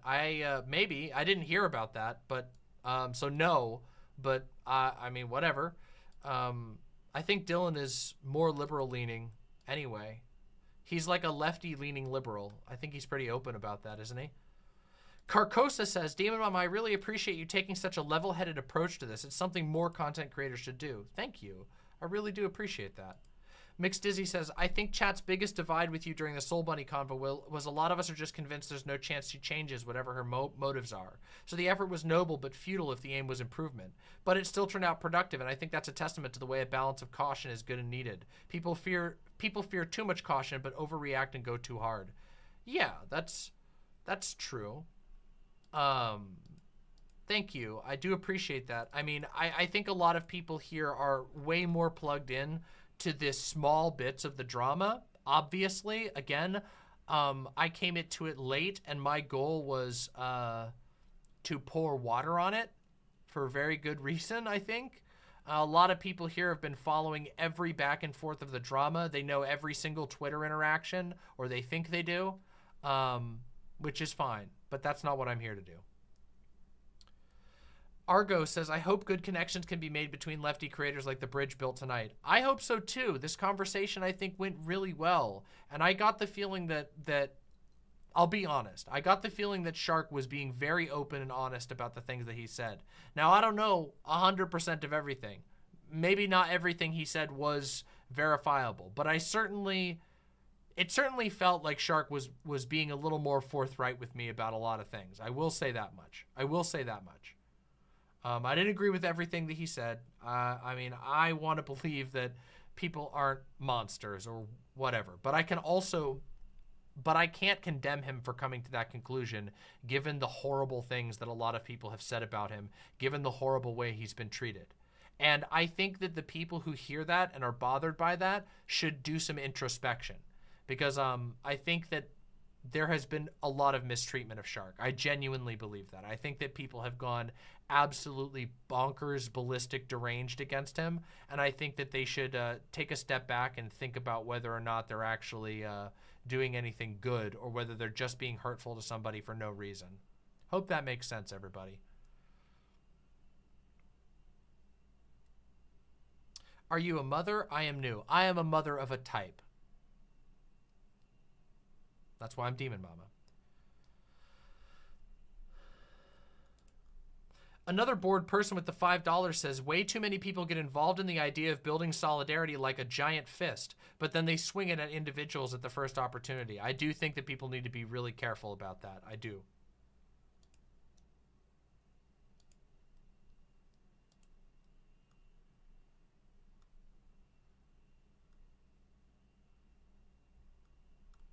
Kaboka says, I think a lot of these people have created a space where the lefty streamer community's perspective is treated as beneath consideration or on an equal level to conservatives, which makes it easy to engage in the kind of focus and cruelty that we normally reserve for right-wingers. Yeah, I mean, some people would say that people are a little too cruel to right-wingers, but I don't think so. I think that like the general leftosphere could do a lot better with directing their ire towards the people that actually want to fucking cook the world alive, with the people who actively despise trans people and are propagating groomer rhetoric about them. I think that would be a much better use of all of our time. That is not to say that there aren't genuine gripes between lefties. There are. It's just maybe we should adjust the balance just a little bit. Jessica Metal says, one last thing. I think you said that it said it best, that it's no longer enough to just say, I don't like this person, block them and move on. That there has to be this deeper, egregious harm involved. And that's really the heart of all this. Well, it's weird. I think that like fabricating a harm or generating a narrative of harm is really important to being able to justify drama farming somebody forever, right? Like, you guys remember, okay, I'm going to talk about something very personal. The harassment campaign that was directed against me and Doe. What was that supported with? That was supported with manifestos that claimed that I was a dangerous and bad person to my core, a person who needed to be eliminated off the internet, which justified creating content after content after content, video after video after video, saying whatever the fuck crazy shit about me that they wanted. When you fabricate a moral reason for doing the thing, it means you create a justification to your fans to do basically anything. I think that's pretty shitty. I think it's a manipulation tactic, and I think if you're going to make big moral accusations against somebody, you should have evidence. And I think I live by that pretty damn well.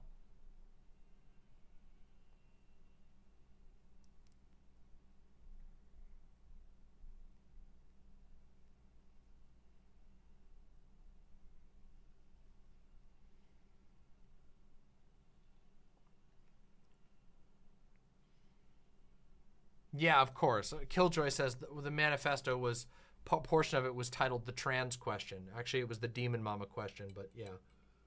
I think it was the second one that had the trans question reference. But nonetheless, that's two fucking Holocaust jokes made about me. We know what was going on there. Everybody who saw it knew exactly what was going on there.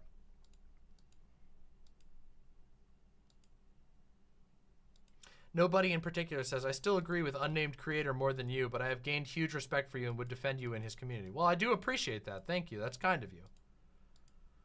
A Pillow says, to be honest, you Mama, you're consistently the most well-spoken person on the streamer side of the left. Really? Thank you. That's really, really kind. I don't know. I put a lot of effort into it, so thank you. That really means a lot, A Pillow. Thank you so much. That really means the world to me.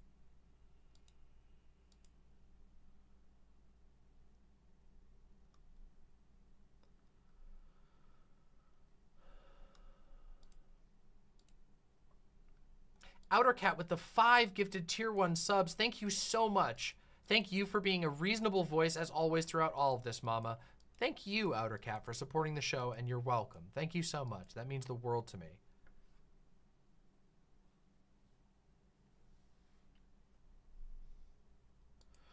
Dear Mama, I really appreciate your lack of cynicism.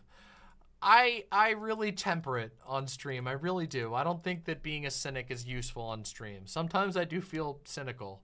Maybe more cynical even than I let on, but I really do my best to not just vent that on the world. I just don't think it's helpful. I don't think it's helpful to give up before the game is lost. You know what I mean?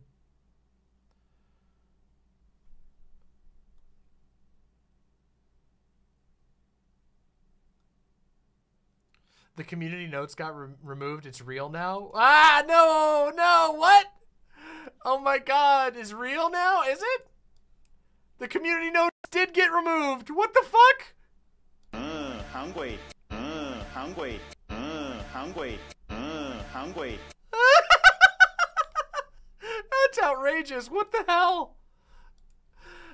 Exoskeletal Patchwork says, here's another palate cleanser. I went on a walk at a trail near where I live and this deer followed me for a good 100 yards or so. The link is broken, but that's amazing. I love deer and they're so nice.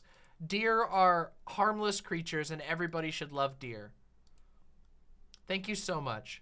Louis Boy says, I think the fact that you've survived so many hate campaigns just further makes it clear that you're not the problem. Standing on the edge. I'm just hard to kill, okay? I'm just really, really hard to kill. And I'm stubborn as a motherfucker, okay? I am so stubborn, all right?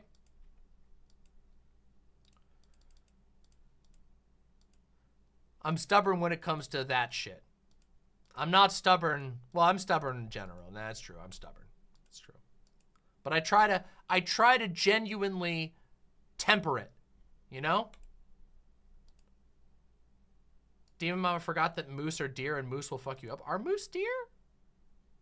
I don't think they're not deer. They're just related to deer. And yes, moose will fuck you up. But even still. Nick Leftist said, did you see Ben Burgess's awful defense of Anna Kasparian as well as his takes on gender-affirming care that were fucking garbage? Granted, I haven't liked Ben Burgess in a long time for his poor takes on Ukraine and believing in cancel culture is a thing. I don't care about Ben Burgess. I personally think Ben Burgess is an idiot. That's just my personal opinion. I've never been super impressed with Ben Burgess. And I think that most of his arguments are insufferable and that he's really shoved up his own ass. That's my personal opinion. Mixed Dizzy says, I agree with A-Pillow. Your ability to work through these issues and try to be fair and articulate the complicated aspects involved. I think only Chariot outdoes you on that, and Chariot tends to not do these analyses live. She usually does them as scripted videos. I love Chariot. I think Chariot's amazing. Chariot's video on Tim Pool, by the way, Chariot's new video on Tim Pool, very useful. If you are somebody out there who is going to be engaging in conversations or arguments about trans people, you really should go watch Chariot's new video about Tim Pool. No joke, it's fantastic. That's awesome, Socialist Kowalski. Here's a good one for chat. Ah, yeah, let's do it. This is a great meme. Okay, I'm so excited to show you my new favorite thing. Milk tea. I had it for the first time today. Okay, wait, hold on. I had it already for the first time today, and it was so good. I went back, and I was like, please, can I have some more? Oh, hold on. It's hot. Oh, it's hot in here. I'm from Texas, y'all. Oh, God damn it. I'm out of fuel. Anyways, milk tea is so good. She said I had to try the babas in it this time, so I had the little, she said to shake it, and I think they're supposed to dissolve, but I'm obsessed. You just poke a hole in it, Oh my god, I choked on something. My car. My car. Oh my god. Fuck off. What the fuck did I choke? Ah, okay. I've seen this video so many times and it still makes me die every single time. It's so good. Babas. Oh my god. He chokes on a boba. Can we get the look here? We can go. I'm so excited to show you my new favorite thing. How do you jump forward? Milk. Oh, you can't. Can you? Okay, I'm so excited to show you. Oh, you can't on the internet. You can't. I don't want to watch it all over again. Normally, you can go back and just watch the part where he sucks up the boba and chokes on it. It's so fucking funny.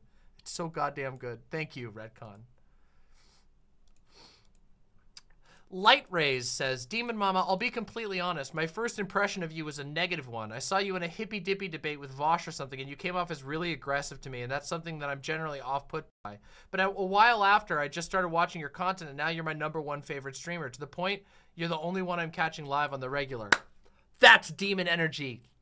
I'm aggressive on certain issues, it's true. I was definitely very aggressive back in my debate days, mostly because I was tired of conservative bullshit.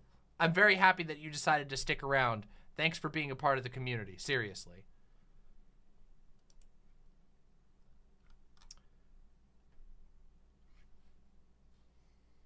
Cypher says, did you see the tweets from Soul Bunny from a few weeks before she released the video? Keffel showed them. Soul Bunny tweeted about how the video was going to blow up, but in her talk with you, she acted as though she thought it would take months before anyone watches it. Yeah, I did see that. I did see that, and it was, it's definitely something.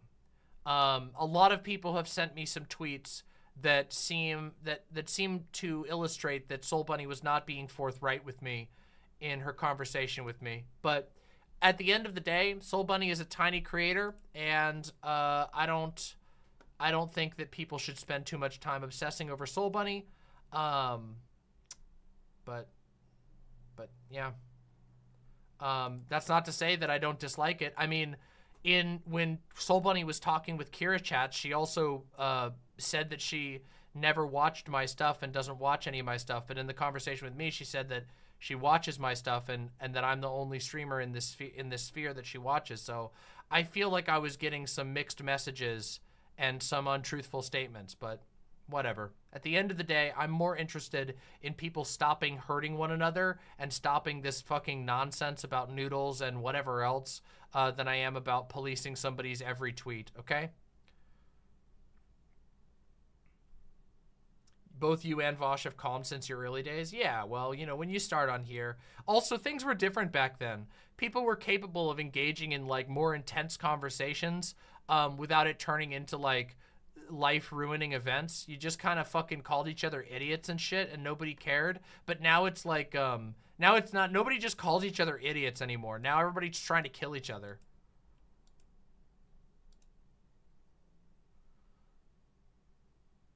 Hebby Cakes, thank you so much. Hebby Cakes says, your ability to keep your cool has been really great to me. Definitely adding you to someone whose videos I will check out on the regular while I work. Great to hear. Thank you so much, Hebby Cakes. I fixed it. Play it again. Oh, man. Here we go. Hey! Ah, okay, I'm so it, but I'm hole in it. Hole in it.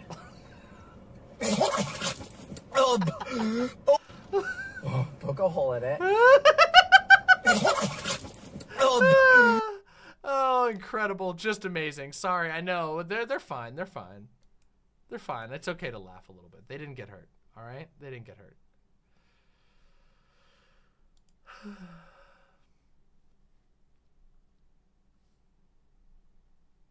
I feel, Koboka says, I do feel like COVID destroyed everyone's brain and it's gotten worse since then. I don't know. I do think COVID has done a lot of damage to people's ability to socialize healthily. I hope we get through this hard time and that people chill out and are able to actually build stuff, because God knows we need to. I don't know if it was COVID itself or just the echoes of a pandemic. A pandemic certainly put stress on people, and people are certainly not acting their best right now most of the time.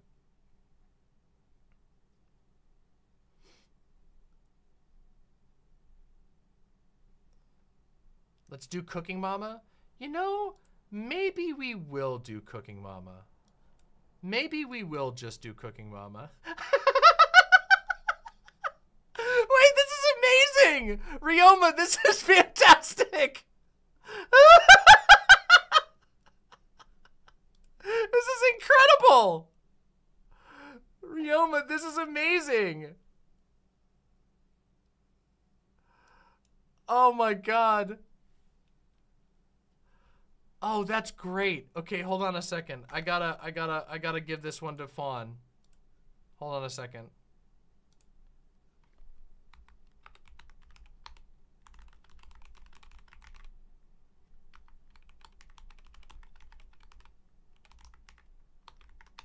There we go. I'll get it to Fawn so we can make sure that we're doing that. Oh, yeah. Okay, everybody.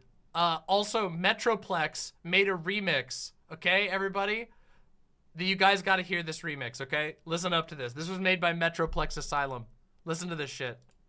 All of the police fell down and turned into dust, and he got away with all the money. Fuck Vaush.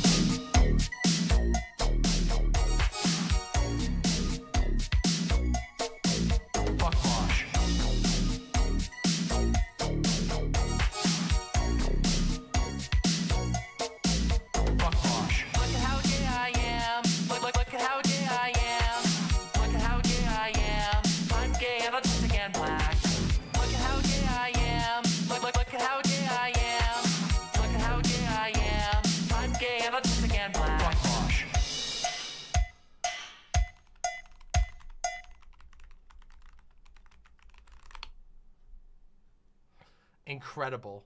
Absolutely legendary. Just legendary. Truly. Truly and utterly legendary.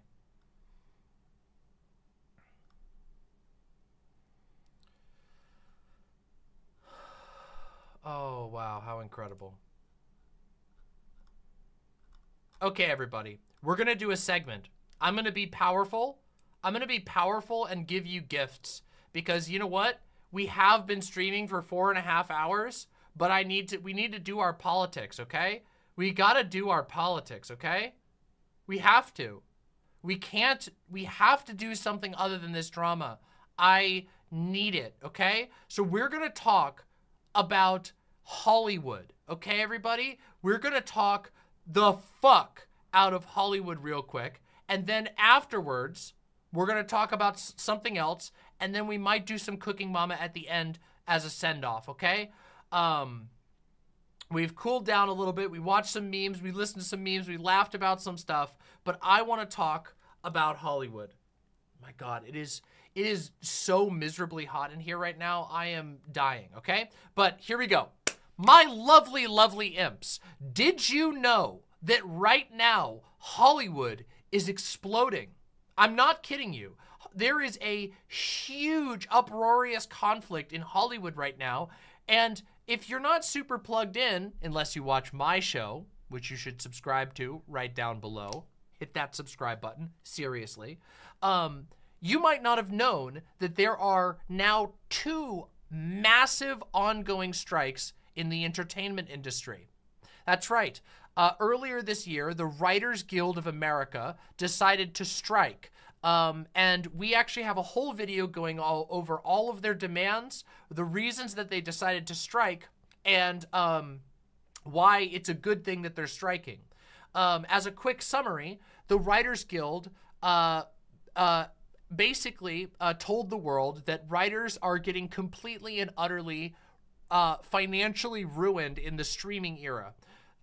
Because streaming is so new, a lot of the older contracts that were drafted were basically not fair. They were designed for the earliest days of streaming, and they resulted in laughable residuals, meaning that basically writers would go make an amazing show that did incredibly good and sometimes got paid so little that they couldn't even buy food with the money that they got. There are stories of writers for successful shows getting paid literal pennies in residuals. There are stories of worldwide successful shows resulting in checks of $100 to $200 for people who wrote that show. Shows that made millions of dollars for the executives.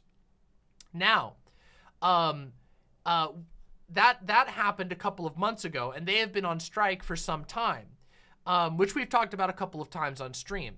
However, just a couple of days ago, the Screen Actors Guild decided to join the Writers Guild in a strike. So that means writers and actors are now simultaneously refusing to go to work on entertainment projects. And the Screen Actors Guild is citing similar issues. As it turns out, actors have also been getting paid ridiculously low residuals from streaming shows.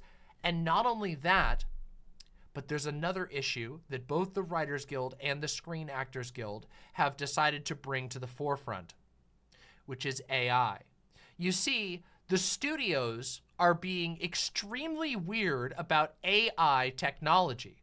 Studios are insisting, they refuse to budge on AI technology. And if you think about it just for a second, it kind of makes sense exactly why. Because, hey, if you get an actor and you get an AI program that can replicate that actor, well, suddenly you don't need a human that you have to pay anymore. You can just have a program do it. You don't have to worry about any of that pesky human's needs, emotional requirements, safety needs, money, demands, nothing. You can just let a computer do everything for you. Now, of course, those of you who are out there who are fans of television shows, who are fans of movies, might go, well, an AI movie would probably suck. And that's true. But what if you didn't have anything else to watch? What if the industry just said, movies are made by AI now. Movies are written by AI now. Well, it's really weird because the studios refuse to budge on any sort of restrictions to AI. So it genuinely seems like these large studios are pretty dead set on creating a future where all you have to watch is garbage slop made by machines so that the executives can keep raking in the money. Now, when I say executives raking in the money, let me just show you real quick. Let me just see if I can find the chart real quick.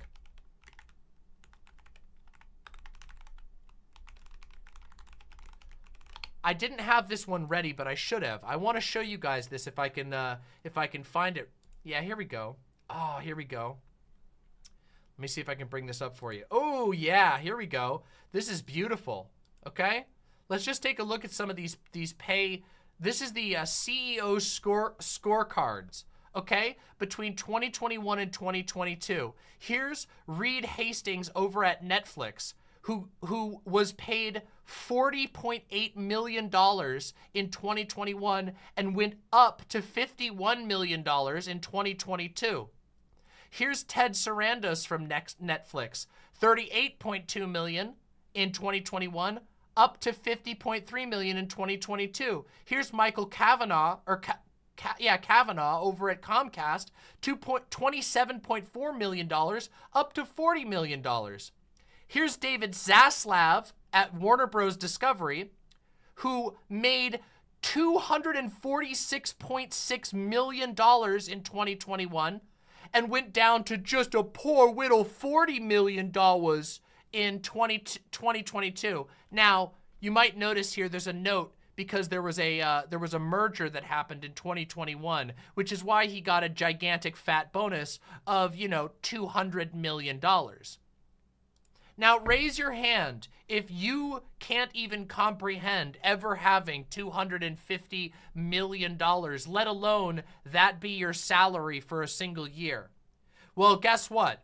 This is pretty regular for the executive pay in the entertainment industry right now, while writers and actors are fucking starving, okay? While writers and actors, the people who actually make a show, the people whose heart and mind and soul goes into creating the entertainment that you like, are getting screwed. And the amount of separation of income is so drastic, it's hard to even believe. It's hard to even grasp how writers who actually make a successful show are being paid pitiful wages. In my last video about this, we went over some of the stories of what people were paid for making award-winning television. And I'm telling you, there were times where these writers who were making shows that made millions of dollars were being paid less than minimum wage. All so that you can have a chart that looks like this, so that you can have a $40 million a year salary. Not $40 million net value, $40 million a year pay for multiple executives. It's absurd and deranged, okay? The income inequality is out of control. And you want to know what's even more insane? Let me just share an article with you. We're gonna read an article together real quick. I gotta share this article with you, okay? I'm telling you, all right? You guys are gonna lose your minds when you hear this, okay? This is an article from Deadline. It was published a couple of days ago on July 11th. Hollywood Studios' WGA strike endgame is to let writers go broke before resuming talks in fall. We're going to get through all the details of that, but I want you to think about what's going on here, okay? Imagine that you create something with your heart and soul. You work on a project with a ton of other really hardworking people, and you make shows that get viewed by millions of people, shows that are viewed by people who are paying every single month to be able to watch your shows, and you see nothing of it. You see beans, and you're struggling to even make your rent, okay? And then you find out that when you say, this isn't fair, I deserve a pay raise, they say, we're gonna hold out, sitting on our giant mountains of money until you starve. It gets worse. Let's dive into the details, shall we? Let's dive right into it, okay? Regardless of whether SAG-AFTRA goes on strike this week, spoiler alert, they went on strike. The studios have no intention of sitting down with the Writers Guild for at least several more months. I think we're in for a long strike, and they're going to let it bleed out, said one industry veteran intimate with the point of view of studio CEOs. With the Scribes strike now finishing its 71st day, and the Actors Union just 30 hours away from a possible labor action of its own, they did end up going on strike. The Alliance of Motion Picture and Television Producers, that's the Executives Guild. That's the Executives Alliance. It's not a guild, it's an alliance. Are planning to dig in hard this fall before even entertaining the idea of talks with the WGA. I've learned. Not Halloween precisely, but late October for sure is the intention, says a top-tier producer close to the Carol Lombardini-run AMPTP. That's the Alliance of Motion Picture and Television Producers. While some dismiss this as cynical strike talk, studio and streamer sources around town confirmed the strategy. They also confirmed that the plan to grind down the guild has been in the works for a labor cycle that all sides agree is a game changer one way or another for Hollywood. It's been agreed to for months, even before the WGA went out, meaning going on strike, one executive said. Nobody wanted a strike, but everyone knew this was make or break. Receiving positive feedback from Wall Street since WGA went on strike on May 2nd, Warner Bros., Discovery, Apple, Netflix, Amazon, Disney, Paramount, and others have become determined to, quote, break the Writers Guild of America, as one studio executive bluntly put it. To do so, the studios and the AMPTP believe that by October, most writers will be running out of money after 5 months on the picket line and no work. The endgame is to allow things to drag on until union members start losing their apartments and losing their houses, a studio executive told Deadline. Acknowledging the cold as ice approach, several other sources reiterated the statement. One insider called it a cruel but necessary evil. Let me just read that to you again. The end game is to allow things to drag on until union members start losing their apartments and losing their houses.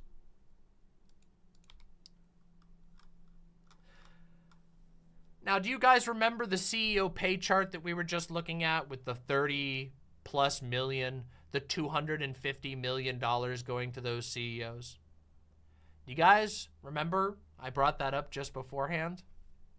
It's interesting, isn't it? It's interesting the callousness with which these freaks sit on a mountain of money that they are but the administrators of. Now, for just a minute, even if you happen to be in my audience and go, well, hey, CEOs and producers do a lot of work, don't they? They do some work.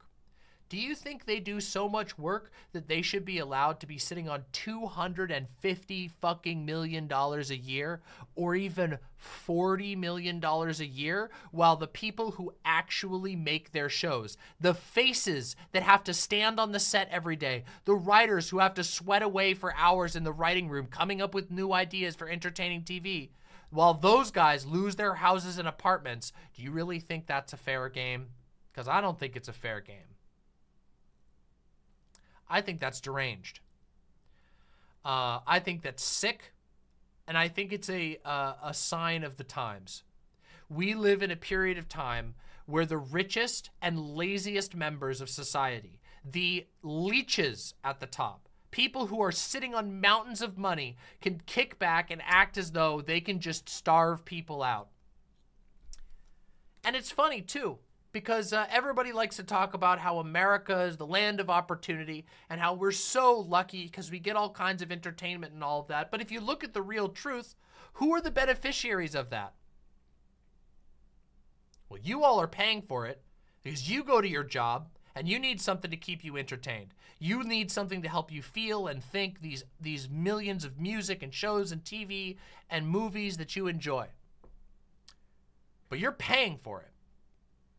And all these people are working really hard to make those things that you enjoy, those TV shows that you love, those things that motivate you and inspire you and keep you entertained and keep your energy high so that you can do other stuff. Who actually wins? Those people are breaking their backs to entertain you. And then a CEO sits on $50 million a year while saying, we'll just have to wait until they lose their apartments and houses. And I don't need to reiterate the fact that this has just been growing and growing in inequality. That in the streaming era, people, actors and writers are making less than they ever have. In the streaming era, there is so much, there's more accessibility and more greater successes of shows than ever before. Shows are being able to be seen by more people. More people are excited about movies and TV than any point in history. It's more accessible than ever. And it's cheaper, by the way, because keep in mind, in the past, everything was run on film, everything was run on physical media, everything had to be printed onto DVDs. So the overhead has gone down. It costs less to put a show onto streaming. It costs less to maintain a show on streaming. You don't got to send physical media to TV channels. You don't got to print DVDs or Blu-rays. You don't got to send as many giant reels of film to movie theaters. The overhead has gone down. And the pay for the people who make the shit has gone down. And the slice for the executives has gone up and up and up. Demented. It's demented. That's off the rails. I got something to play for you all that I think will be a little bit cathartic after we talk about all this. Let me just bring this up real quick. I got a little video for us to enjoy. Anybody familiar with the actor Ron Perlman? Ron Perlman, listen, a lot of people have known him for a long time, all right? Ron Perlman has always been he's always been a little bit of a left-leaning guy. Some of you may know him from playing Hellboy. It's one of his most like sort of pop culture roles that people know him as, Hellboy. Let's take a look. Let's take a look at what Ron Perlman has to say. This was right after the Screen Actors Guild decided to strike as well. Let's hear it out. Let's hear Ron Perlman out. One thing before I get off this. Whoa, too loud. The motherfucker who said we're going to keep this thing going until people start losing their houses and their apartments. Listen to me, motherfucker. There's a lot of ways to lose your house. Some of it is financial, some of it is karma, and some of it is just figuring out who the fuck said that. And we know who said that. And where he fucking lives. There's a lot of ways to lose your house. You wish that on people. You wish that families starve while you're making $27 fucking million a year for creating nothing? Be careful, motherfucker. Be really careful. Because that's the kind of shit that stirs shit up. Peace out. Now, Ron Perlman is not a small name in the world of movie productions, okay? Let me just tell you that much, okay? Ron Perlman's been around for a long time, and Ron Perlman has a lot of influence on the behind-the-scenes aspects of films. I happen to know this. I went to film school up in Ron Perlman's neck of the woods, and everybody knew him, and he knew everybody. So the fact that he's voicing this sentiment just kind of shows you the resolve, and it also shows you the position that even famous actors have been put into. You know, Ron Perlman is probably doing okay for himself, which makes it even more, or at least very respectful, that he's also willing to put his voice on the line for people who aren't doing so well. Ron Perlman's very famous.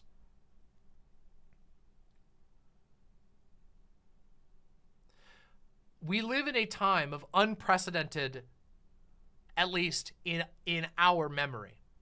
In our lifetimes, in my lifetime, and even in my parents' lifetime, there hasn't really been a time of this level of labor militancy.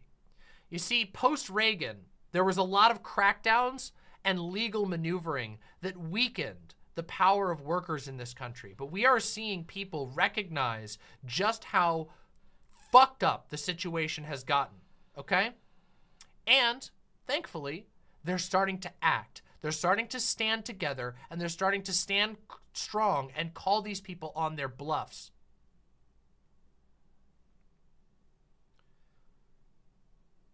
You guys got to understand. Yeah, somebody is pointing out that even Ron Perlman only has $8 million net worth. Ron Perlman's a famous actor. You guys, most of you in chat know who Ron Perlman is. You've probably seen him in movies. He's a famous actor, and his net worth isn't even a fraction of what these CEOs are getting paid every year. Famous actors aren't even making that type of money. Maybe the most famous actors, who are usually also producers themselves.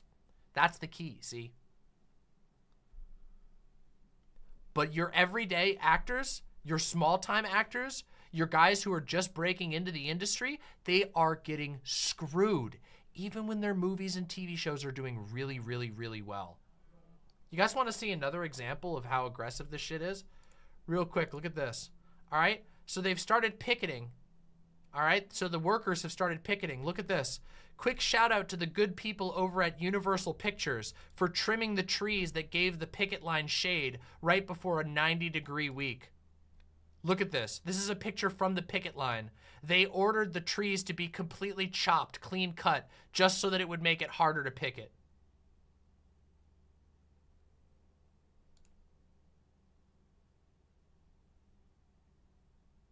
You guys got to understand.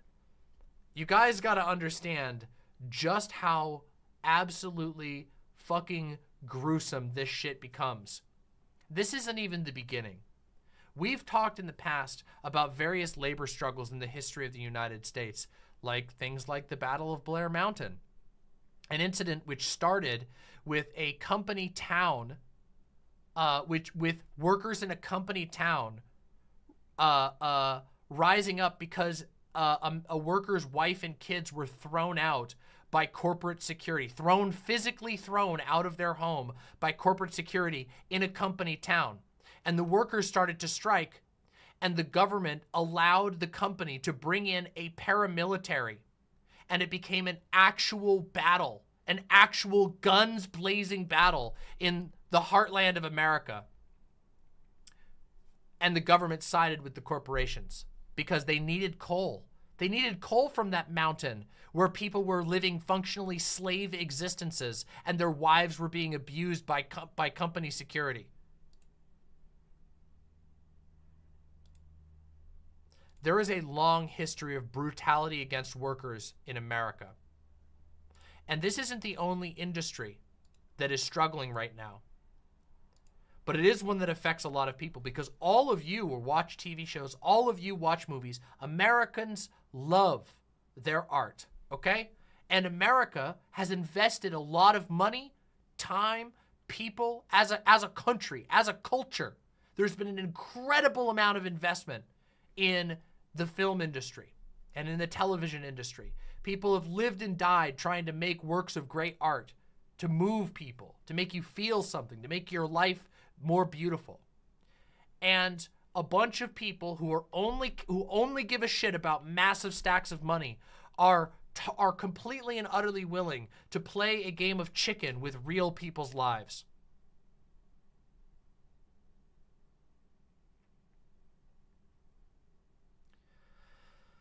And all of this is to say that all of you out there should keep your mind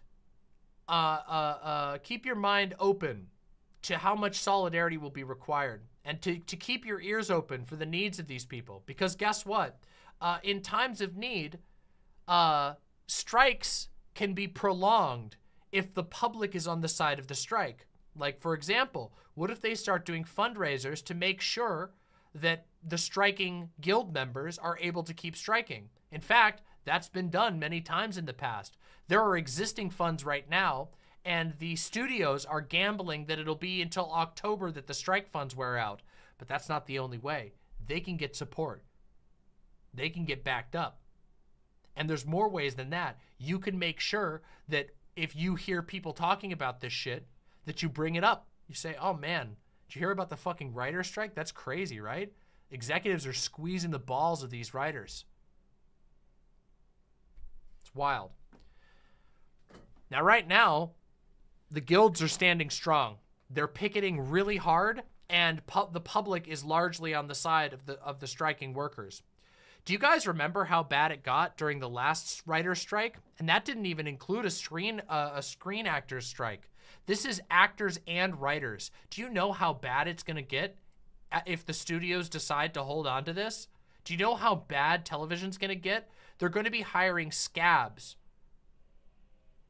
Oh, by the way, this goes out to anybody out there who is working in entertainment or media, who's a filmmaker, a musician, a writer, any of these people. Do not scab, okay?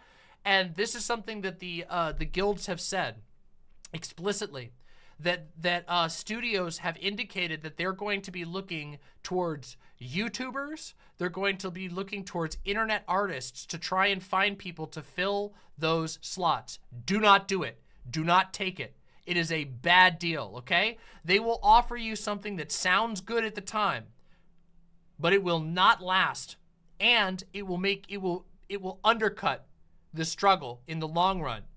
So if you're new to this sort of thing and you get an offer during these strikes, don't fucking touch that shit. You are getting fooled, okay? You are getting tricked. Don't scab. I know it's tempting. They try to make it tempting, but they're fucking you over. They're fucking the industry over. And yes, as Vine says, they'll likely use your work to train AI to replace you. They will screw you over in the long run. Okay? I'm serious. Be very careful about that shit. Danny Fallen says, it's important to note that the Screen Actors Guild is asking cosplayers not to cosplay anything that is currently in production. They see it as crossing the picket line. That's important. That's good to know. Don't help hype products, okay? If you have any doubts about it, just go follow the accounts of the Screen Actors Guild and see what they're asking, okay? Because they'll make their demands clear, all right? There's a lot of ways to help these guys out. And one of the best ways is to make sure that if you hear people talking about this, you speak out in support of the guilds. Unless you want TV to be as shitty as fucking Twitter, unless you want TV to be full of AI-generated garbage, and you want to see your actor friends and your writer friends suffering more than they already are, if you want that starving artist future to just always be forever, that everybody's fucking starving forever, other than that, keep up on this shit. Seriously.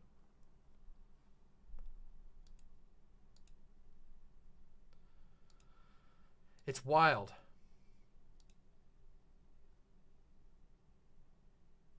It's wild.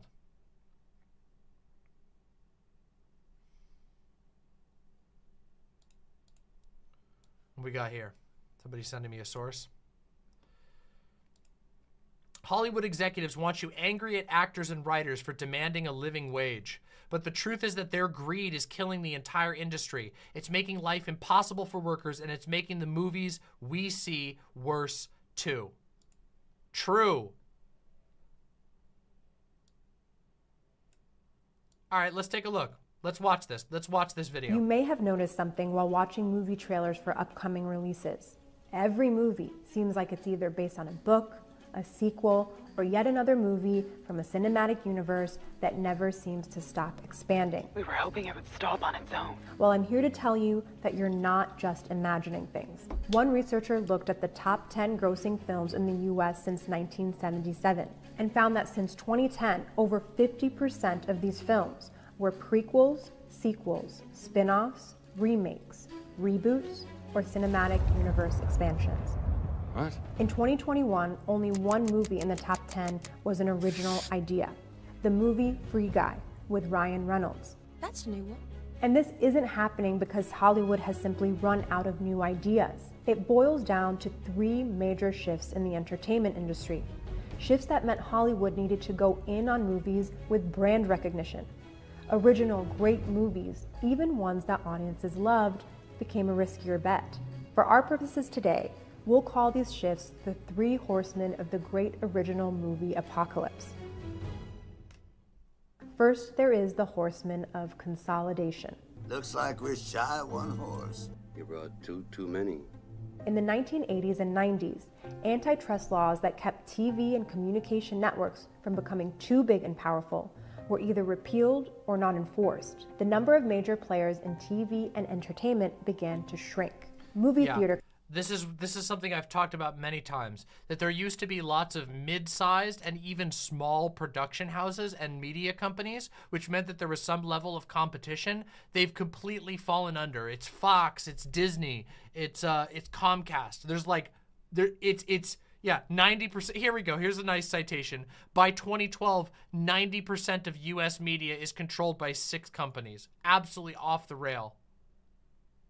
Companies also consolidated, which gave rise to the multiplex theater in the 90s. In 1995, the top 5 movie chains owned a third of US theaters. By 2016, they owned over 53%. According to researcher Matt Stoller, these giant multiplex theaters jolted the Hollywood power structure. Movies now made most of their ticket sales in the first weeks, so there wasn't time for word of mouth. Brand recognition was the best way to draw audiences quickly. Then in the 2000s came the rise of streaming, and Hollywood became obsessed with gaining market share, taking big bets to grow as large as possible. But don't just take my word for it. Here's media mogul and Discovery board member John Malone. There's no question that the equity markets right now are so interested in growth above all other criteria, and this is like the bubble in the late 90s through 2000. It's all about growth. This is a land rush. Of course, the fastest way for a company to grow is to merge with another company. How many mergers have you heard about lately? The deal that everyone from Wall Street to Washington is abuzz about. If approved, it would be one of the biggest media and technology mergers in history. There are newer, bigger, more powerful kids on the block. Over the past 12 years, mergers in the film... Disney owns 28% of all media. Insane, right? One company, 30% of the entire media sphere. And TV industry totaled over $400 billion in deal value.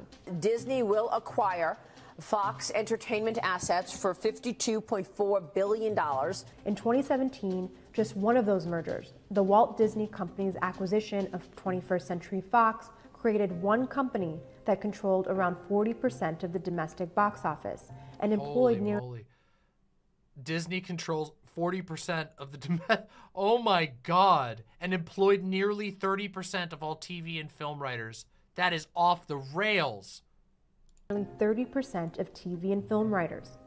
Consolidation in Hollywood has actually led to fewer films. After the Disney 21st Century Fox merger, Disney announced plans to cut Fox's film slate in half. and remake a number of Fox films for Disney+. This consolidation makes it so it is harder for creators to break into the industry. There are not as many small to mid-sized films to cut their teeth on. The only thing that you can do, you can either join the army of VFX people who get treated and paid like shit, or you gotta already be established, or you gotta be a chosen person, because there's no middle-sized or small projects that you can make a name for yourself on. Even though we know that that's a great way to do things, it leads to way more diverse viewing experience. It leads to a much more healthy industry, but that shit's gone. That shit's gone. And you want to know why it's gone? It's gone because it doesn't make as much money for the executives. It makes more money for the people working in the films. It makes more money for the creators who do the films, for the writers, for the directors, but it doesn't make as much for those studio executives. So you can look forward to the 90th remake of whatever fucking bullshit you've seen last week. And it gives them less options for places to sell their ideas. Then there is the horseman of vertical integration. He not only plays, he can shoot too. When it comes to original shows and films, a single streaming company like Netflix does what used to be done by multiple companies. Yep. This is what I was talking about. The overhead is significantly less, which means not only have there been not only are there companies that used to facilitate the in-between steps that have completely and utterly disappeared, but the overall cost of producing these shows, the overall actual cost has gone down. So instead, they put all their money into a blockbuster that's going to make $500 gajillion for the executives. Companies that showed movies to audiences, movie theaters, distributors, were owned by separate companies. This meant that theaters could decline to show a studio's movie if it didn't draw audiences and show another studio's movie instead. But today, one company, like Netflix, HBO, Apple, or Disney, decide what gets made and where it's shown. This gives them more control to decide who profits and who doesn't. And another thing streaming did was fundamentally change the value of content. Netflix only shares viewership data on its content when it wants to. Their business model doesn't require them to. TV networks, for instance, had to establish a market value for their content to know what to charge advertisers, and they had to share those ratings to get that price. Netflix doesn't have ads.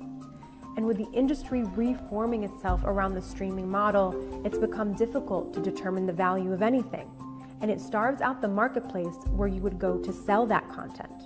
And with no metrics and yeah, you notice the only people who get to decide the value are executives, and they're all back-patting one another and quoting each other what's convenient to make them as much money as possible while screwing over anybody else. Interesting how that works, right? Interesting how the power has consolidated into the hands of a few executives who are willing to literally starve the people that created the art that they sell. Insane, exploitative, disgusting. No marketplace. Creators and roles across the industry are finding themselves with less control and less profit. At a time where demand for content is high, in our peak TV era, writer pay actually went down 14% over the last 5 years. Jesus. This leads us to our third horseman. And that's the overall average. 14% across the board. That's deranged. Cutting out creative. And remember, hey, you guys, remember how much cost of living has gone up? You know how much inflation has gone up? So they're actually making not just 14% less, but 14% less while paying more for everything else, while rent has skyrocketed, especially in cities where these productions are happening. They're getting squeezed to death. You see, in this world, there's two kinds of people, my friend. Those with loaded guns and those who dig. At first, the rise of streamers like Netflix opened up the market of ideas for creators. It paid them more upfront, it gave them more artistic freedom, but as the Netflix model became the model, even in-demand creators had difficulty negotiating ownership. Yeah, this is the Amazon thing. It's where you offer really good deals up front until you get market share, and then you squeeze everyone to death because you control the entire market. It's a scam. In 2017, Netflix offered Michaela Cole $1 million for her show I May Destroy You, but Netflix refused to give her any rights.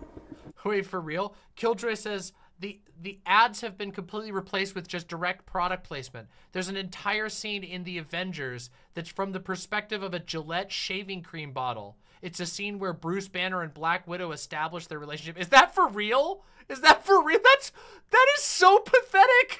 That's so fucking pathetic. Oh my God. Can somebody confirm that? I don't watch that shit. I literally, I avoid Marvel crap so hard, it's not even funny. Can somebody confirm this? Cole chose to walk away. You became aware when you had a deal offered to you of a huge amount of money that they were also going to try and take some of the copyright. Was that very hard for you to take that amount of control back and to say no to that amount of money? Well, the first thing I asked was, why do you want to take all of the copyright? But just because I want transparency, you know? And when the answer is, that's just not the way it is, I'm already out. Like, that doesn't sound like a good answer to me. No. You know, Nobody in particular says, why should American writers and creators forever be favored when thousands, if not millions of capable people worldwide would be thrilled to do those jobs for less? I never said anything about American writers and creators be favored.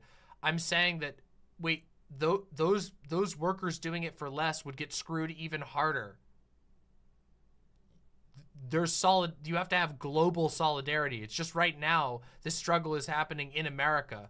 And hopefully, if these standards are won, they can be copied by people elsewhere so that people can stand together and everyone can get paid a fair wage. It's not about, I don't know what you're talking about. That would... You're talking about this undercutting happening, which would only mean that those things would be being applied to those writers too. The struggle is the same everywhere. It's the exact same struggle. The executives are looking to exploit actors and writers as much as possible, no matter where you live. It sounds cloudy. Without any intellectual property or financial stake in their work, creators and independent producers are basically reduced to contract players. So what's the point of creating something great if all the upside... Oh yeah, also, guess what? Guess what? Here's another thing. I got another thing for you. If it becomes, if American movies aren't completely and utterly consolidated, then that means film industries can thrive in other countries instead of every single film industry in every country being owned by an American mega corporation that just puts translations of the Marvel movies on every screen in every country in the world. Instead, you start having local film industries again, which means we all benefit, because that means we all get to see cool films from overseas and without having 6 media companies control the entire fucking planet. Goes to a streaming giant. But the film and TV industry doesn't have to work this way. The UK is a great example of what can happen when monopolization of the entertainment industry is kept in check. In 2004, the British government created the Terms of Trade, a formal code that required the country's public broadcasters to commission 25% of their programming from independent producers, and to allow those producers to retain secondary rights to their work. It allowed UK producers to financially benefit from a successful show, and it gave American audiences a long list of programming. X Factor, Dancing with the Stars, Undercover Boss, Who Wants to Be a Millionaire. The UK is now the second largest TV exporter in the world. In the first 4 years after the requirements went into effect, the income from selling the rights to these shows abroad grew 22% annually. And with these terms of trade, consolidation just wasn't as necessary. In 2017, of the companies that sold content to these broadcasters, 42% were small to mid-sized production companies.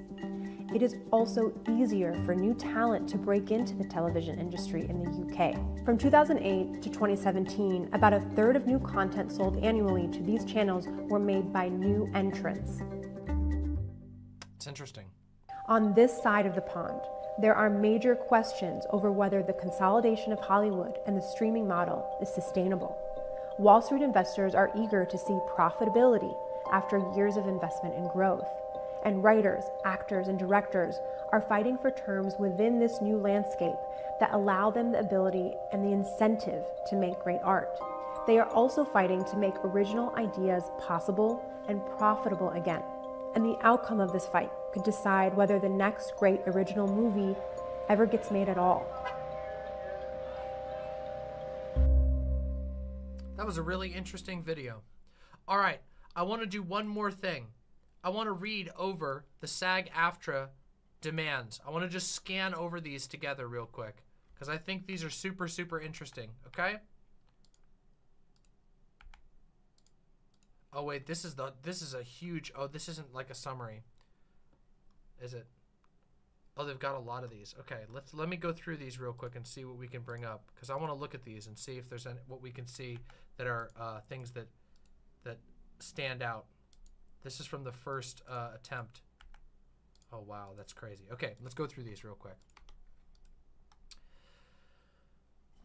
So this is the SAG-AFTRA demands and what was rejected and what the counter offers were.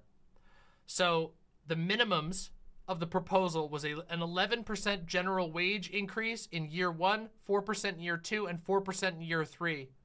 Without an inflation-adjusted year 1 wage increase, members will be working for lower real wages in 2023 than they even earned in 2022, and would likely still be working for lower real wages even in 2026.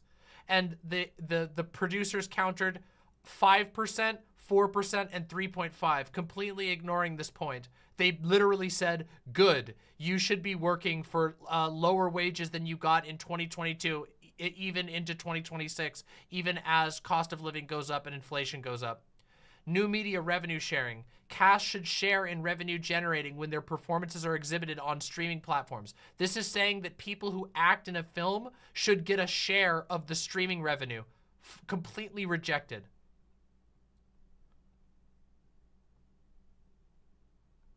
Wow. Let's take a look.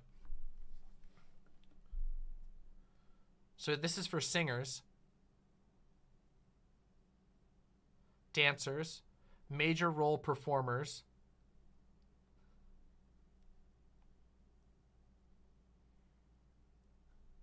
I want to see what other ones are here. They've got demands for wardrobe workers, for fittings workers. Oh my God. They're just rejecting basically everything. Rejected, rejected. Tentatively agreed to a whittled down version, offered only 25% of the applicable rate, but only per performance days, not for rehearsals. So they don't want to pay singers for rehearsals, even though that's a part of the production process. They're just rejecting everything. For dancers, they tentatively agreed to some rehearsal day proposals. Dancers should be paid the same for rehearsals as for performances. Rehearsal days are more strenuous and more dangerous statistically than performance days. And they said maybe, and then rejected the other things. Countered with a 25% lower rate. Jesus Christ. Background actors. Background actors are the only category under our agreements who work under different terms on the East Coast than they do on the West Coast. SAG-AFTRA is seeking for all background actors to be treated equally. Rejected. In New York, background actors reporting before 6 a.m. should not be forced to wait in unsafe areas for public transportation. Offered additional reporting locations that are likely to be unsafe at early morning hours. Holy shit. That's so pathetic. Individuals required to do double duty working as both stand-ins and background on the same day should be given 150% of the stand-in rate. Rejected. So if you're doing 2 different roles, they want you to be paid a little more than double because you're doing 2 things at the same time. Rejected. All right, let's see what else we got here. Background actors should be paid for each episode that they are employed in during a single day, which that means that if they're working on multiple episodes each day, they should get paid for each of those. Rejected. Ridiculous.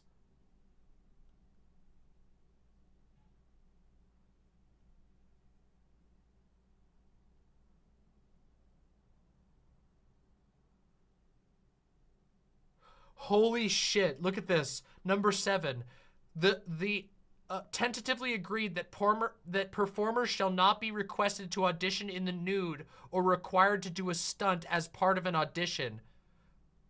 They tentatively, that is only just being agreed upon now, not being able to force actors to be nude or do stunts for auditions. That's fucking deranged.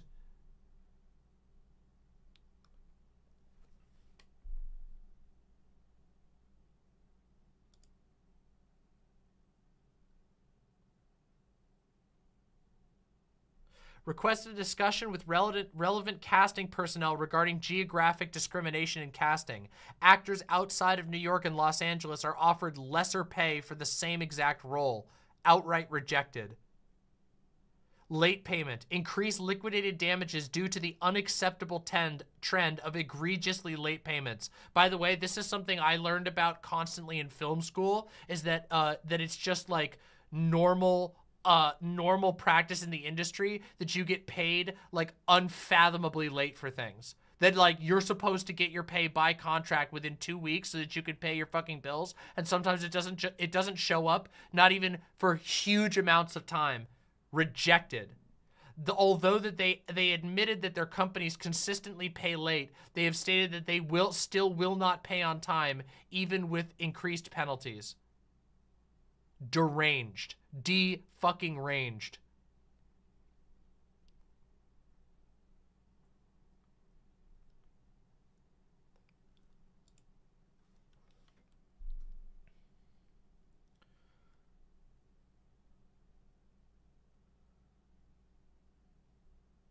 Apply union scale minimums, rest periods, and protections for minors to new media productions that are not high budget regardless of length. Rejected. Oh my God. That's because streaming media doesn't have the same restrictions on young actors, so they can get away with pushing them even harder, and they just rejected a change that would make that on par with normal productions.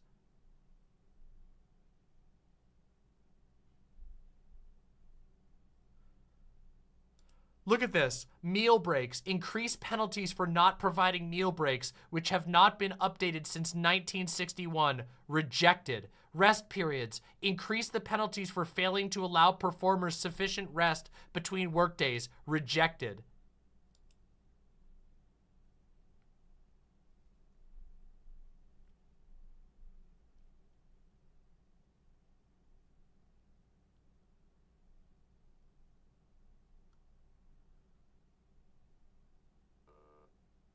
Producers should submit full and complete credits to IMDb and assist performers in correcting inaccurate credits.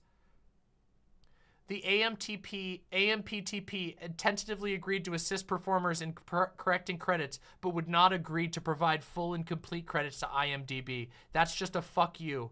They're just saying, nah, we don't actually have the responsibility to guarantee that you, to ensure that you have a chance at getting work in the future.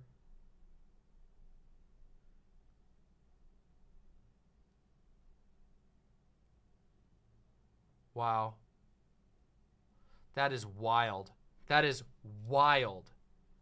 All right, we went over some of them. We went over some of the major things here. That's not everything. But as you can see, some of these things that they're refusing to budge on are absolutely deranged. Absolutely deranged. That is whew, off the rails. Everybody, please stand in solidarity with striking workers. This is a very harsh time for workers in the United States of America, regardless of your industry. But right now in Hollywood, the arrogance of the producers and studio heads is off the charts, and they are seriously torturing the people that make the art, that make life livable in the United States of America. You guys, I don't think most people understand how much Americans rely on art to remain sane. We might find out just how far it goes depending on how long this strike goes on without the studios being willing to budge. But the studios have essentially made it clear that they want to ruin the lives of people who are on strike. So I guess this is going to get pretty aggressive, and we'll see how far it goes. In short, These studio heads are absolutely greedy beyond compare. They want you to have worse art that costs more, and they want more creators to be ruined in the process of it. They basically want to dehumanize people so that for their own personal gain, and they want to degrade the quality of the art that you get to enjoy. If you're somebody like me who cares about art, this should be important to you, and you should be ready to stand in solidarity with SAG, AFTRA, and the Writers Guild. That's all I have to say for right now. If you enjoyed this segment, we will be covering it more in the future. So make sure that you slam that subscribe button down below and press like, all right? Thank you so much. Ian Crone with the $10 super chat. Hey, Demon Mama, just giving a few bucks to help you keep on fighting the good fight. Thank you very much. I really appreciate that. Glitter Crab says, I didn't get credits for half the titles that I worked on VFX for. Yeah, they're really bad to VFX workers, and it screws over their careers because basically these fucking arrogant pieces of shit can just sit back and just be like, yeah, it's not my fucking problem, when they're raking in money off of the production. They won't even give you credit for what you did. Deranged. Another bored person with the $5 says, I think writers and actors should skip the middleman, unite under a co-op media company that makes its own content. I like that idea, but I don't think that it would work in the current economic environment, at least not by itself. With consolidated media and the economic pressures that are present, they would just undercut the co-op and starve out the co-op. So I think something more aggressive has to be done in order to weaken these giant companies to begin with.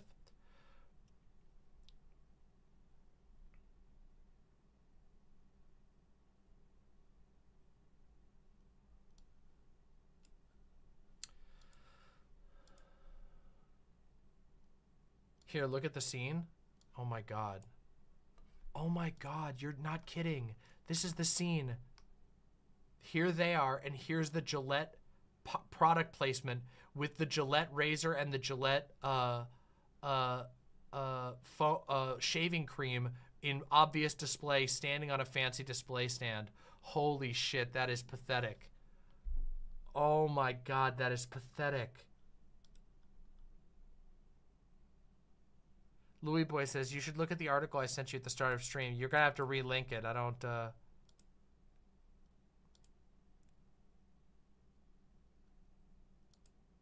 Oh, is this the, oh, this one.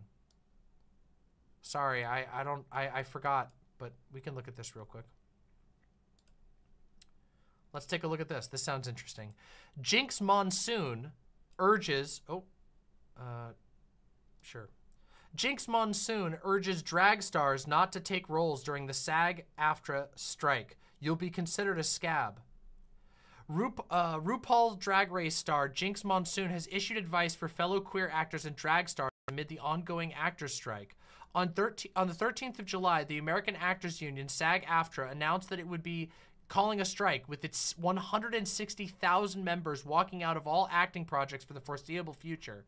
Production on hotly anticipated films included Wicked and Stranger Things has been halted, with the union's rules meaning that the promotion must also be stopped.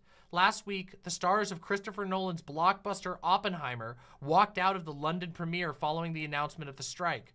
For the first time in 60 years, actors will join 11,500 TV and film writers who are already on strike. Writers have been on the picket line since May, with little prospect of reaching an agreement with studios and streaming services in the immediate future. The Actors Union is fighting for better pay residuals and against actors' likenesses being reproduced by AI, while writers are demanding better and fairer pay and improved working conditions. While big names including Meryl Streep, Joaquin Phoenix, and Jamie Lee Curtis are SAG-AFTRA members and will halt their work as part of the strike, the industry is full of queer performers who will also have to stop working. Now, the two-time Drag Race champion and Broadway star Jinx Monsoon has detailed why the entertainment industry is still the hardest for LGBTQ+ performers, but eloquently explained why queer actors still shouldn't cross the picket line. Addressing her fellow drag entertainers, queer artists, and queer entertainers, content creators, and influencers via Instagram, the 35-year-old SAG-AFTRA member warned that those who take screen work while the strike exists will be seen as scabs. A scab is a derogatory term for someone who decides to break an industry strike by taking on work. I know firsthand that drag artists, queer entertainers, we are not fully taken seriously yet, especially drag artists. Lots of times we're just treated like a novelty, she began. I know as a queer entertainer, you never know when your next gig is coming, and we live off our gigs, so it's scary to turn down work. But if a company approaches you right now to promote new work, to act in new work, to write for new work, and you take that job, you will be considered a scab. Jinx urged queer performers to think of the consequence of working during the strike, saying that SAG-AFTRA would not allow those who break the strike to join the union in the future. This could affect your career in the long run when the strike is over. Taking a job right now could prevent you from getting work in the future, she warned. Furthermore, taking a job right now, even though it might be a good opportunity, it might be a good paycheck, you'll be undermining the efforts we're trying to make to get better circumstances for all actors, including queer artists, drag artists, and marginalized entertainers. She called for all queer entertainers to show solidarity by joining the strike, adding, Hollywood thinks drag artists are interchangeable with each other. Let's not prove them right. Support one another in this strike. True! Jinx fellow drag stars and Hollywood actors thanked her for the support and clarification. With American Horror Stories, Cheyenne Jackson commenting, reason 4,582 why I love you. Drag queens and queer artists certainly are not interchangeable, and it's powerful to hear that spoken aloud. That's really awesome to hear. Good addition. I'm actually glad that we decided to go read that article in the end. Thank you for that. Thank you for that. Thank you very much for that.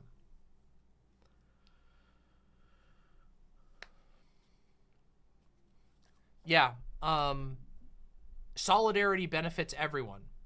It can be very difficult, especially when the situation has gotten as bad as it has. Obviously, people are already in economic dire straits, and it's not getting any easier, which means that turning down work or deciding to strike is a very difficult decision. However, there's no way that it gets better if people don't take a stand. They will keep crunching your head beneath their boot while they sit on large mountains of money until people get serious and people start fighting back. And the only way for people to do that is to stand together, and that includes queer people. But that should also mean that people who are a little better off should be looking out for their lesser well-off compatriots. Like we saw earlier, Ron Perlman, who's a very successful actor, has been speaking out strongly in support of this, and very aggressively, let's say, in support of smaller creators who've been hurt the most by all of this. It's really important that people stand and fight now more than ever. We are in an incredibly pivotal moment in history where exploitation is just ramping up against workers. And it's truly gotten to a point where people can't make it while doing this stuff. Oh, look at this. Here we go. Just some more evidence of this. Kimiko Glenn says that some of the Orange is the New Black cast worked second jobs because they couldn't afford to not. We couldn't afford cabs to get to set. Back in 2019, Netflix claimed it was their most popular original series and that over 105 million users had watched at least one episode of Orange is the New Black. That is so off the rails. And just remember, we know how much money Netflix's CEO is making. We know how many millions he had that he just couldn't possibly share with the people that put that streaming platform on the fucking map. Off the rails. The state of affairs for labor, especially in the entertainment world, is not good right now. People work very hard, very long hours, and they don't get much in return. Anyway, if you like this segment, press subscribe and press like down below. Helps my channel. I'm going to continue to cover this stuff because I think it's really important. Even though I'm in a totally different side of the entertainment industry, I used to work in film. I'm very passionate about film and TV, and I know that I'm affected by this, and so are you in the long run. We all are affected by this. This type of exploitation is inhuman, and it's disgusting. So stay strong. My lovely imps, I gotta be completely honest. I don't think I have any energy left. I don't think I can do any other stuff tonight. We're pushing into 6 hours, and I am, my head is hurting, and it's been so hot. But I want to thank you all for being here today. I want to thank you all for supporting me, and I do want to read my donations before I leave. So let me read my donations real quick, and I'll say good night to everyone. I'll take a break for the rest of today. Pam Urine with the tier 1 sub, thank you very, very much. Cobalt Swiftpaw with the tier 2 sub, thank you very, very much. Periwinkle with the tier 1 sub. Actually, I think that was everybody that we missed over on that side. I was doing pretty good on the donations at the beginning of stream. So there we go. Let me thank you for all of those. Thank all of you who supported me today. Seriously, that means the world to me. Hold on a second. Let me bring up the YouTube ones that I may have missed. Okay, let's see here real quick. That conversation was wild. I think I stand by that it was really, really good. I think that conversation was fantastic, honestly. And I think I'm looking forward to seeing what people have to say about it. And I'll hopefully stream again real soon, as soon as I get my energy back. I don't want to burn myself out.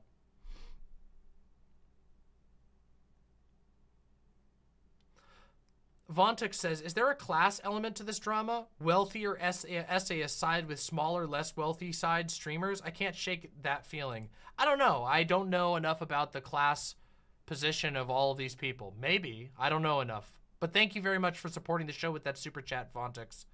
Rotherick with a super chat says, this talk doesn't work for me at all. What Shark received was abuse and mobbing. I understand that you want to mend things, but it comes across like you're making excuses for abusers.